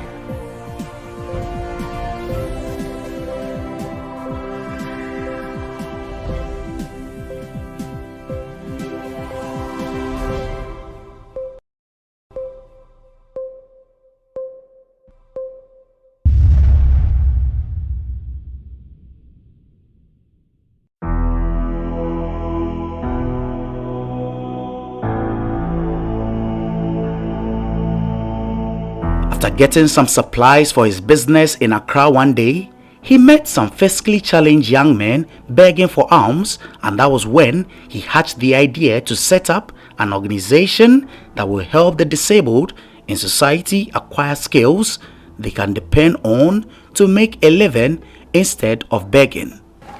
Mr. Yina never meet stream Miss Radi David. Timmy who Musana me call a Yamana Mitoeno. And I ye polish, and I ye blush, and I may be trim, and I may ye nimpabwa, and I may polish. We no munti me casa, or me a nedness, so munti, and I may polish my nimpabwa, and I may demand, and I may ye by then a coin 20 pesos, and I may ye 20 pesos, no, is it 50 pesos, and I may ye ma almost say, or munyanisi. Yan sign mom so munyani si me and I made the polish in the way no a job in a week time me call no more polish e wo hon o manya table kakra bia o more polish o ti e hye me kura say na se ma misu mama nkrofo bi adwuma ti me koto ade na me ba no bisa be fa ho e na me kire o mo se ne ayepam chale wote hwini e na me di pani ni we no si jao na Mr. Kwe. 3 weeks time me kwe no mo gusuye. So okay. Ejuma na nkrofo na anya. Ti de bia na me koto ade a me kofa ho. E basa. Ti adentina. Me nye BBC. Hwese me nya aboafo ana. By then me chiro mo ade sa no. Obi twe mu kan say mu ye BBC a ebeboamo ti enu to masum ti na me fry ti me ba na me dwene usa na me sino And yes, say, be I bet me a disables. A bed boy, a son say, na nebet me a juma denny. Until me come home, me be. Nam pes, me catch up, say me per se. Ye be beat say a juma. A ye disables, only for disables. Ye bet tray and way jumano. Me mean machine making. Say, we also name their own name, near the attach, near the eye. So, yeah, no, shoemaking more, shoemakers more. Naminion. By me, yes, and yes, sir, bet me up, Obi. I'm an abattoir. See, yes, she and Pammy and Savvy. Now, me, they are drinking to or my popomity. No, me, too. See, a starty war, me, jumamo. As their numbers increased, Emmanuel tried to get a bigger place for them to operate. He wrote letters to various individuals and institutions, but no help came until a good Samaritan passed by his shop one day. Baby, I made you no more pammy. Baby, I hope no more pam, no about free. Sir. Now one day, man be between warrior jumum. And ordinary card, mammy, send me. Na me koi no se adwuma na yepese se na yepese ye no na me ni chinas me church na se na se ne me nkopa asase no nto mame ntempana na me koi ye ko ho na nko mami ska 1000 cedis by then and I me say okay on fa so beto asase na on keep ska no ye kwanya asase na because minimum say assassinate bebru 1000. In fact, any mammy microphone be edge jam because Sikaba and my promise cano. Me buy na me be passasi. Me con one no mammy scan and betiaka. No mammy ska. Me call Lance office. Call register a cosechi bibia. O mammy scan me call ye bia. After me buy no catch me say, send me person me sit down. In fact, name one. Send me person me sit down. Me call drawing office no more draw. And I me call ye ibiana drawing omuye no chiaka. No catch me say me call top block me call bisa block bu. And I me call block 10,500. And no mama scan I me call chi. In fact, yes, I am an amity man after the Obenya trust room say. Any many abre. Until no a pay contract am I. Almost me feel ya, na me say me feel. But mammy feel a hanina and easy. And almost see dine is you. Almost or see dine is you we in fact. Now I say we're too quiet. Until say, oh, mommy, what I say, me no be no best support here. That's 2012. He tried getting help from various quarters to complete the building, but once again, no one was willing to come to his aid until he sent a letter to the MPP head office. Nami was NDC head office 2014.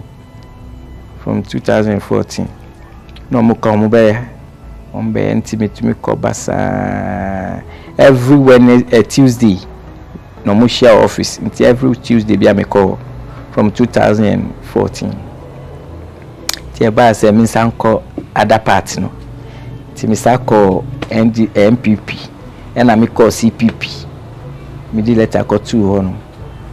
Ti me di letter call 2 on. MPP.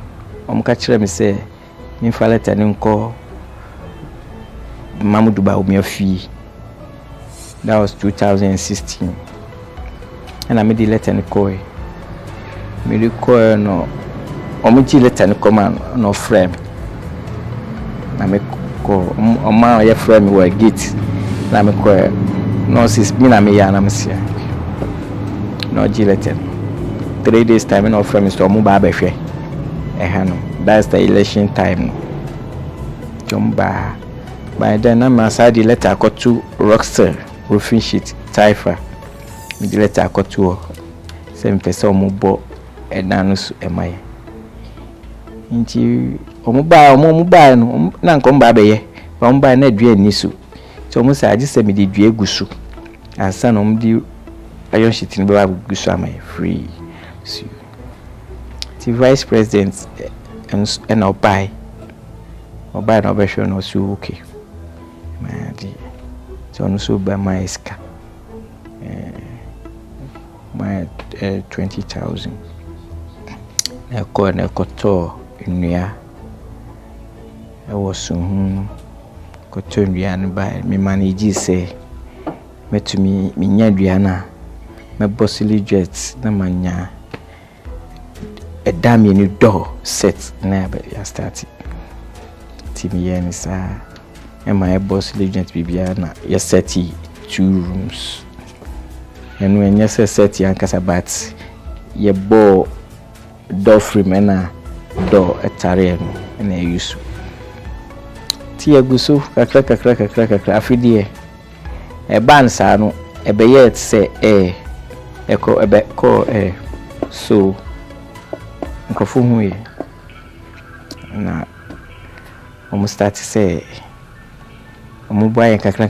his zeal to help the physically challenged in society has earned him the admiration of many, and this is what some persons he's worked with had to say about him. When we came, in fact, the New Patriotic Party won the elections in 2016, we came to power, and then in government, the assembly, I became a government appointee, and apparently within the structure, you need to have somebody representing people living with disabilities as government appointee. Immediately, I just mentioned his name as a consulting chairman by dimension. Look, let's put this guy there because he can offer a lot to his people.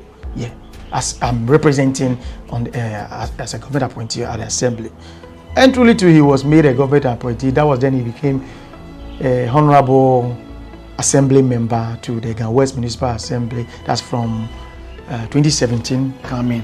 At least for the first term of the Nanado's administration, he was a governor. You know, the second term of Nanado, he couldn't come back because we have a lot of them. He's not the only person living there, so we need to give the opportunity to other people. That is why. But during his tenure as a governor appointee and in fact a member of the assembly, he contributed his quota. If you go into our books, you realize the sort of contributions that he made on the floor of the house. That's why I'm saying he's never deterred by his disability to do. He just goes in, give all out. Then from there, when the term ended, in fact, that thing brought some sort of relation between my good self and him. So sometimes you call me, you come with this, oh, I want to do this for my people. I want you to sort of, if you have, you can fine tune it for me. I'm doing this is the letter. Can you look at it? Can you do it? I say, wow.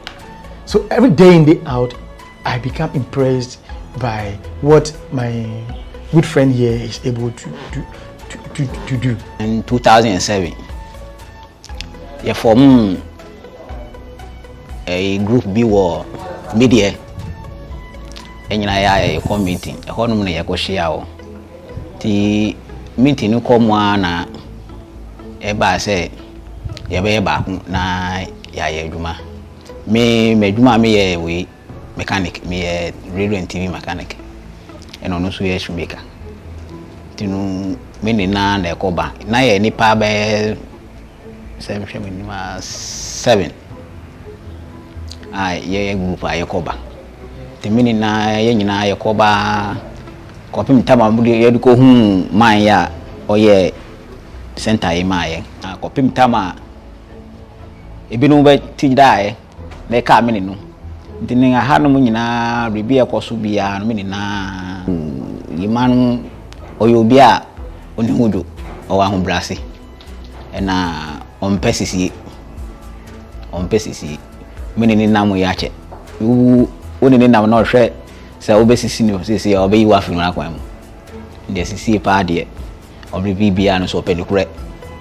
calling for help from Ghanaians to furnish the future life for disabled center, Emmanuel urged the public to not look down on the physically challenged in society.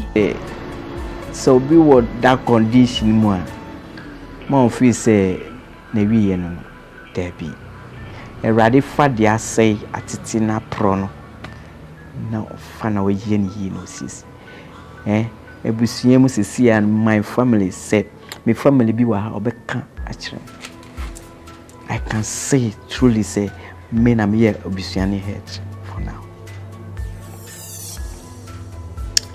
nyame ayebi enti mo mfa ne say udi dem a asa nanu no my sister baku bisame enti sanka ujina unaso a anka obetumi ayewe me say anka me more than this no see David we want to me here hwe wonuanom so mo gina unaso na me say soro bia me yo kristoni omo so mo nyi o kristoni enti Mr. This person with disabilities and no bia or condition bi musa David I didn't say I money am subo na me wo botanti a obo onya ba wiase pe onim de yema sanka me kun me ho a anka me sure say disabled as at now my training best 25 years 25 omunya me sa na adwuma de ye adwuma anka omu nyina ebi omu anya sa adwuma ti dia me wo kan say adofonum ene nuanom ohu disabled ni bi na o hye ba bia na de mo wa buano me at times me ka say me hunu wo kwan emma no 20 cedis 10 cedis so say ye all right but that moment na ebe buano ofri wa mpemfo ka sem bi say tira kwara no se na yi nam no na so nia ti so odi be man okwan fan ko baby fi ko baby man ye nyina pejuma ye obi eni ho obeka so pejuma nye onye juma onye da nanso se ne be ya adwuma ti me ka kire Ghana man ni mpemfo inase disables enye yempe se ye be kod tibia we mu asabasa enti yampuma eni omo mu na ebe som na di ananti enti omo hu sebo ni bi oba bia omo bisa no ni how kakra obetumi di aboa no ama na tumi agina ho ana wa free especially omo wo kwan ho no me pe obi a oye dwuma dada na asa ko support no obi a oye na asa se no na support no ko buo binsu nyesa kakra work and a future life for disabled we need a lot to complete we need machines materials and student bed we need those things to training them because they need they want to train, they want to learn, but we don't have that capacity.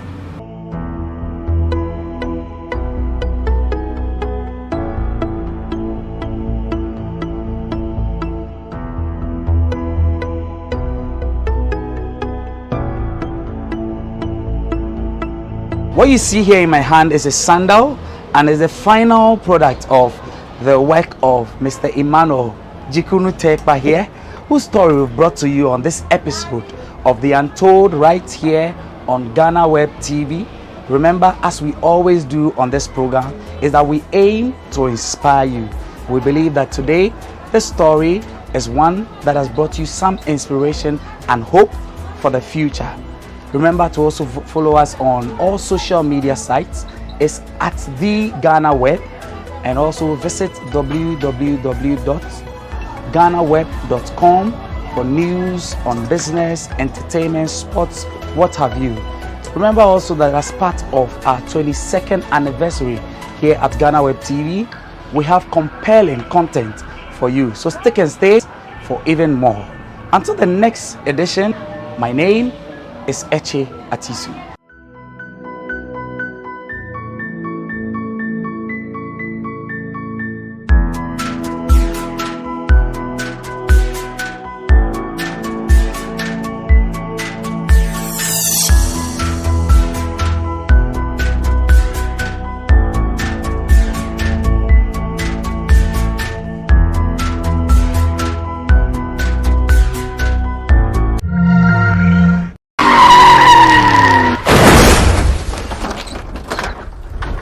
More than 2,000 people die every year from road accidents in Ghana.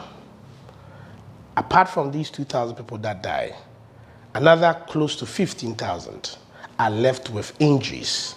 Some they can't walk ever again. Some they can't handle anything with their hands. They have their hands cut off due to accidents. And these accidents are caused mainly by bad roads, carelessness on the part of drivers. You and I being careless on our roads leads to so many deaths, so many fatalities. It's about time we make road safety part of our daily livelihoods, the practice of road safety, abiding by the rules and regulations, and also allowing the police to enforce their laws. Police, enforce your laws wholeheartedly without bending the rules to suit Tom, Dick, or Harry. Road accidents are killing every day.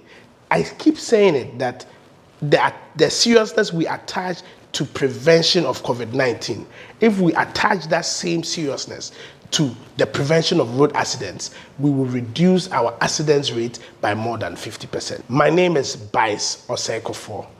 Dodona Frame Obuo. Tie Papa Driver. Tie Mr. Passenger. Tie Motor Rider. Yen famo yen home buying. Afe wote kren wo woka mu a memfa mentina woka sti achi no monsa a sign bruni friend accident. Do the right thing, save a life.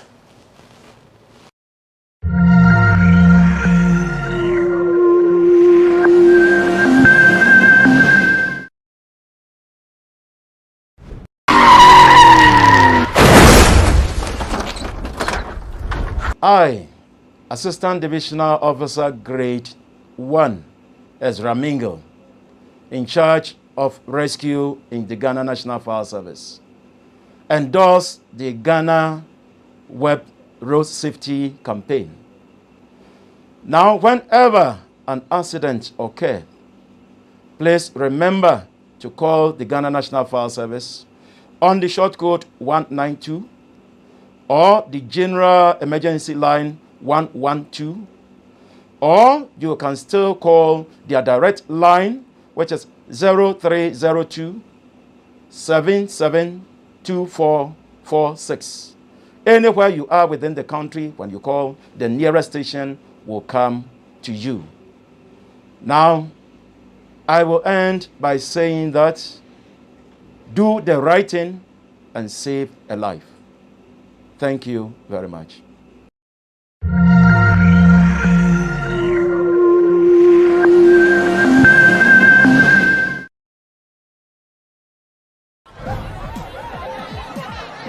Powers and principalities. There's so much fire inside me. Tragedy struck when part of the largest hillside at the kosher rubbish dump collapsed.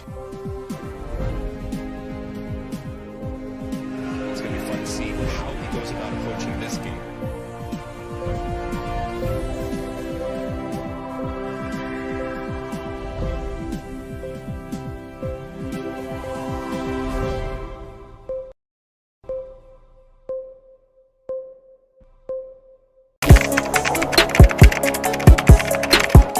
We table issues relating to the arts and entertainment for a riveting discussion, of course, without fear nor favor.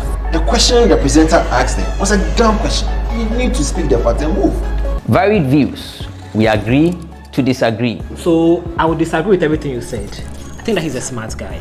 I think what he did. No, but I also said he's a smart guy. Yeah. I guess that I'm waiting for the what next. Yeah, I don't think that we have to wait for what next. It sometimes gets confrontational, but that's the beauty of the game. Today you are denying funny face. It's not my brother. Today you are denying funny face. I don't know him. You don't know funny face. It's not my brother. You don't know funny face. It's a package. We meet, we sit, we dialogue, we learn, we progress. My name is Benefo Huabin Abrantepa, a proud blogger, and this is my forum.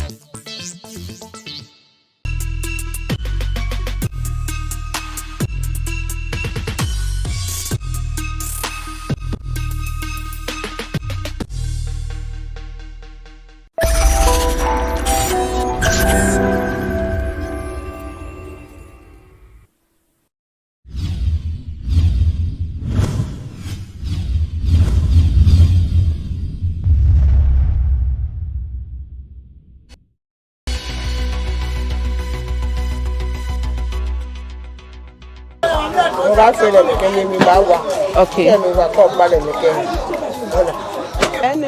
No ganon she when Fanteme no bem she negamano yem. Come see. Kabawo ma wala skishan. Ay ko ma ga skishan wala ko ma wala skishan.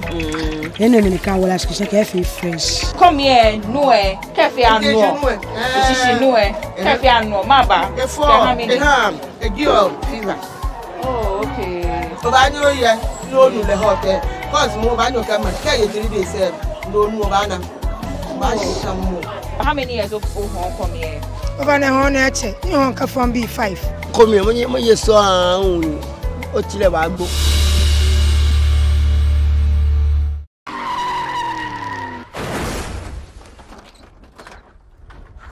Your friend me Yausapon. Me a gospel musician. Yausapon and that's more for. You knew I won't hear me. I didn't meet him a catcher one say, eh, nyina yesterday. Say, ye bebo okra bia ho ban. Esan say accident no. E kum ni person yare bia e wo wiase. Timi no mi no de na e be ya. Ye bitima ma accident izo. Woni obi ti ho no akra ho to wo tu kwan. Next time the obeti an say ye frɛ wo. Woni nipa we. Waka baby, enye bibia ya accident. Nti mesre minua no. Enyina ye nye baako. Na ehwe kwan a yebitimi tu sa ni mas na me no mi no na yebitimi aye. So do the right thing, save a life.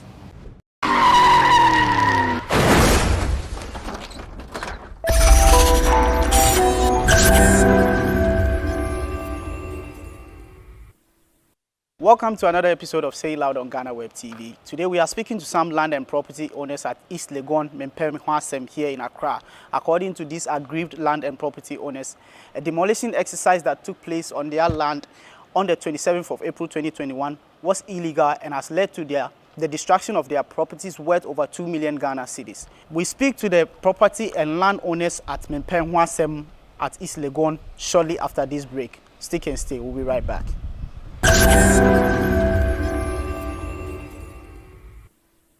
Welcome back once again. This is Say Loud on GhanaWeb TV. As stated earlier, our location is Mempem Hwasem here in East Legon. We are speaking with the leadership of the land and property owners here who are saying that they've become victims of an illegality, so to say. They will self-introduce and the conversation will continue from there. Sir, your name? My name is Yamankwa. I'm a victim of the atrocities committed against the land laws of Mempem in East Legon. And yourself, your name, please? Kwesi Taylor Jr. I'm also part of those who have been affected. Okay.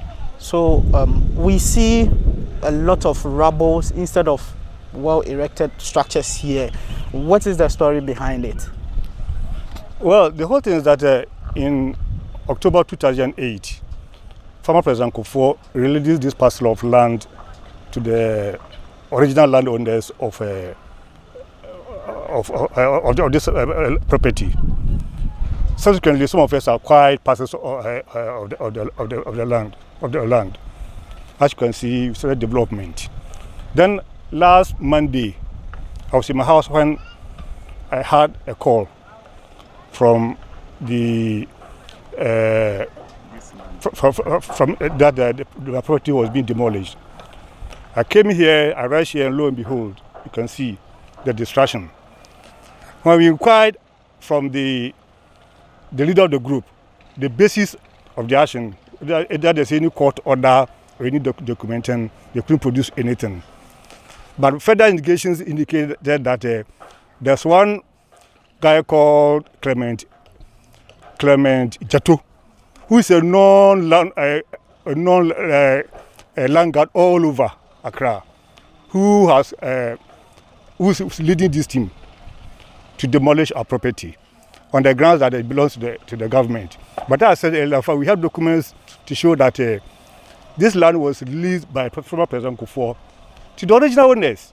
And by original owners, who are we referring to? I mean the people. There's two. Those who own this land. I don't know how to call them.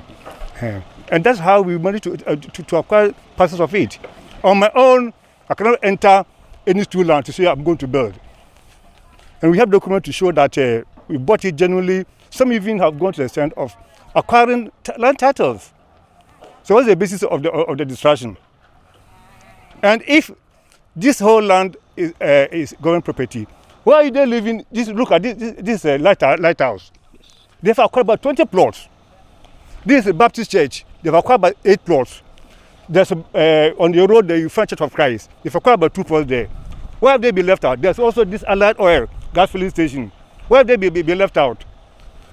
So it seems like it's a selective injustice that those of us who feel we are vulnerable are being targeted. And I understand they're using the name of Honorable Minister of Lands and Natural Resources, Honorable Jinapo, the National Security Minister, Mr. Kandapa. And so I want to take this opportunity to call on the Honorable Ministers of Lands and Natural Resources and then National Security to come out openly to denounce these activities of these land gas. Sure.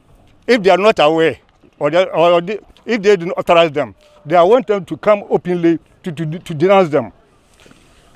Let me come to Mr. Taylor.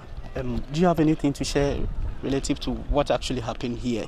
Yeah, I myself, I don't understand. I was in my praise that they call me, that a group of guys came with 2 policemen with a COVID spread operation car. And when I ran to them, I asked them what kind of order did they have to demolish the properties. Because you can see the whole community, every fence wall has been demolished. And also when I asked them, they showed me some flash of paper that this is what they have. But I asked myself, can the government of today, modern Ghana or modern world, can just give authority to somebody called Clement Jato to come and demolish the property of hard-earning Ghanaians? And this very land that we are living on it, I came on this land 2005. I bought the land 2005. And I did a search. On all my search, even the police, I asked the police to investigate. And the police gave me a report that this land was not a state land. I got the drawings and everything. I did every search. I have my search certificate. I have my land title. I have whatever the government acquired to be an ownership of a land. You understand? And again, when they came, I tried to get their letter. But when you read their letter, you see that Ghana, we are doomed. Because a government cannot go and tell the people that this is my land without a drawings, without a geographical point that shows that this is my land. So if government cannot know the geographical point of its land, then where are we going? Do you understand what I'm saying? Because when you read the press issue or the press statement that was given by Asuma Chairman on January 13, 2020, he said land targeted. Land targeters are on the motorway, Kolebu Teaching Hospital, Legon, and also the external ones are dairy farms, agriculture, here, Damfa, and all these places. Do you understand? Achibote School, and all these places were the areas that they targeted.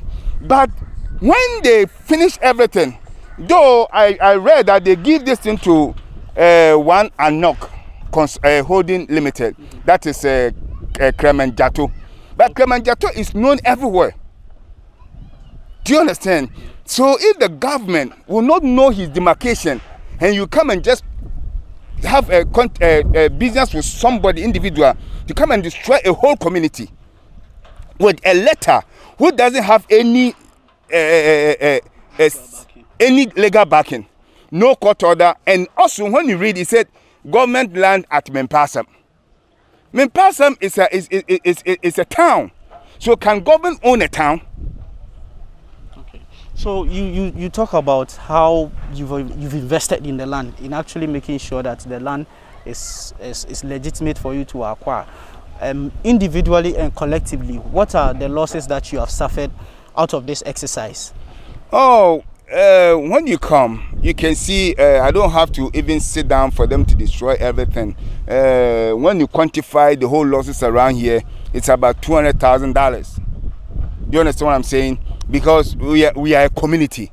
The fence wall of my sister, the fence wall of other brothers have been demolished. And even if I wasn't strong enough, the container on my plot, the store that my wife is operating, they were tempted.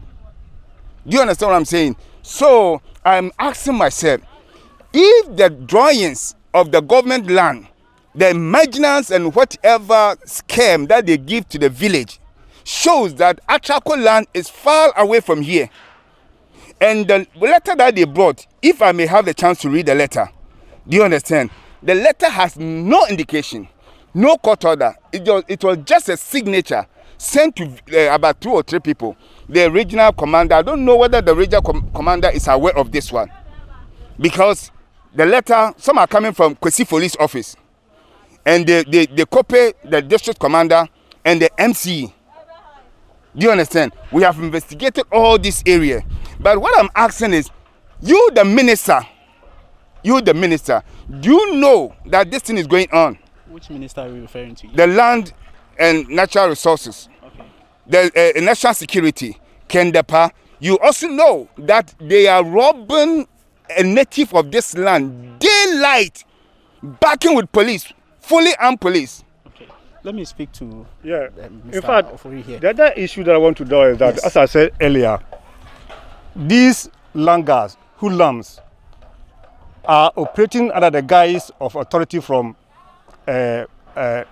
Minister for Lands and Natural Resources, as well as National Security Advisor. That's why I'm saying I want them to come out openly to confirm or deny their knowledge of the activities of this group. Okay. 2, I want them to know that by the action of these people, they are making the government unpopular. They are making the government unpopular. That's why I want the government to come out openly to confirm or deny the knowledge of the activities of these people. We've been here for more than 15 years. And how do you come and claim that you want to take this land by force from us? Without our information. Without our information, we did any court order. Ghana is not a lawless state. Okay. You did a presser the other day, and you spoke about the fact that these people came with police officers. Yes. Have you been able to identify who these police officers were? What units I tried taking the picture of them, but they took my phone and even starting to smash it. But I was able to take the number of the police vehicle, GN 299620. GN 299620 with the description Operation COVID team. COVID-19.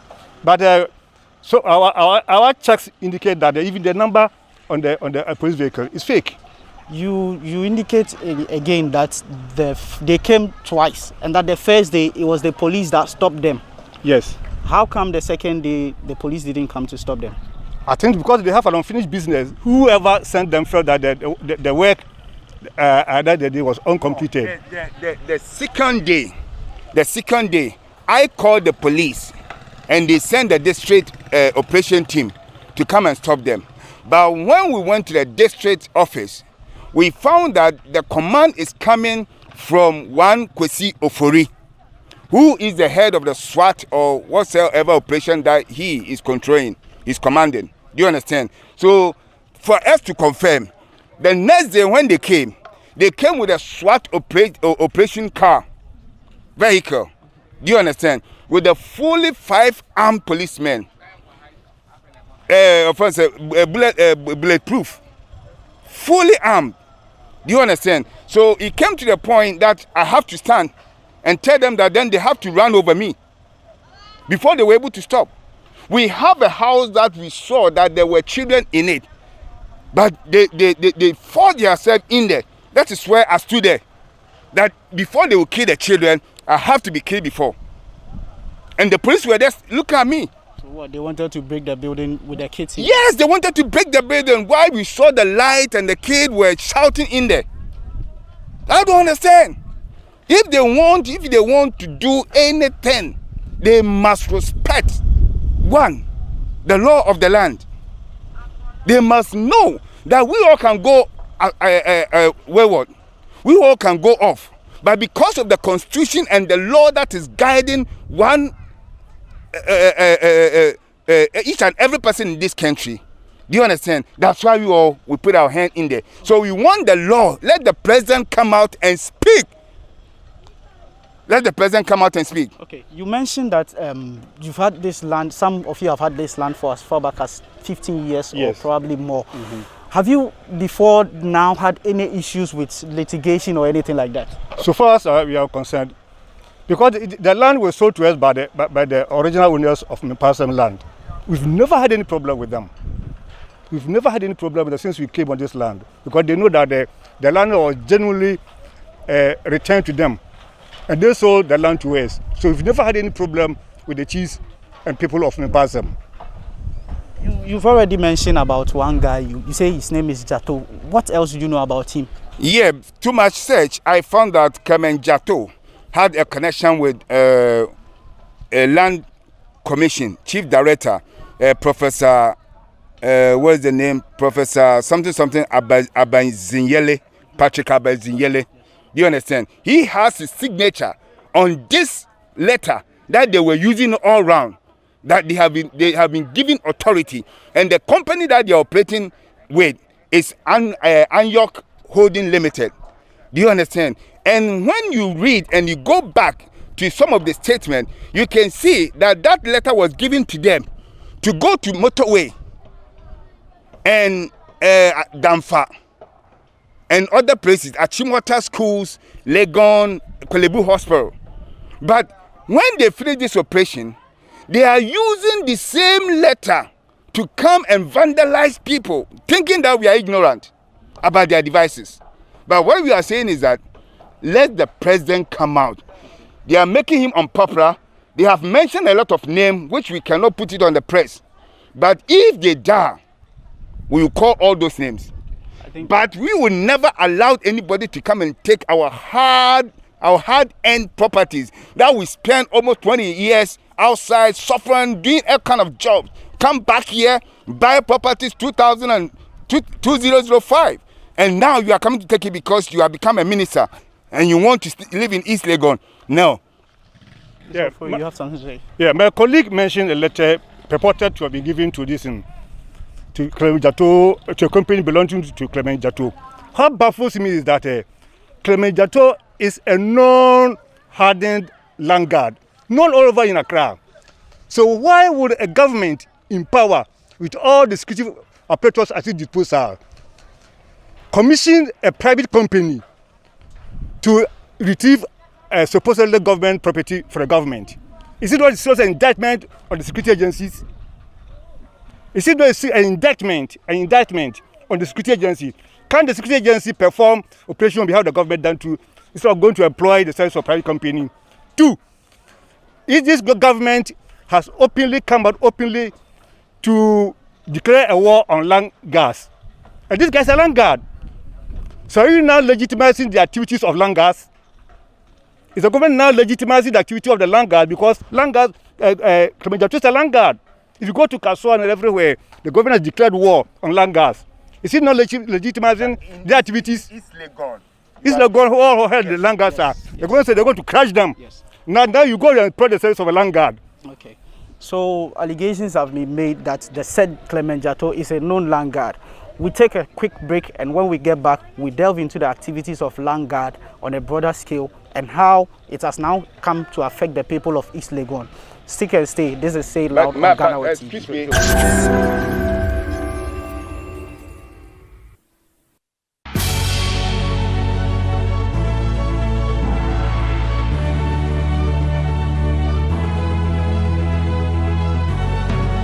From the dawn of time, people have engaged in several businesses. With the onset of technology and innovation, life has relatively been made easier. By using debit or credit cards, mobile banking. Thank you. And your favorite, mobile money? Tech has indeed married business. On BizTech, we spend time with faces behind known and upcoming businesses in the country. Learn more about the new technologies and innovation, as well as find out about the trending issues in the world of business. Join us as we serve you with a variety of compelling interviews, projects, and others right here on GhanaWeb TV.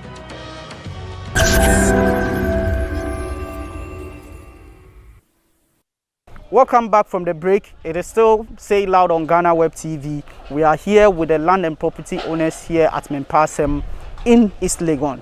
We are speaking to them about the demolition exercise that took place a couple of days ago. So I speak to Mr. Mankwa first, and my question is, did you receive any notice from any institution or any authority at all as to the exercise that happened here? Ordinarily, the ideal thing was the government to have notified us of the intention to, assuming the government was generally want to demolish or retrieve the property. The normal thing was the government to have notified us of the intended exercise. But we didn't get any notification. We were not made aware. As I said, I was in my house when I was called. I had a telephone call that my property was being demolished. We had no notification whatsoever. Okay. Not at all. Not at all. Okay. Then let me come to Mr. Taylor. Mr. Taylor, have you as a group made a report to the police, and what do you know of the investigations? Yeah, we spoke to the police the very day that the incident happened. But as I was telling you, they are all working under the chain of command.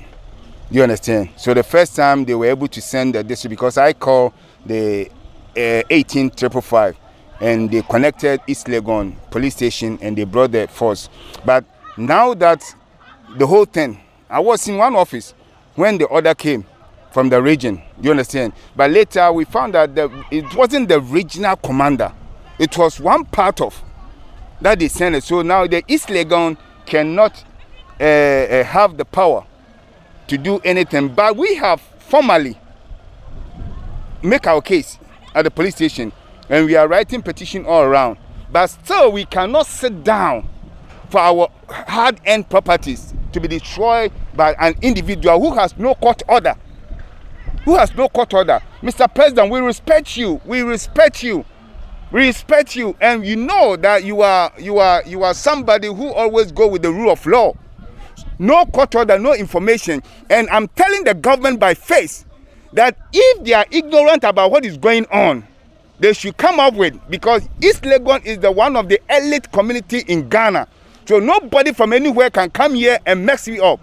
We need a topo drawings that shows the demarcation of your land.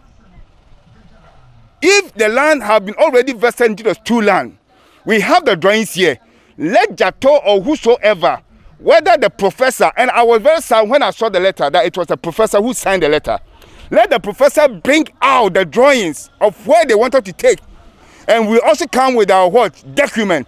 The government don't have a document about what he wanted to do. I learned that Kremenjatosa had a document. But if the government had a document, let me educate the government a little.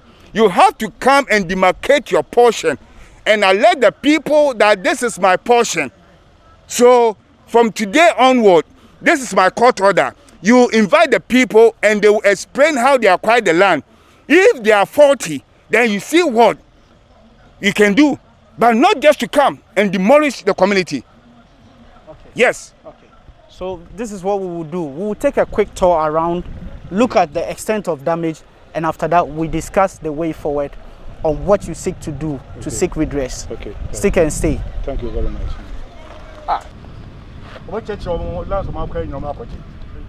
Yeah. This is somebody's property. Well built, but they still went in and destroyed the fence wall. They exposed this man to danger. They exposed him to danger. Now, anybody at all can walk in and harm this man. Yes, and the annoying part of it is that they say, why we call police?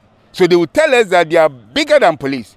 So if ordinary man, Kremenjato, will say he's bigger than police, so he will come and do it again, then whom are we going to? Who are you going to? If we cannot run to police, and somebody, ordinary civilian like me, will tell the whole community the whole community that he's bigger than police. And truly, the following day, he came and demolished structures. The first time that they demolished the fence walls and we called the police for arrest, they said, why we call police? They were telling us why we call police. So they came in next day with 5 police armed men. So that tells you that even the guy is bigger than IGP. Yes, look at this man now, he cannot sleep. He cannot sleep. If you are looking at the empty land, what about this one? If it's truly that government is looking for empty land, for what project? And no name, no project was put on that their letter, just been passed them. What are we trying to do? This is the place I was talking about. They started breaking the walls, and I saw light inside this room, hearing children and some kids crying. And I asked them, what are they? They say they have the power to demolish everything, whether there are human beings in there or not. So I have to come and stand between this very house and the backhoe that they were using, where people were shouting. So when they were not able to penetrate or run over me, they went and demolished a gated. Do you understand what I'm saying? Yes. So the kids who are crying in there, are they not human beings? And this is not just an ordinary open plot or something. We have a structure on it. Whether it is a poor structure or a luxury structure, it was what the person can afford. So the human being who were in, and the policemen were here, they didn't stop the people until I stand between the machine and the edifice. Do you understand what I'm saying? So this is what people claim themselves to be higher than the police force or the law in the country. So they will use this one and build themselves to become warlords. So we have to be very careful. Gradually, this guy will become a warlord, and he will command the police. So if the police will support him to come and kill human being in his or her own room, then where are we going as a country? So we just concluded our tour of the area, seeing through the damage, the extent of damage. And one thing is clear, some places or some parts of the area are very well developed, and with those places it looks like they were not touched. But then the yet to be developed or now developing sites are the ones that were destroyed, even though the said people who came here to conduct the exercise claim that the area, the land is for government. The leaders of the landowners here have showed us documents proving that the land was returned to the stool lands as far back as 2005. So wrapping up, we'll be asking them what they intend to do going forward and how they intend to handle this situation. And I'll start with Mr. Mankwa. Mr. Mankwa, as a group, how do you intend to come back to handle the situation? Well, for the time being, as a first step, we want, as I said, the Minister of Lands and National Security have been implicated in the work or activity of these land guards. We want them to denounce them and to whoever is behind it to put a stop to any activity whilst we're looking for a permanent solution to the problem. As a permanent solution, we appeal to the government to regularize our document for us. Because, as I said, the government of President Kufuor released this land to the people of Mimpasam as far back as 2008. But I understand the necessary documents or formalization, was not done. So that's why people are hiding behind this issue to come and take over our land. Once the government goes ahead to formalize the release of the land to the landowners, then nobody will have any cause to hide behind this alas or to come and demolish our properties. That's how we appeal to the government to go. To handle this issue. Mr. Taylor, you estimate the extent of damage to be around 2 million Ghana cedis. No, $2,000. Yes, I think $200,000. I think when you do the conversion, it's around 2 million Ghana cedis. Yeah. Yes. Do you intend to seek legal redress or anything? For our respect for the government, we want the government to come out and solve it in a legal way. But if not, or he doesn't use his office to stop the damages that is occurring, because one, they have warned us that they're going to come back. We are going through some legal process, but we don't have to tell our next step. Our next step is we are going to protect our property. Because if the government cannot stop them, and they have made it known publicly that police cannot stop them. But what we know is police the most peace officers within the civil community. But if the police will also support them, then where again are we going? We are going to file our petition to, and whom are we going to sue? They mentioned the names. But if the minister doesn't come out to denounce, or the security minister doesn't come out to denounce, that is where we also will take it out from there. Now, our first step is to protect our property. Simple. Because we don't know when we will leave our kids in the house and they will come and demolish it. We have to protect our children, we have to protect our community, we have to protect, because that's the first thing in Ghana here. We have to protect our nation. And this is part of the nation of Ghana. So as we are doing it, we are protecting Ghana. I also want to add that if I want to emphasize that the government has to make sure that the activities of these land guards, especially Clement Jato, is brought under control. Gradually, it becomes so powerful. That's how warlords come about, develop. You will grow into a warlord in future if the activities of Jato is not brought to book. At time now they started even defying the orders of the police, because the police stopped him on Monday, Tuesday he came back. A time will become so powerful that he will take our arms even against the government. Apart from making the government unpopular, he's gradually growing wings and will start taking up arms against the government. He becomes a warlord. So the government, if it has ears, it has to listen. Thank you. And you are putting this boy, these land guards around Jato, to become a rebels. Because how Liberia war was formed is what we are experiencing is right now. How Liberia Sierra Leone war was formed. Those who captured the diamond area and made themselves lord over the diamond community, they became the rebel leaders.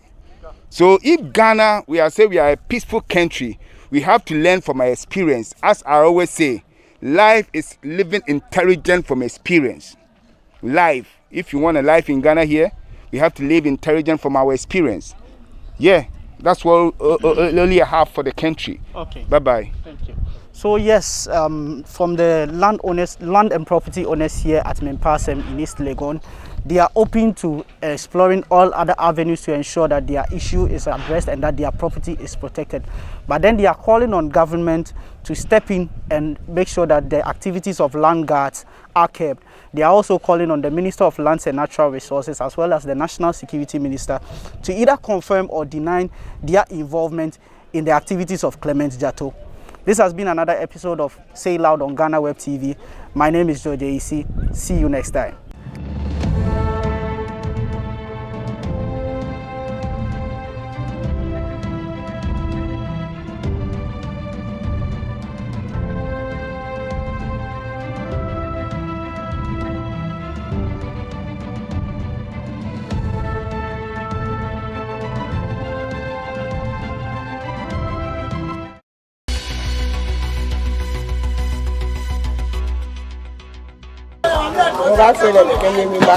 Okay.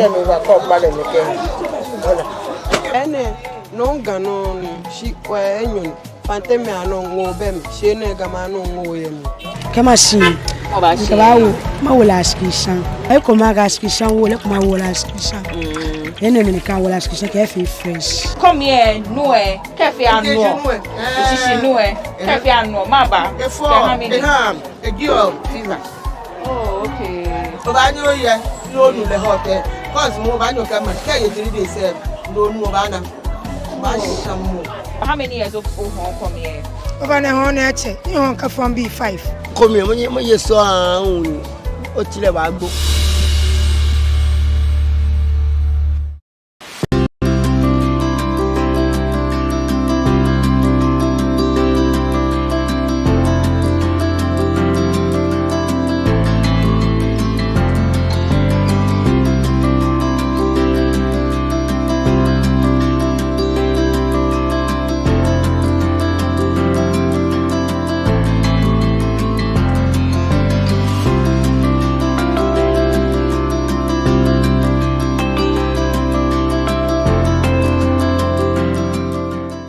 everyone, my name is Dr. Louisa, and no, this is not Toothy Tuesdays. Today I'll be answering a few questions on this special Mother's Day edition, so stay tuned.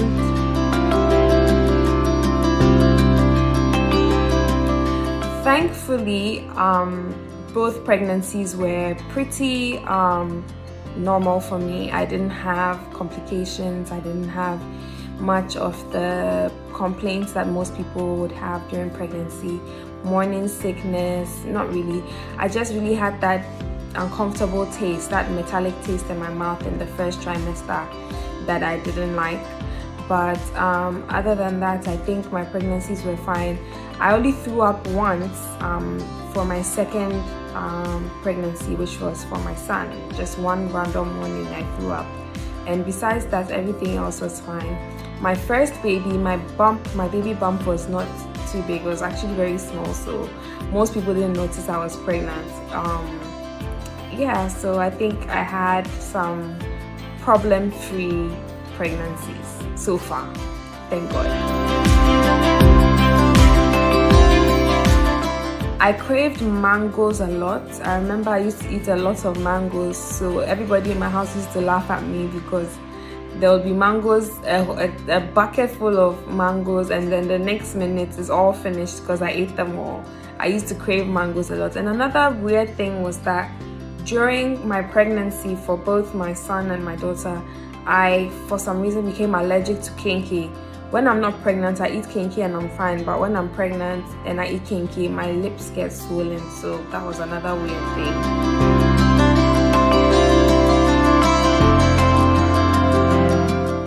Thankfully not, but postpartum depression is real. A lot of women go through it. It is not strange. It is something that happens, and so I guess we have to educate more and more women about what it is so that they can identify what it is when it does happen to them.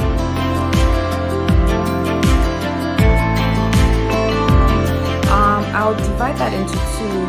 We have a responsibility as health professionals, like myself and my other colleague friends, the gynaes, even just general physicians, to educate the general public on what postpartum depression is, not just expectant mothers, so that the partners of expectant mothers and then the family, people who are around them, are aware of what the symptoms are, so that they can identify it if there's a mother who's going through postpartum depression, and then they can assist. And I think as women as well, expectant mothers, mothers who have already had kids, and even just not generally women, should read a lot about pregnancy before they get pregnant and even while they're pregnant, so that they can learn some of these things. Wow, that's a compliment, thank you. How did I get my body back? I don't think I've got my body back. I still have some few pounds to shed to get to my pre-baby body, but I'm still loving my body as it is now, and I'm rocking it very well. But what helped me to lose a bit of my baby weight was I tried a lot of things. Some of them didn't work, some diets and exercise, because they were on and off. But what actually helped me were these gummies. Recently, I even posted it on my Instagram page, called Slim Me Gummies. They're these apple cider vinegar gummies that has beetroot and things like that. A friend of mine introduced me to it, and when I started taking it, I saw the weight actually just shed off. So that's what helped me.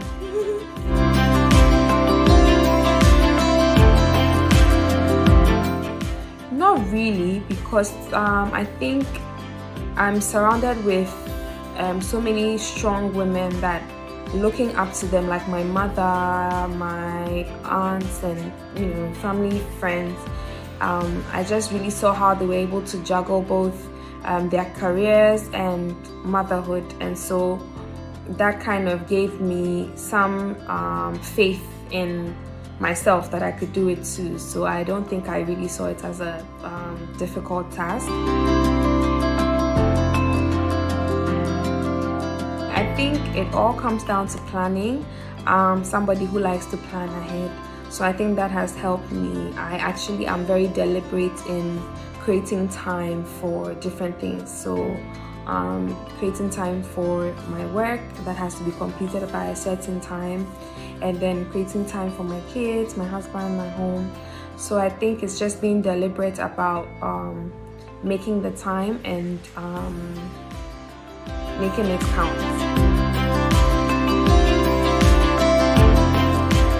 Actually, I don't know. They're just full of surprises, both of them. So I guess they're just being themselves. Yes, to some extent, but each person has a different personality. Each of us has different personalities. We have external factors like environmental factors that kind of add up to what our personality is. But we also have our inborn personalities that we came to this world with. So parenting is a contributing factor, but it doesn't dictate how the child would be.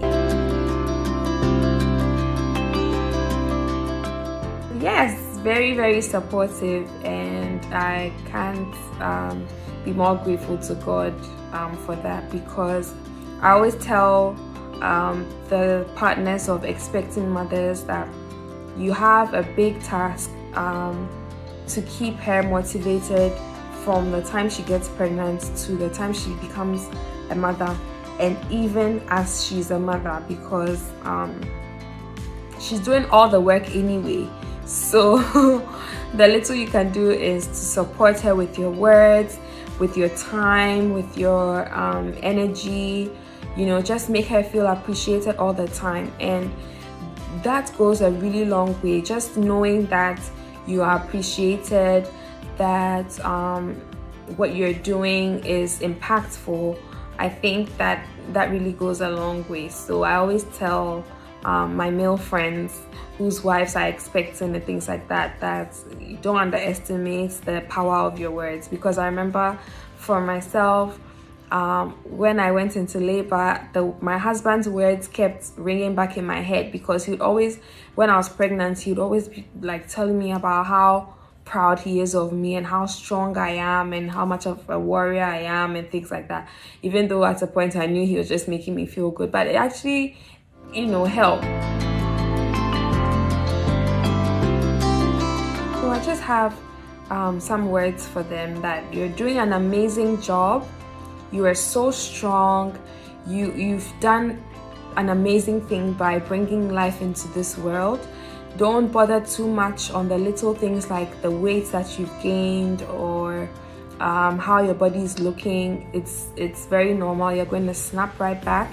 And even if you don't, just love your new body as you have it, and care for your baby, care for yourself. That's the most important thing. Your mental health is very, very important. Don't let anything come above that. Take care of yourself, take care of your husband. Know that you are loved and appreciated. You are amazing. You are a superwoman. Just like my shirt says, every woman is a superwoman. This shirt is from the Beam Shop and it's from the Angloga Junction collection. The words are from Stonebwoy's song Everlasting that says, every woman is a superwoman. Every woman is a champion. And that's exactly what you are. To every mother, I wish you a very happy, special and happy Mother's Day. You are amazing. And to our potential mothers and to our expectant mothers, and to women who are believing God for babies and believing God to bless them with the fruit of the womb, and believing God with you, it's going to happen. No matter how long it takes, it's going to happen. You're going to hear the cry of a baby. You're going to be a mother, and all of your time shedding tears will be over. I just want to also take this time to encourage you and let you know that you are also loved, and we think about you, we pray for you, and you're so strong. Happy Mother's Day to all mothers. We love you, I love you, and I appreciate you. Thank you, GhanaWeb. Bye. Follow me on Instagram at Dr. Louisa_S. That's GRLOUISA_S on Instagram and on Twitter. and subscribe to my YouTube channel, Dr. Louisa, on YouTube, and let's keep in touch.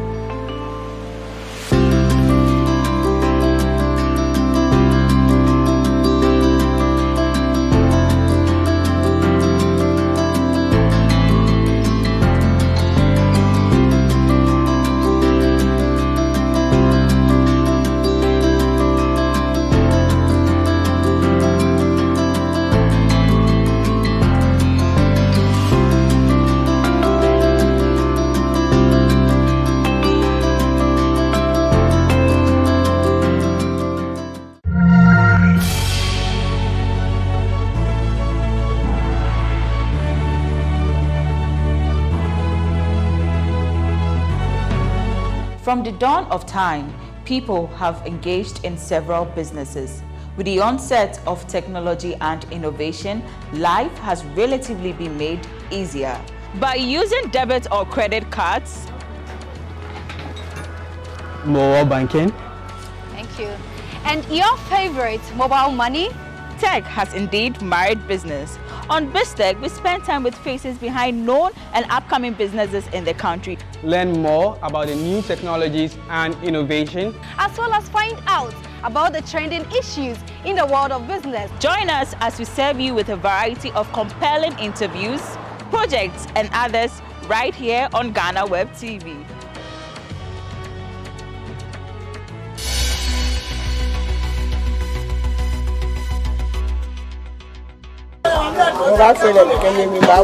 Okay. No ganon she when Fanteme no bem she negamano Kama si Kabawo ma wala skishan ay ko ma ga skishan wala ko ma wala skishan ne kan wala skishan ke fi fresh come here no kefi anu sisi no kefi anu maba a girl fever. Oh, okay. So I know yeah, no the hotel. Cause more I know come can you 3 days no bana. How many years of come here? Over na hon e che. You hon ka from B5. Come here, mo ye so o chile ba gbo.